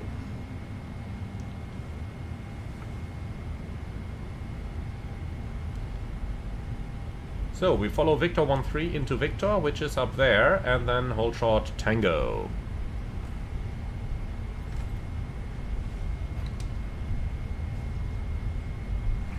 Camera, good evening, Singapore 478 Heavy. The controller said he wanted to leave a little bit later. And is headphone simulation on? No, it's not. Now it's on. Singapore 478 Singapore, ground. And now it's off again. Information, Quebec is now covered, cleared to Johannesburg. Baros 1 Alpha departure, score 01. Oh, there's someone flying Singapore to Johannesburg. That's quite the flight as well. 10 hours or something, I would guess? Yeah, here to Johannesburg with Baros 1 Alpha departure 0165, and we have Pushback Singapore 478. For 478, we back, correct.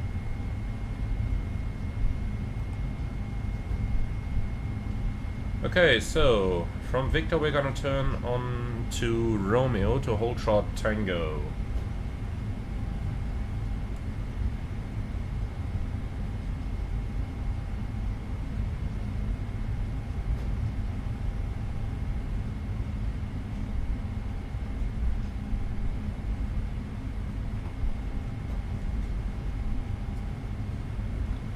Okay, the right side is clear, the left side is clear.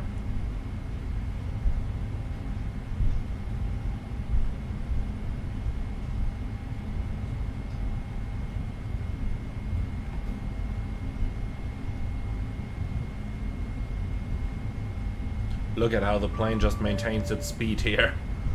Okay, cabin ready. So we can again both use weather, terrain is not a factor here. And we'll review the takeoff briefing once we're actually clear of the, let's say, more difficult to maneuver area here. So let's see, we can continue Victor and left on Romeo and hold short of Tango. Okay, that's easy. So once we're on Romeo we can review the takeoff briefing.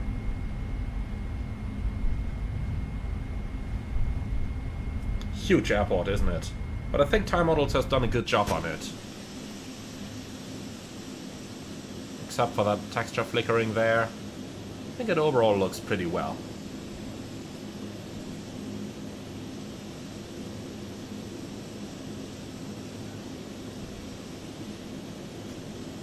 And look at that, the plane does once again not go straight. Like, which buttons did I press that it trimmed anything? I don't recall pressing any buttons here. Has Microsoft changed some of the key assignments? Maybe when I'm walking around, could that be? Like, if I use Shift D, which is my... no? Shift A, Shift something? I really want to know what's causing this. But no, nothing. So strange.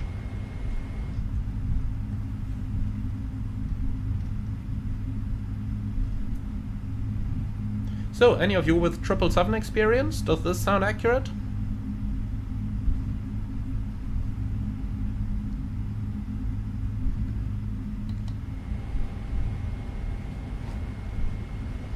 And Jazz 39 Charlie, no, Boeing does not have a feature that will automatically hold the speed. I'm not 100% sure about the 200ER, but the larger versions, in particular the Freighter and the 300ER, they would actually accelerate on idle thrust here. I think the PMDG model may not be 100% accurate with this. At this light of a weight, they would absolutely shoot up to 30 knots. But then again, I don't have data for the 200ER. It might be that the GE90 dash... what is it, 90 on this aircraft? Let's look it up. Dash 94 is not that powerful and therefore has less idle thrust. Could be, but I don't know for sure. Okay, so left onto Romeo and then to hold short Tango.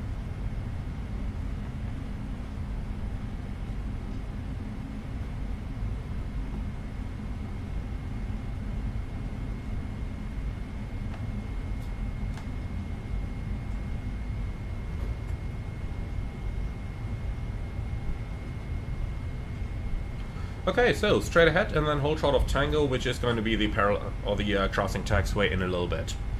So, to review the takeoff briefing, it's going to be a left seat takeoff, runway 02 center, flaps 5, noise abatement procedure 2, takeoff speeds 29, 33, 39, and the initial climb is 3,000 feet only. We will be climbing rather quickly, so one of the threats that we've got for today's departure is that we got to make sure that we're not going to bust the altitude. Okay, so we can cross the first one. Taxi Romeo Tango, holding point Tango 12, runway 02 center. Taxi via Romeo and Tango, holding point Tango 12, runway 02 center, KLM 835. Okay, excellent. Romeo Tango, Tango 12. So Tango is going to be the taxiway at the end, basically, and then off to the right to the full length runway 02 center. So it looks a little bit rainy in our departure direction, but nothing serious. But we'll take a quick look using the weather radar. Okay, so Tango is coming up.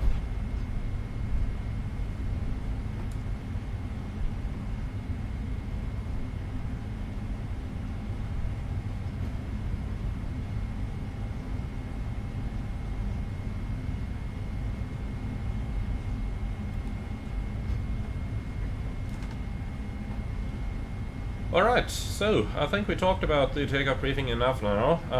Before takeoff checklist. Before takeoff checklist complete. Then we'll have something on the com page, new ATIS, QNH 1006. Set QNH, and QNH is cross-checked. Still reading 30, looking good, cancel, thank you. So, holding point Tango 12. Very quick check, that's down there, full length. Full length, the middle one. Alright.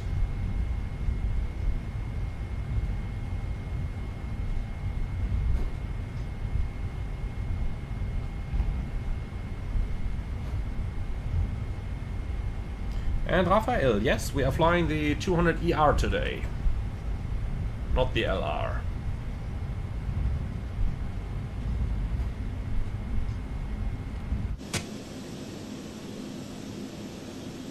Is it me or are the engines very quiet here?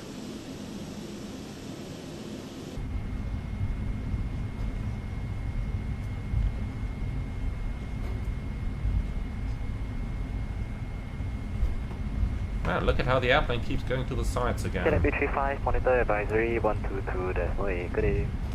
Monitor 122 doesn't late, KLM 835, good day.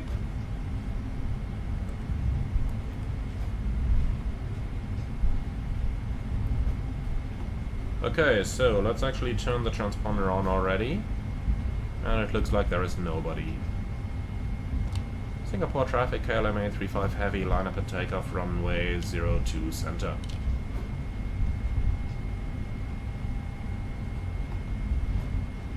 So, Tango 12 is next left.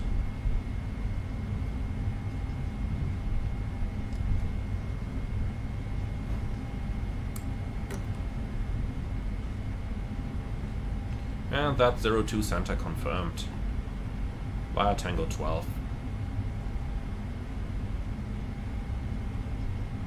Nothing on the approach, nothing on TCAS, and likewise nothing on the left. I like it. And Elton, no, it's actually not departing on this one, it's taking off, because the word takeoff is used for takeoff only. So departing would be incorrect here, because we are taking off. Technically in the real world it's for takeoff clearance, but since we can't give ourselves any clearance here.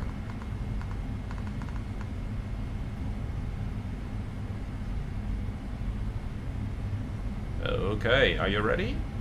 Yes? Good. Takeoff.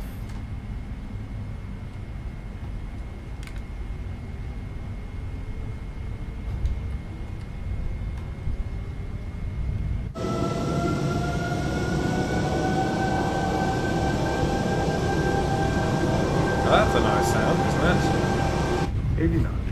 Checked.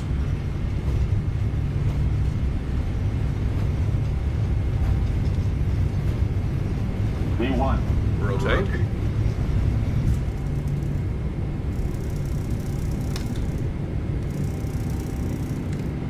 Positive climb. Gear up.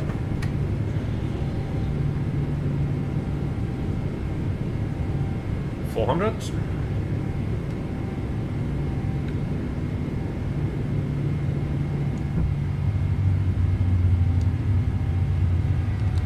Singapore, okay, LMA 35 heavy airborne.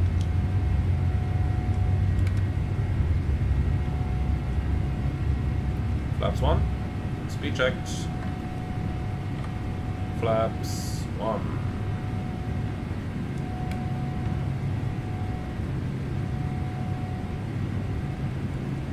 So back to VNAV speed. And flaps up. Speed checked. Flaps up.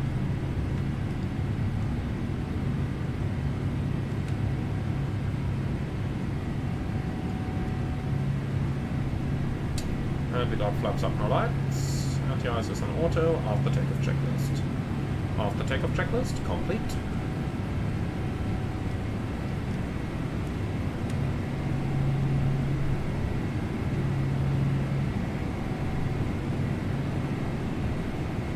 Okay, beautiful. Autopilot. Love it. On the way.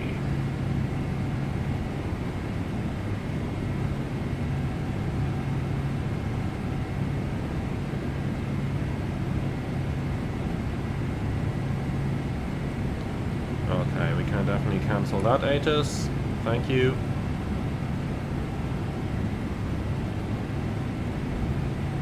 So, there is an initial altitude restriction of 9,000 or below. Let's go ahead and dial 9,000 in here.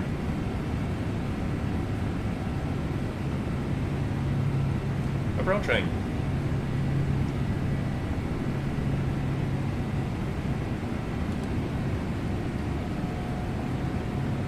Vertical speed.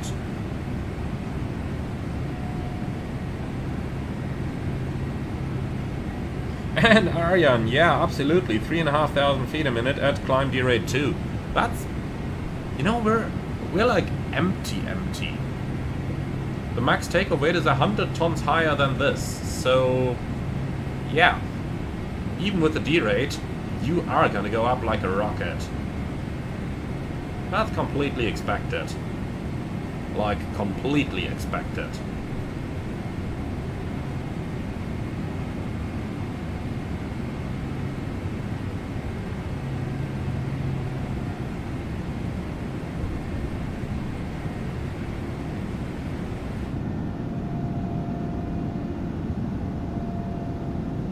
Now that engine is shaking quite a bit, isn't it?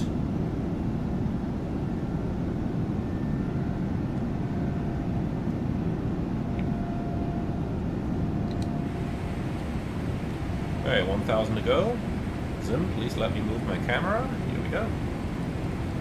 Alright, I'll capture. That's fine.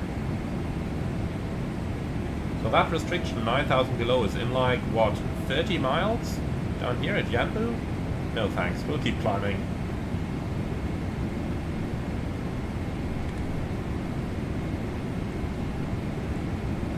Here we go. So, VNAV and alt intervent, let's keep climbing. We'll go all the way up to flight level 390. In the meantime, beautiful cloud surfing here, isn't it? So, let's see. Optimum 410, recommended 410. So why Simbri filing level 39?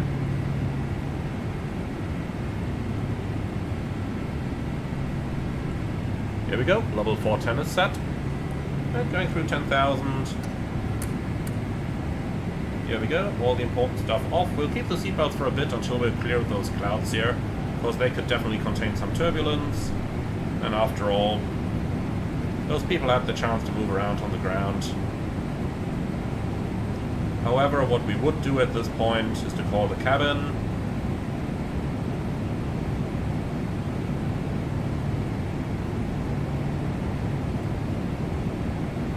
Hi, Emmanuel from the flight deck. We'll keep the passengers seated for a little bit because of some possible turbulence, but you can already stand up and start the service. Thank you, have fun. And end the call. Good. And then let's put the headphones on. So, set standard. Standard cross-check, passing flight level 128 now. Checked. Nice, so we're on the way. And Mohammed, hi, nice to see you. We are going to Bali. Alright, and I think since we're now out of the immediate vicinity of Singapore, we can actually go ahead and turn a little bit of time acceleration on, so that we get to our destination in a good matter of time.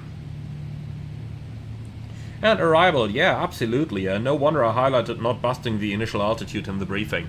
That is one of the big things when you're at a lightweight in, well, in any aircraft, but in a wide body especially. Because those things have such incredible margins between takeoff and, or between max takeoff weights and landing weights, you know, it's very, very easy to actually mess anything up there.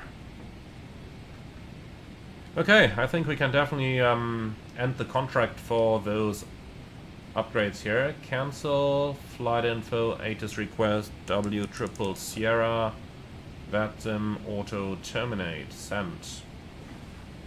Thank you. And then we can release our guests as well now. Okay, nice. With that, we're on the way again.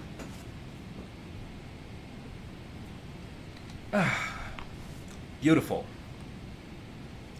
So, except for that little WASM crash, which we could luckily reset quickly, I tend to say that was a very successful turnaround. You can probably tell which airline I used to work for in the past due to these. So, the sun is slowly but steadily going back down again. Let's already start closing some sunshades over here. And you may as well grab this already. Nice.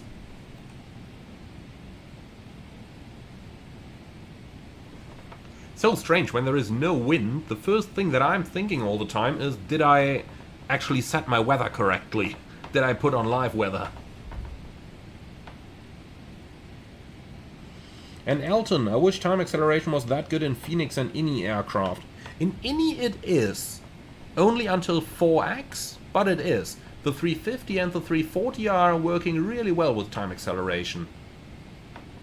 It's just a pity that they can't do 8x, but 4x works totally fine. When your frame rates are good, the fly-by-wire A380 can do it as well. And the FS Labs A321neo can do it as well, up to 8x, if you have sufficient frame rates. So there's always that. A couple of aircraft can actually do it.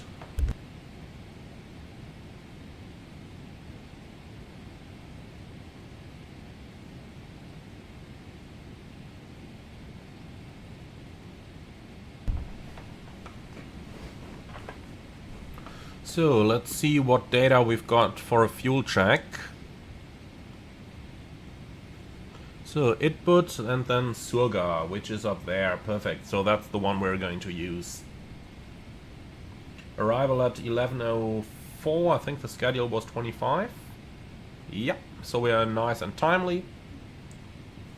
But we also left Singapore 10 minutes early. That was really good. Arrived on time, left 10 early. Wonderful. What else could you ask for?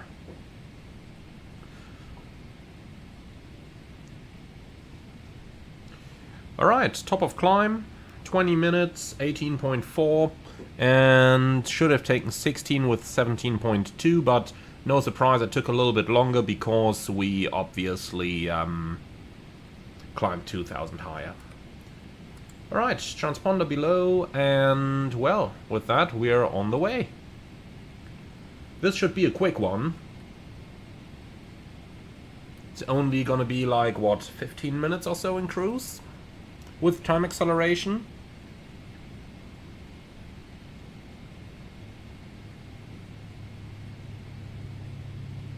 And Ariane, the 350 one is good, but it sometimes likes glitching out and just starts flapping around uncontrollably like a bird. I've never seen it do that. I'm not sure what might cause it, but all I can say is that I've never had that personally. So I'm not sure what might be happening there. But have you contacted Inibuild support? They are normally very good at resolving such things. At least from my experience, they're very open to feedback, and they're also very open to fix stuff.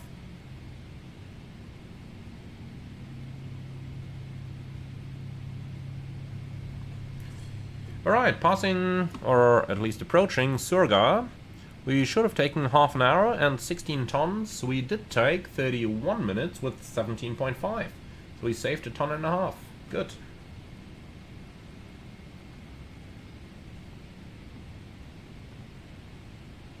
Now let's zoom that out a bit. Here we go. That's the entirety of the route. It's so short for a 777. But enjoyable to do these short sectors. In the real world I absolutely enjoy doing triangle flights like this. The short sectors are really nice. Really, really nice. Especially because on those wide-body aircraft you normally don't get to do that many takeoffs and landings. So when you have a day where you just do something like this, I always appreciate it, because you get to do at least one takeoff and one landing. And you know, in an entire year flying a wide-body you might be doing between 30 and 40 landings only. So the pure ability to be able to do a couple is reason enough to do flights like these for me.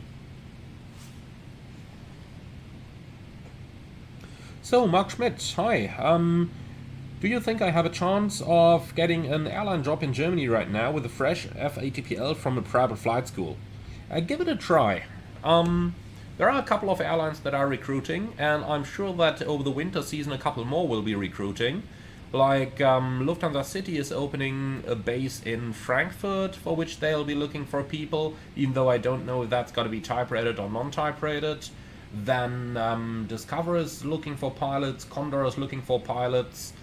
Honestly, I would just send the applications and see where things are gonna go, but be sure to stay on top of it, you know, contact them every now and then. Look for news like, for example, today Discover announced that they are growing by 10 aircraft within the next 3 years, so there's definitely going to be potential for a job in that direction. You know, just look around, and I think there is a good chance that you could land something.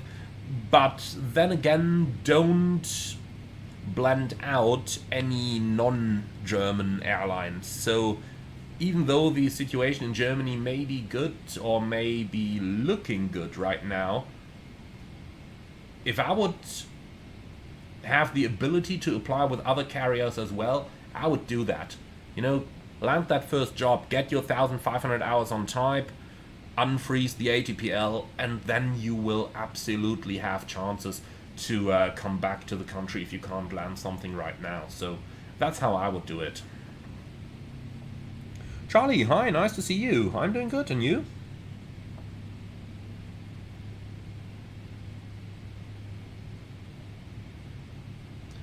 And Alex, would I say that being from Slovakia puts you in a disadvantage when looking for a job in a premium airline as a pilot? Most of the airlines in Europe require language levels, and my native language is basically useless. Well, there are airlines that are hiring without local languages.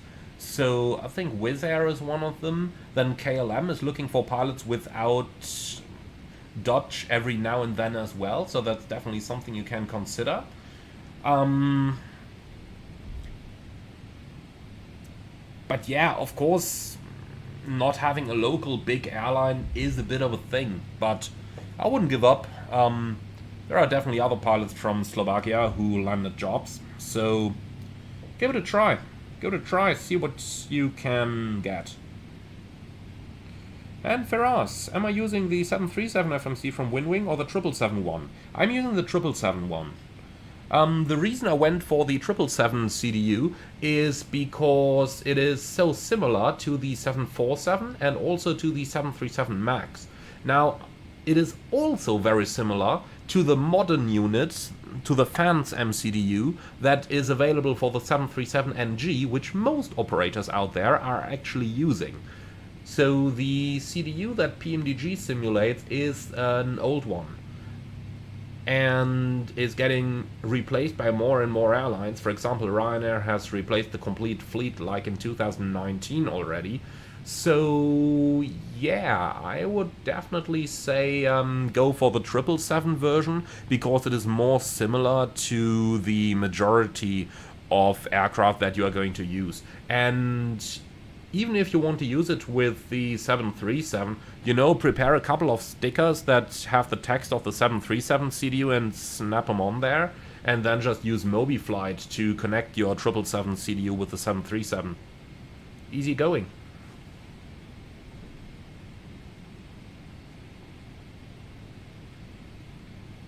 So that's what I would do. And look at that, a top of descent is already coming into view.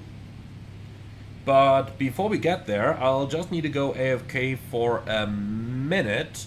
So let's just go out of time acceleration here for a second, and then I'll be back in a minute, latest 2.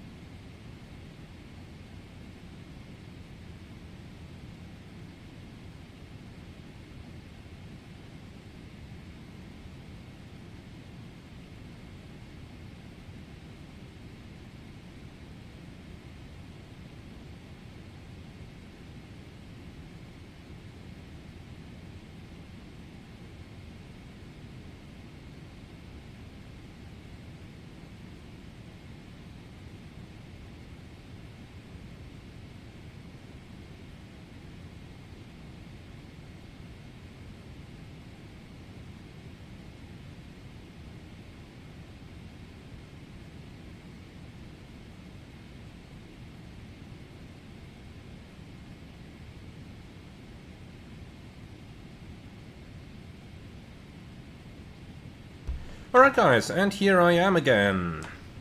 So we're like 188 miles out from Bali, might as well just do the preparation now. So, ATIS request, we are looking for Whiskey Alpha Delta Delta from VATSIM please.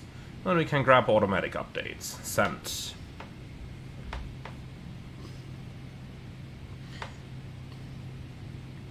Now, Aryan, how hard is it to get into a program with Emirates? Honestly, I think you need some hours for that, because they don't do zero flight time training. I think you need 1500 hours. Once you got them, I would say chances are pretty good to get into there. I know many people who went to Emirates, so definitely possible. Okay, so let's see, 0.82 and, well, we're on time, so 250 is fine.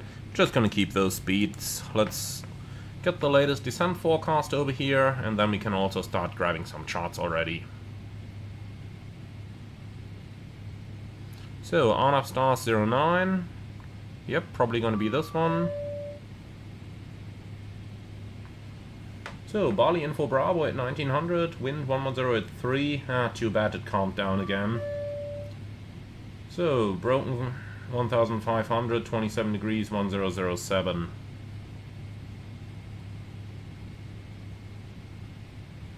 Here we go. Okay, good. Unfortunate, I would have preferred the crosswind, but so be it.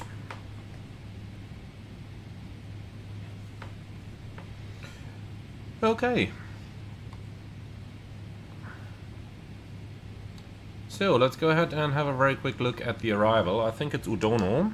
Yes, it is.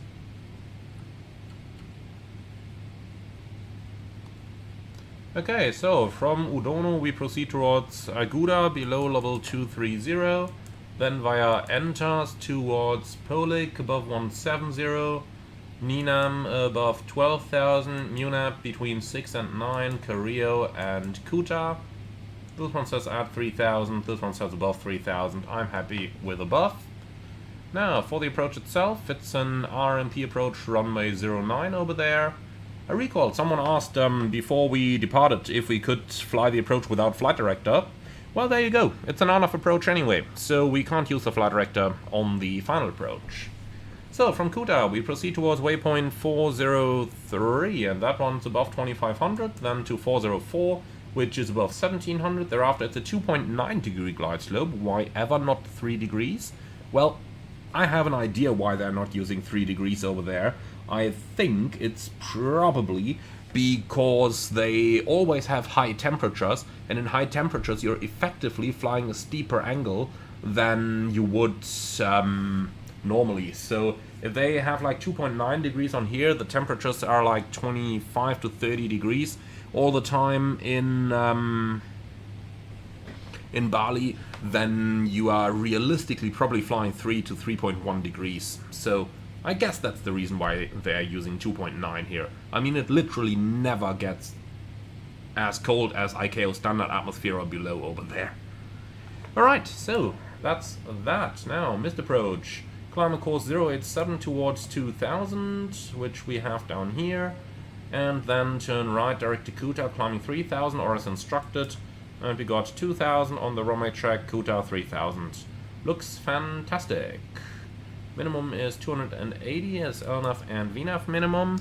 Let's enter that. So EFIS 280. Here we go, and turn that back off again.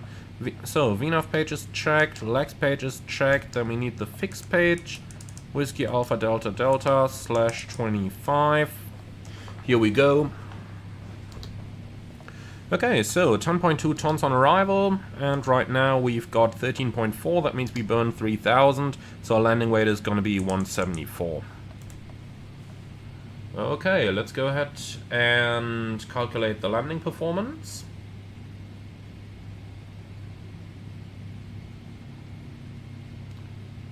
So, landing en route, Bali 09, and then we said we've got 174. Flaps probably 25, VRF addition 5, auto brakes, let's calculate 3 first, see what happens. So the wind is now 110 at 3, the temperature 27, and the QNH 1007.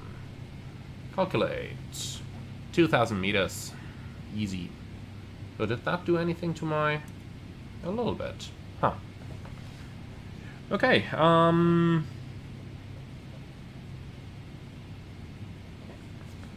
so that's this. Shall we do auto brakes too? Yeah, easier. Auto brakes 2 and flaps 25. Here we go, easy going. Alright, so that's everything done, Perfect. Cancel this. And a quick look at the checklist. No notes in there. I like it. So landing at 07, that's in 50 minutes. Ladies and gentlemen, from the flight deck, your captain speaking. In around 10 minutes we're going to leave our cruising altitude and start our descent towards Bali. The remaining flight time is now 50 minutes. We're expecting to land 20 minutes ahead of schedule and bring you to your well-deserved holidays. Thank you very much for choosing KLM for today's flight. We hope you enjoyed it as much as we did, and we look forward to welcome you again on board of a future service. Thank you very much for your attention, and we look forward to see you again soon. Okay, so these guys are served then. 1037 is gonna be the time for the seatbelt, so let's enter that down here to get a time marker, which is surprise right at the top of descent. Easy going. Okay, then let's put on a little bit of time acceleration again, and in the meantime we can do the descent checklist. Recall, checked, notes, checked, auto brake level 2, landing data, VRF 25 132, minimum Sparrow 280, set left, set right, approach briefing, well, we didn't do that yet, did we? Alright, so let's quickly do the approach briefing.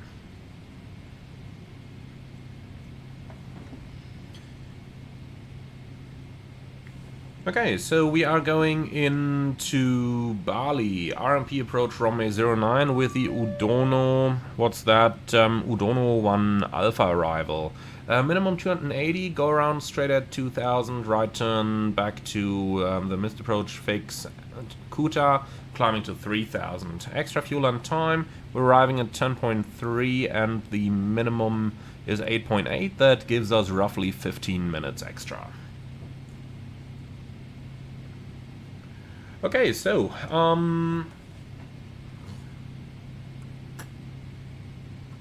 this will be an on-off approach, guided by the flight directors, and once we're visual with the runway, we'll turn the flight directors off and do a raw data landing. We've got no specials, nothing non-standard. Auto brakes 2, maximum reverse, vacate the runway to the left, and taxi to the parking. Apart from that, nothing special really.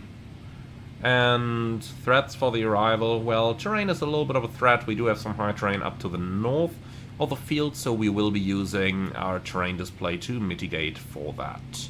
Highest MSA up to 9,700 beyond 15 miles. Alright, any questions? No? Good, then that's the approach briefing completed. And that's the descent checklist complete. Alright, that was easy, wasn't it? So, about to reach the top of descent here. Let's go ahead and start down. The first limit we have is level 170 or above. Set. 170 checked.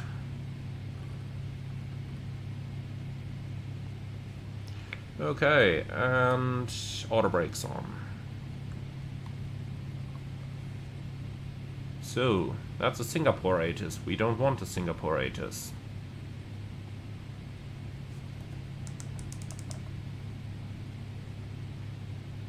Terminate that contract, please. Send.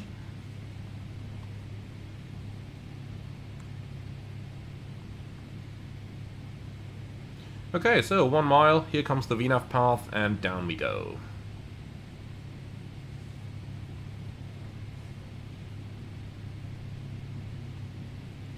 Man, the sun is literally going down again.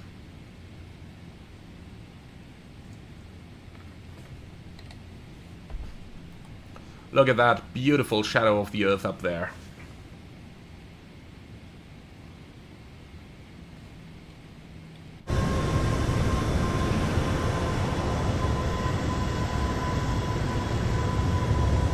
The sun is gone already. Man, that was quick. Wow. Didn't expect that.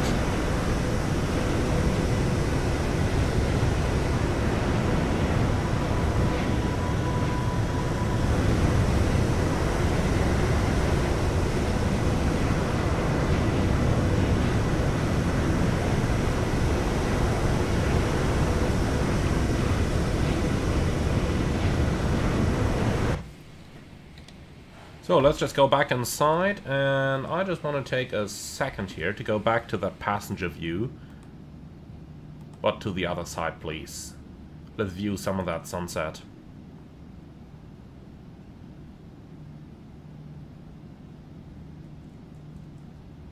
Wow. Wow. Now imagine, at this point you've been sitting in the airplane for like 15 hours?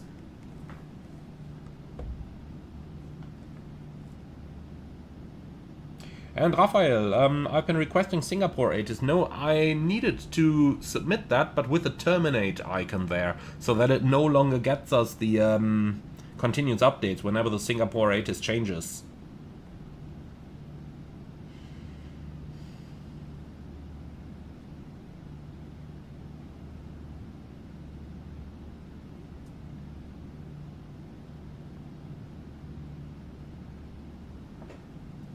Oh man, that just looks fantastic. Look at the road on the shore of the island down there. No idea what the island's called. Probably some of you know.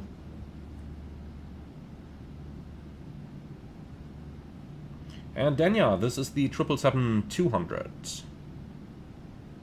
But we're going to fly the 300ER soon, no worries.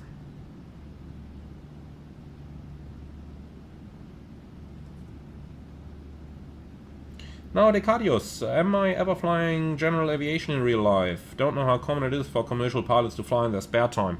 I wanted to. I actually went ahead to renew my SEP license a couple of years ago, but in the end it just proved that it costs so incredibly much money, and I thought like, well, it's not worth it.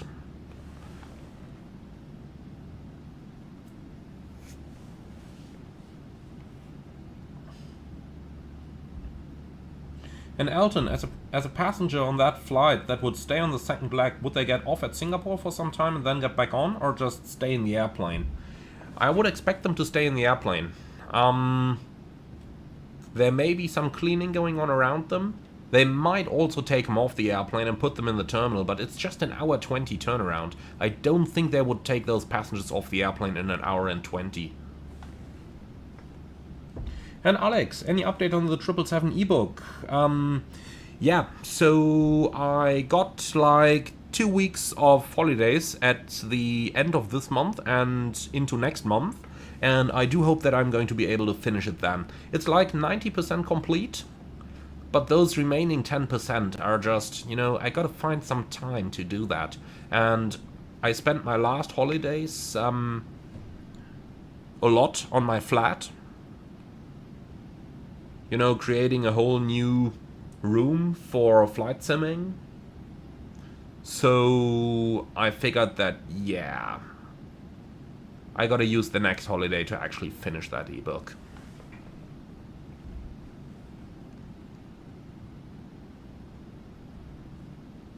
And Firas, yeah, when I was on this I stayed inside. They said passengers for Bali stay in your seats. Okay. And Chris, have I ever flown to the Indian Ocean? If yes, which airport was my favorite? I have. Both to the Maldives as well as to Mauritius.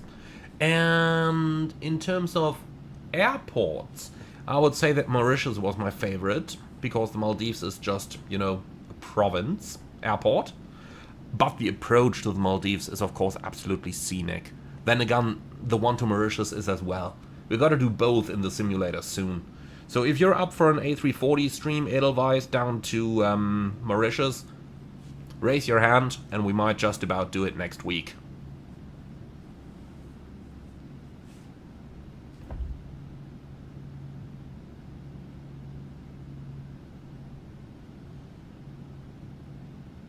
And Charlie, do we get a 7-day layover at Male? No.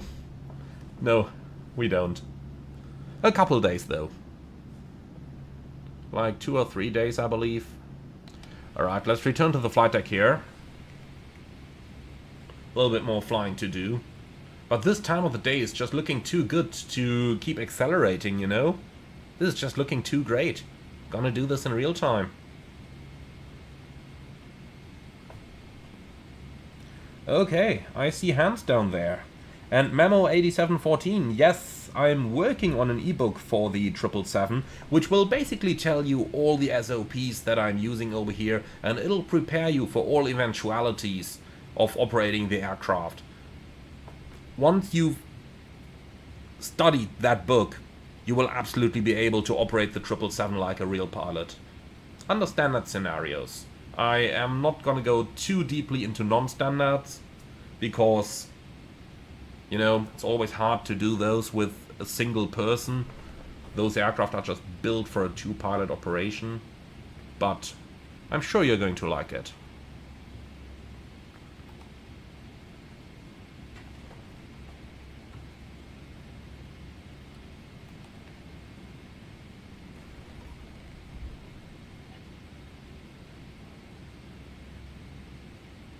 And Chris, do we actually have the time to enjoy scenic approaches like the Maldives when we're on approach? Yes, we do. We definitely do. You know, there is one big difference between flight simulation and real-world flying. That difference is that flight simmers are usually very busy with the SOPs and with flying the aircraft.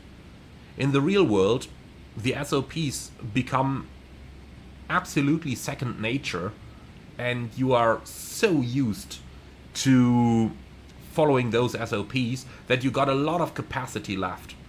I always tend to say that standard flying is gonna go maybe... Ooh, there's someone with a hyperdrive going on top of us. So I always like to say that operating, you know, an airplane, you shouldn't need more than 20% of your capacity for the actual operation of the aircraft. The remaining 80% should remain for everything that's outside the aircraft. Be it ATC, terrain, weather, traffic, many of those points. And YNL 2012, I'm not 100% sure how much the ebook is going to be. Probably about 20 bucks or so, but I don't know for sure yet.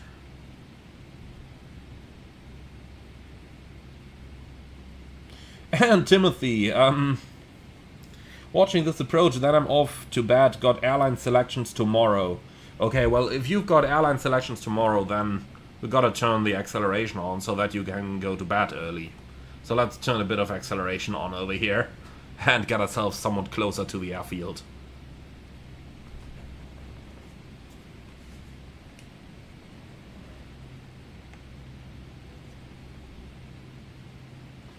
And Horan, do you even have that much capacity during the manual part of the flight? Well, the manual part takes maybe another 20%, so now you're at 40%. But yes, even when you're flying manual, you can still look outside. You know, if the weather is that bad that you'd have to continuously be completely down on your instruments, then... Okay, now that guy in front of us stopped the acceleration. We are 10 miles behind him now. I think we should probably accelerate no further. You know, if the situation is that demanding that you are like continuously down on your instruments, then you probably shouldn't be hand flying at all. Man, look at this. It just gets more beautiful. That just looks so good.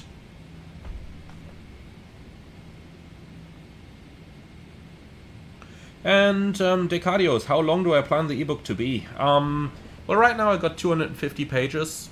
It's still going to grow a little bit, so something between 250 and 300 pages, I guess.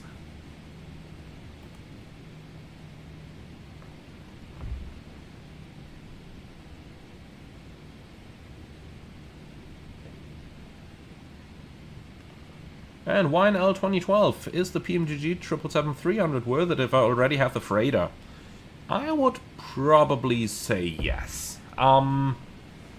Obviously those are different aircraft, built on the same model. So, if you have the freighter and you're looking at a passenger version, then I would say the 300ER is going to give you the greatest diversity. So probably worth it, yeah.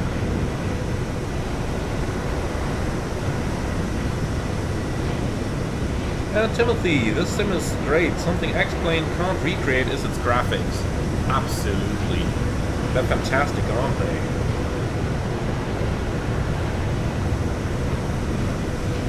And YNL 2012, yeah, so are the Maldives, which are a Muslim country. Yes, they are. The Sharia is actually law down there. But, you know, if you want to go to other places, if you want to get to know the world, then you better abide the local law.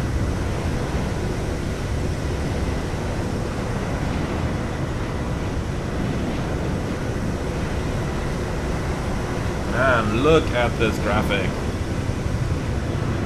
That just looks so cool. See it from the other side here for a moment.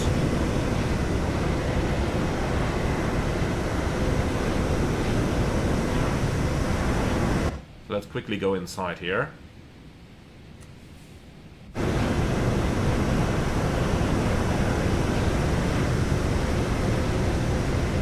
And Jazz 59C, are the stars as visible in real life as they are in the sim? Yes, they are. Depending on where you are. You know, in Europe, probably not. In the US, if you're anywhere near the large cities, probably not. The air would be too dirty. But, you know, over the Atlantic, or in regions like these, yeah, definitely. Chris, in terms of realism, which is better, Phoenix or PMDG? Honestly, similar. Very similar.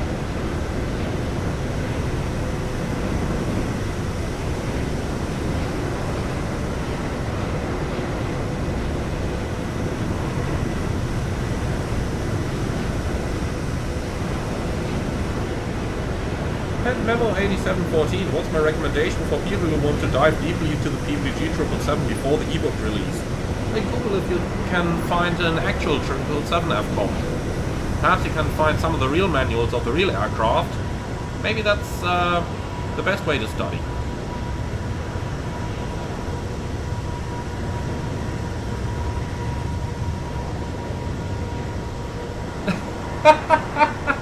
Orin, that comment is... that's wonderful. There actually were a ton of people calling 911 during the great US blackout due to them seeing the Milky Way for the first time. Yeah!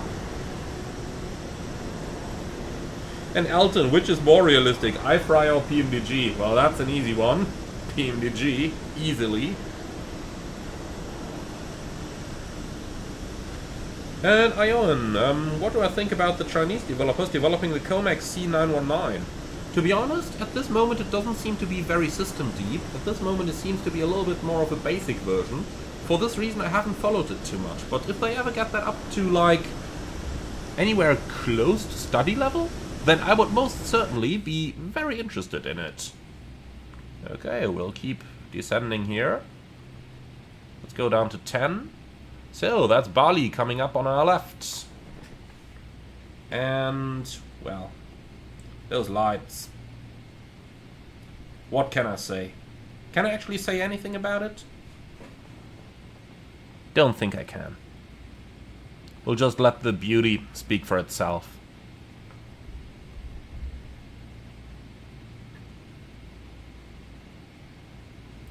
And Horan, any thoughts about the rumored Tupolev 154? Bliat. Now Chris, do I prefer the 777 or the 787 and why? 787 because it is a much more modern variant and it has more modern avionics. It just does everything a little bit better than the 777. That's real world considered. Lower cabin altitude, it has the moisture system that's actually going to make the cabin altitude more moist, therefore you are going to arrive much more refreshed. Let's actually go ahead and dim those lights a little bit so that we can see some better on the outside. Here we go. Very nice. So let's go ahead and take the noise cancelling off so that we can actually hear something again. So I think our destination is over there. Man, we picked a great time or day for the arrival. Now, 15 minutes earlier would probably have been even better. But well, after being in the plane for like 15 hours,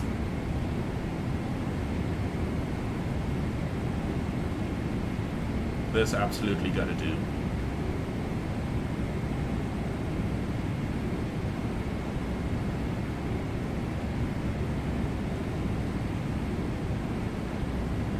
So, unfortunately, no ATC over there. Kinda not unexpected.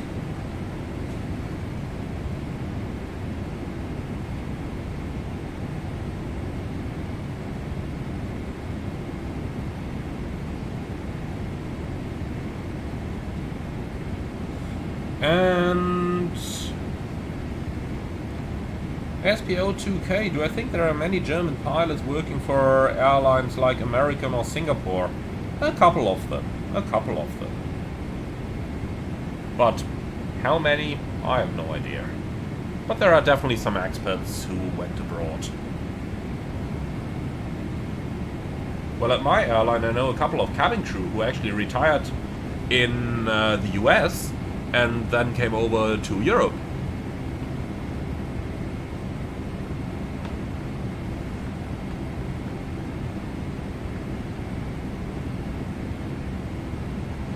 And YNL 2012, would I say a home cockpit is worth it? And why or why not?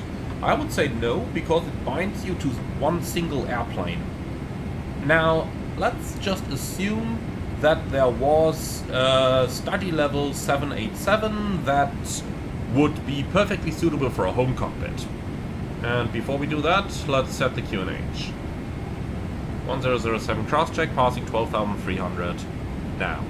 So let's assume there was a study level 787 that was like top-notch, best add-on in the market. Then you invest like 50 or 60,000 euros to build a home cockpit around that. You're going to have a huge lot of fun with that for like a year or two. Thereafter, there will probably be another add-on that's better, which is probably a different airplane type. Then there will probably eventually be a new simulator, say Microsoft Flight Simulator 2028. And it might take the developers of your study level 787 a year or two to make it compatible, if they do it at all. At this time and day there are still people flying prepared because they want to fly the 747.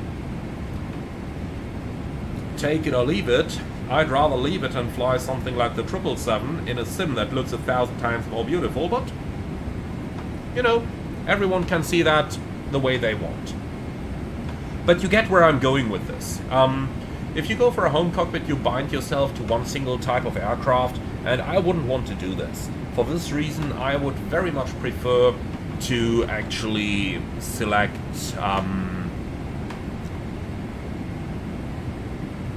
not going for a complete home cockpit, but maybe getting, you know, maybe grab yourself some nice hardware, like WinWing CDU, for example. Let's go down to 6,000, by the way, which is the next altitude restriction. Probably do a comm message down there. I suppose that's probably 8 is Charlie, 110 at 5, temperature 28, 1007. Okay, interesting. It's getting a little bit warmer just after the sun has set. Normally it's the other way around, that the sun goes down and then it pretty quickly becomes cold. But I suppose with the ocean still being warm and with the rain they had earlier on, the rain probably cooled the atmosphere a little bit, and now the opposite is happening. The rain stopped and therefore it's warming up a tiny bit again. I suppose the water is probably the main factor driving the air temperature here. Okay, so 10,000, lights on, signs on. Last bits of daylight out there. By the way, do something like this. Looks nicer. Alright. Approach checklist. Altimeters, QNH 1007. Approach checklist complete.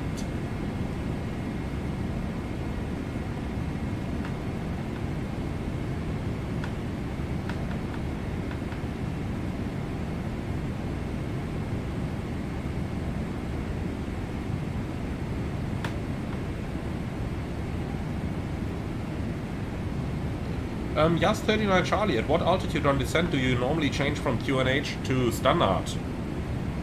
Or change to QNH from standard? That's as soon as you're cleared to an altitude that's below the transition level. Which I know that I haven't done in this particular flight.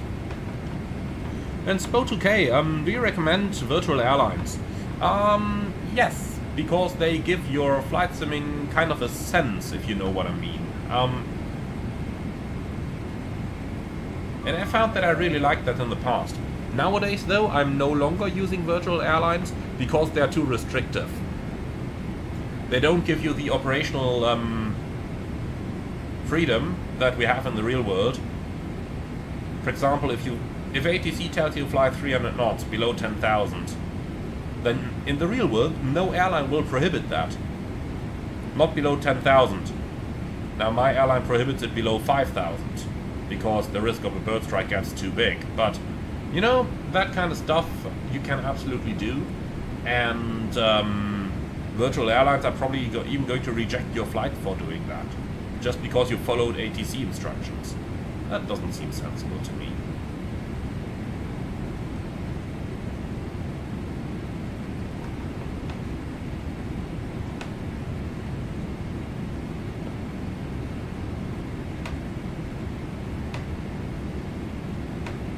Alright, so we're 25 miles out. Did we tell the cabin to prepare for landing? Probably not. Cabin crew, prepare for landing.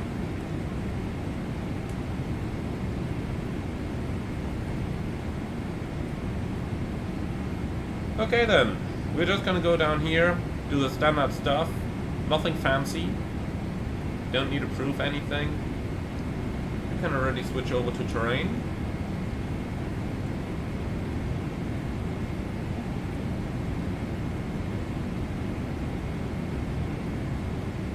I'm gonna stay on weather until we are past this. This is probably the showers that they had in Bali earlier on. I mean, this is like what? 20 miles from the airport, 14 knots wind, so that means they move 14 miles in an hour. So yeah, that's probably the showers they had earlier. But looks pretty weak, so no problem flying through that.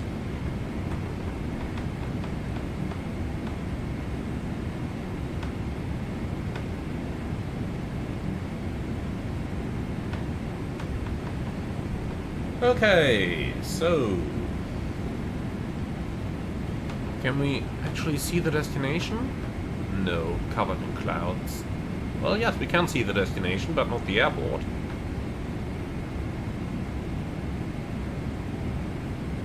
At this moment, I'm kind of wishing we had a 747-100 on 200. That would be so cool flying this with a classic 747. Not that I don't like the 777 or anything, but you get where I'm going with this, do you? And while 2012, no, I actually never flew to Istanbul.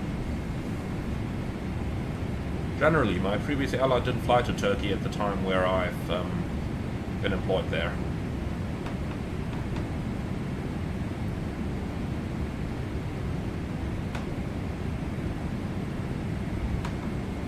Alright, so what's the final approach fix in here? It's 404, but that one is so low. Let's actually go ahead and just take 403 there.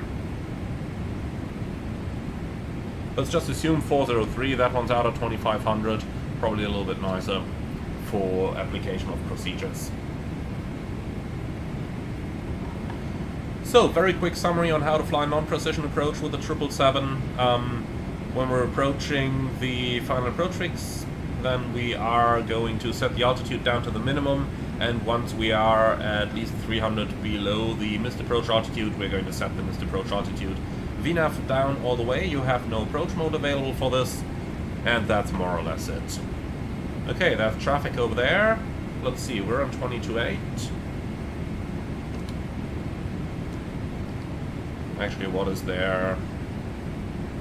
Igusti Negura Rai. No, I'm going to call it Bali.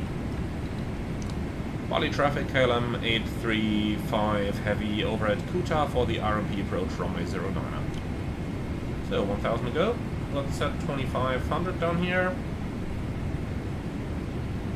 And we will probably have to help it a little bit with the speed brake, as VNAV brought us in pretty fast.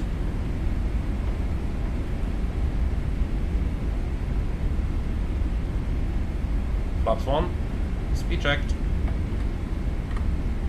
Flaps 1.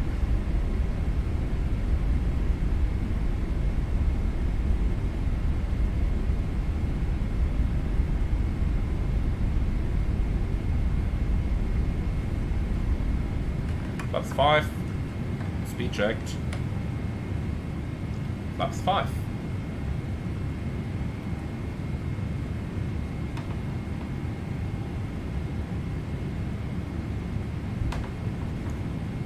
Approaching glide path.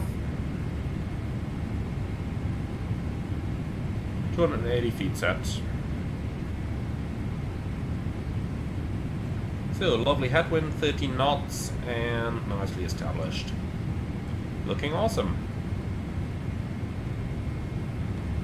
So, 403 is in 2500, looking good. And then 404 in 1700.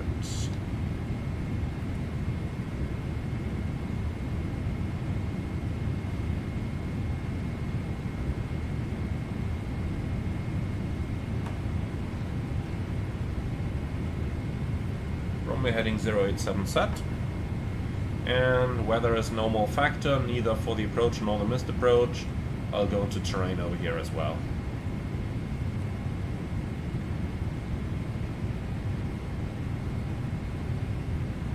We can configure it 2000, that will be sufficient since we got a little bit more shallow path. And look at that, runway inside, poppy as well.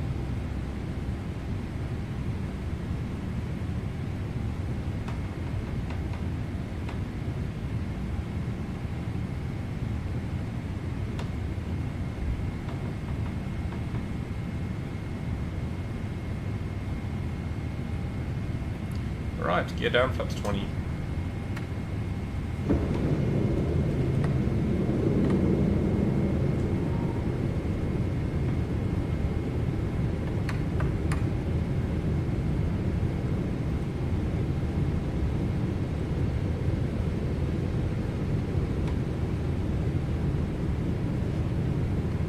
So the go-around altitude is going to be 3000. That means we can already set it.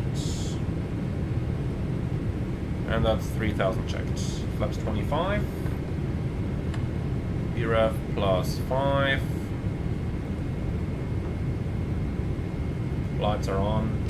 Bali traffic, KLM 835 heavy, 5 knots final, runway 09.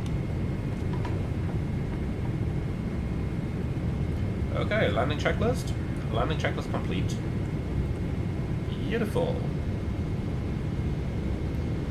Then reset that trim once more.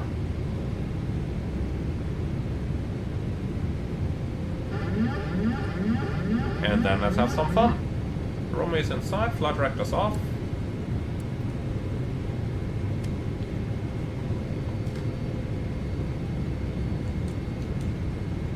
Okay, all manual. Flight path vector on. And what we're going to do now is basically to put the flight path vector right at the 3-degree marker. And that's all we need to do. Approaching right into the black hole over here, huh?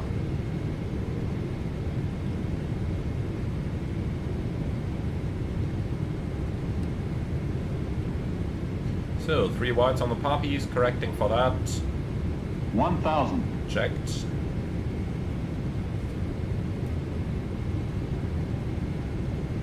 Small corrections there. Our speed was decreasing very slightly, which I'm correcting now with adding just a couple percent here. Doing 140 knots ground speed, that means we need roughly 750 feet a minute. Respectively, the flight path vector on the 3-degree line.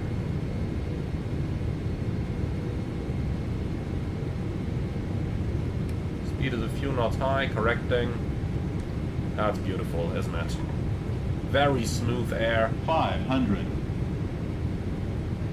You can absolutely feel that the bad weather has completely moved through. This is like completely smooth air. Approaching minimums. Checked. Minimums. Continue.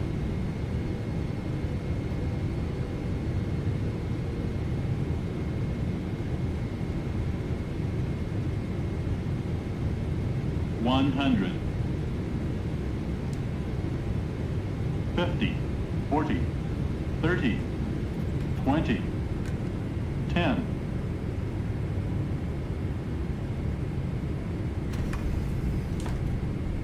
Runway is long. We could hold it off a bit, but now here we go.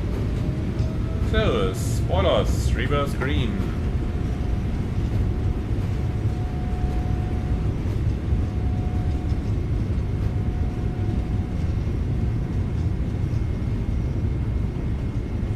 $70 knots.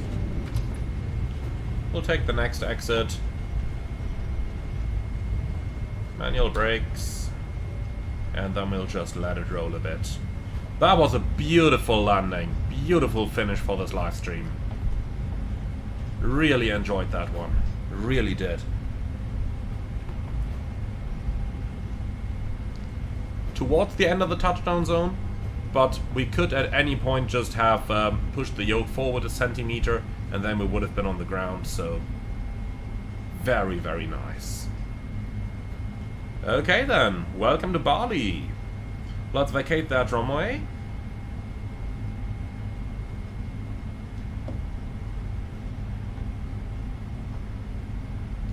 And here we are. Let's get it completely off, and once we're parallel, we can run the after landing items. Bali traffic lucky 13 on from Alpha 430. Again, the left side is clear. Bali traffic KLM 835 heavy, runway 09 vacated.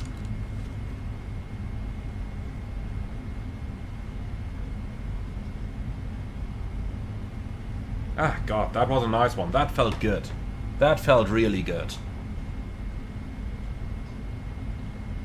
I would have been annoyed if I hadn't messed that one up, but that was beautiful. Alright, so after landing.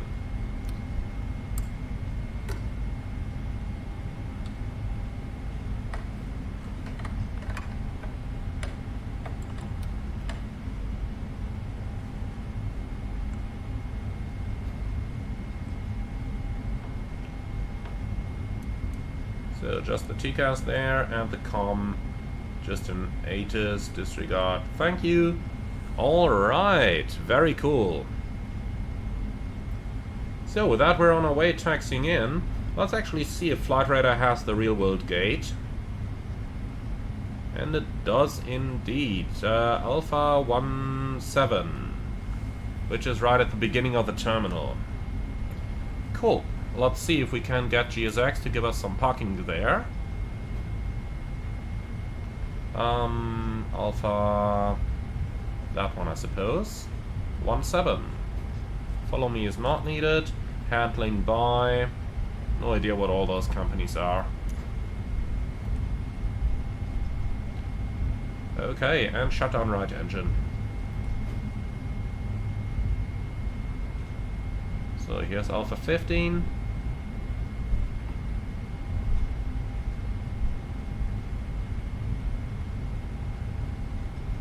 Alpha 17 is over there.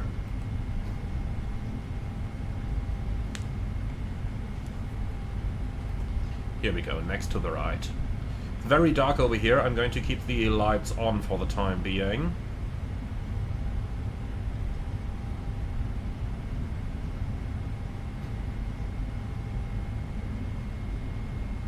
Alright, now we can shut them.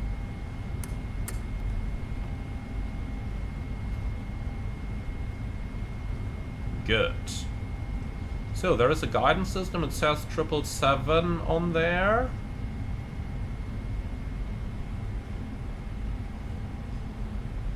Just 777 without the type. But well, so be it. So APU is running and the radar is off. Good. Oh, there we go with the distance reading.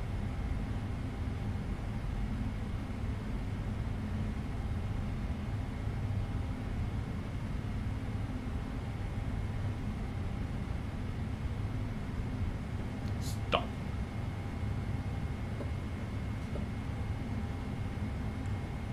Okay, APU running is confirmed. Cabin crew, all doors in park. Alright, here we are. So let's just turn off those radios. Like that. Okay, cool. Engine is running down. We'll put the storm lights on.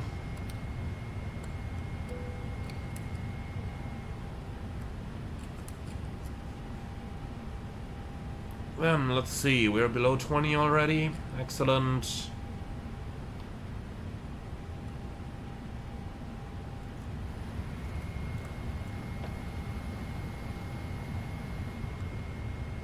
So, shutdown checklist, park and brake, set, shutdown checklist complete. Alright then, let's get GSX to prepare our deboarding. And then, ground operations, set chocks, request ground power units. We'll put that on, APU off, and we'll get an air conditioning unit here in a moment. Here we go. So, 2 hours and 14. Let's do a little bit of post-flight stuff.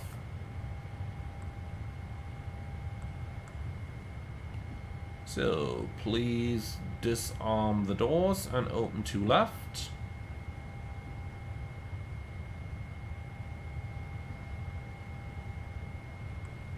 So, oil quantity is now down at 23, that's good. All those warnings are checked. Hydraulic looking good, APU shutting down, oxygen is good, no messages on the status page. Then let's move down into the FMS, progress page 2, used 12.4 tons of fuel. Let's go ahead and have a look. 12.4 versus 12.5 plus taxi 13. Okay, but we flew a little bit higher, that probably saved a bit. That's fine.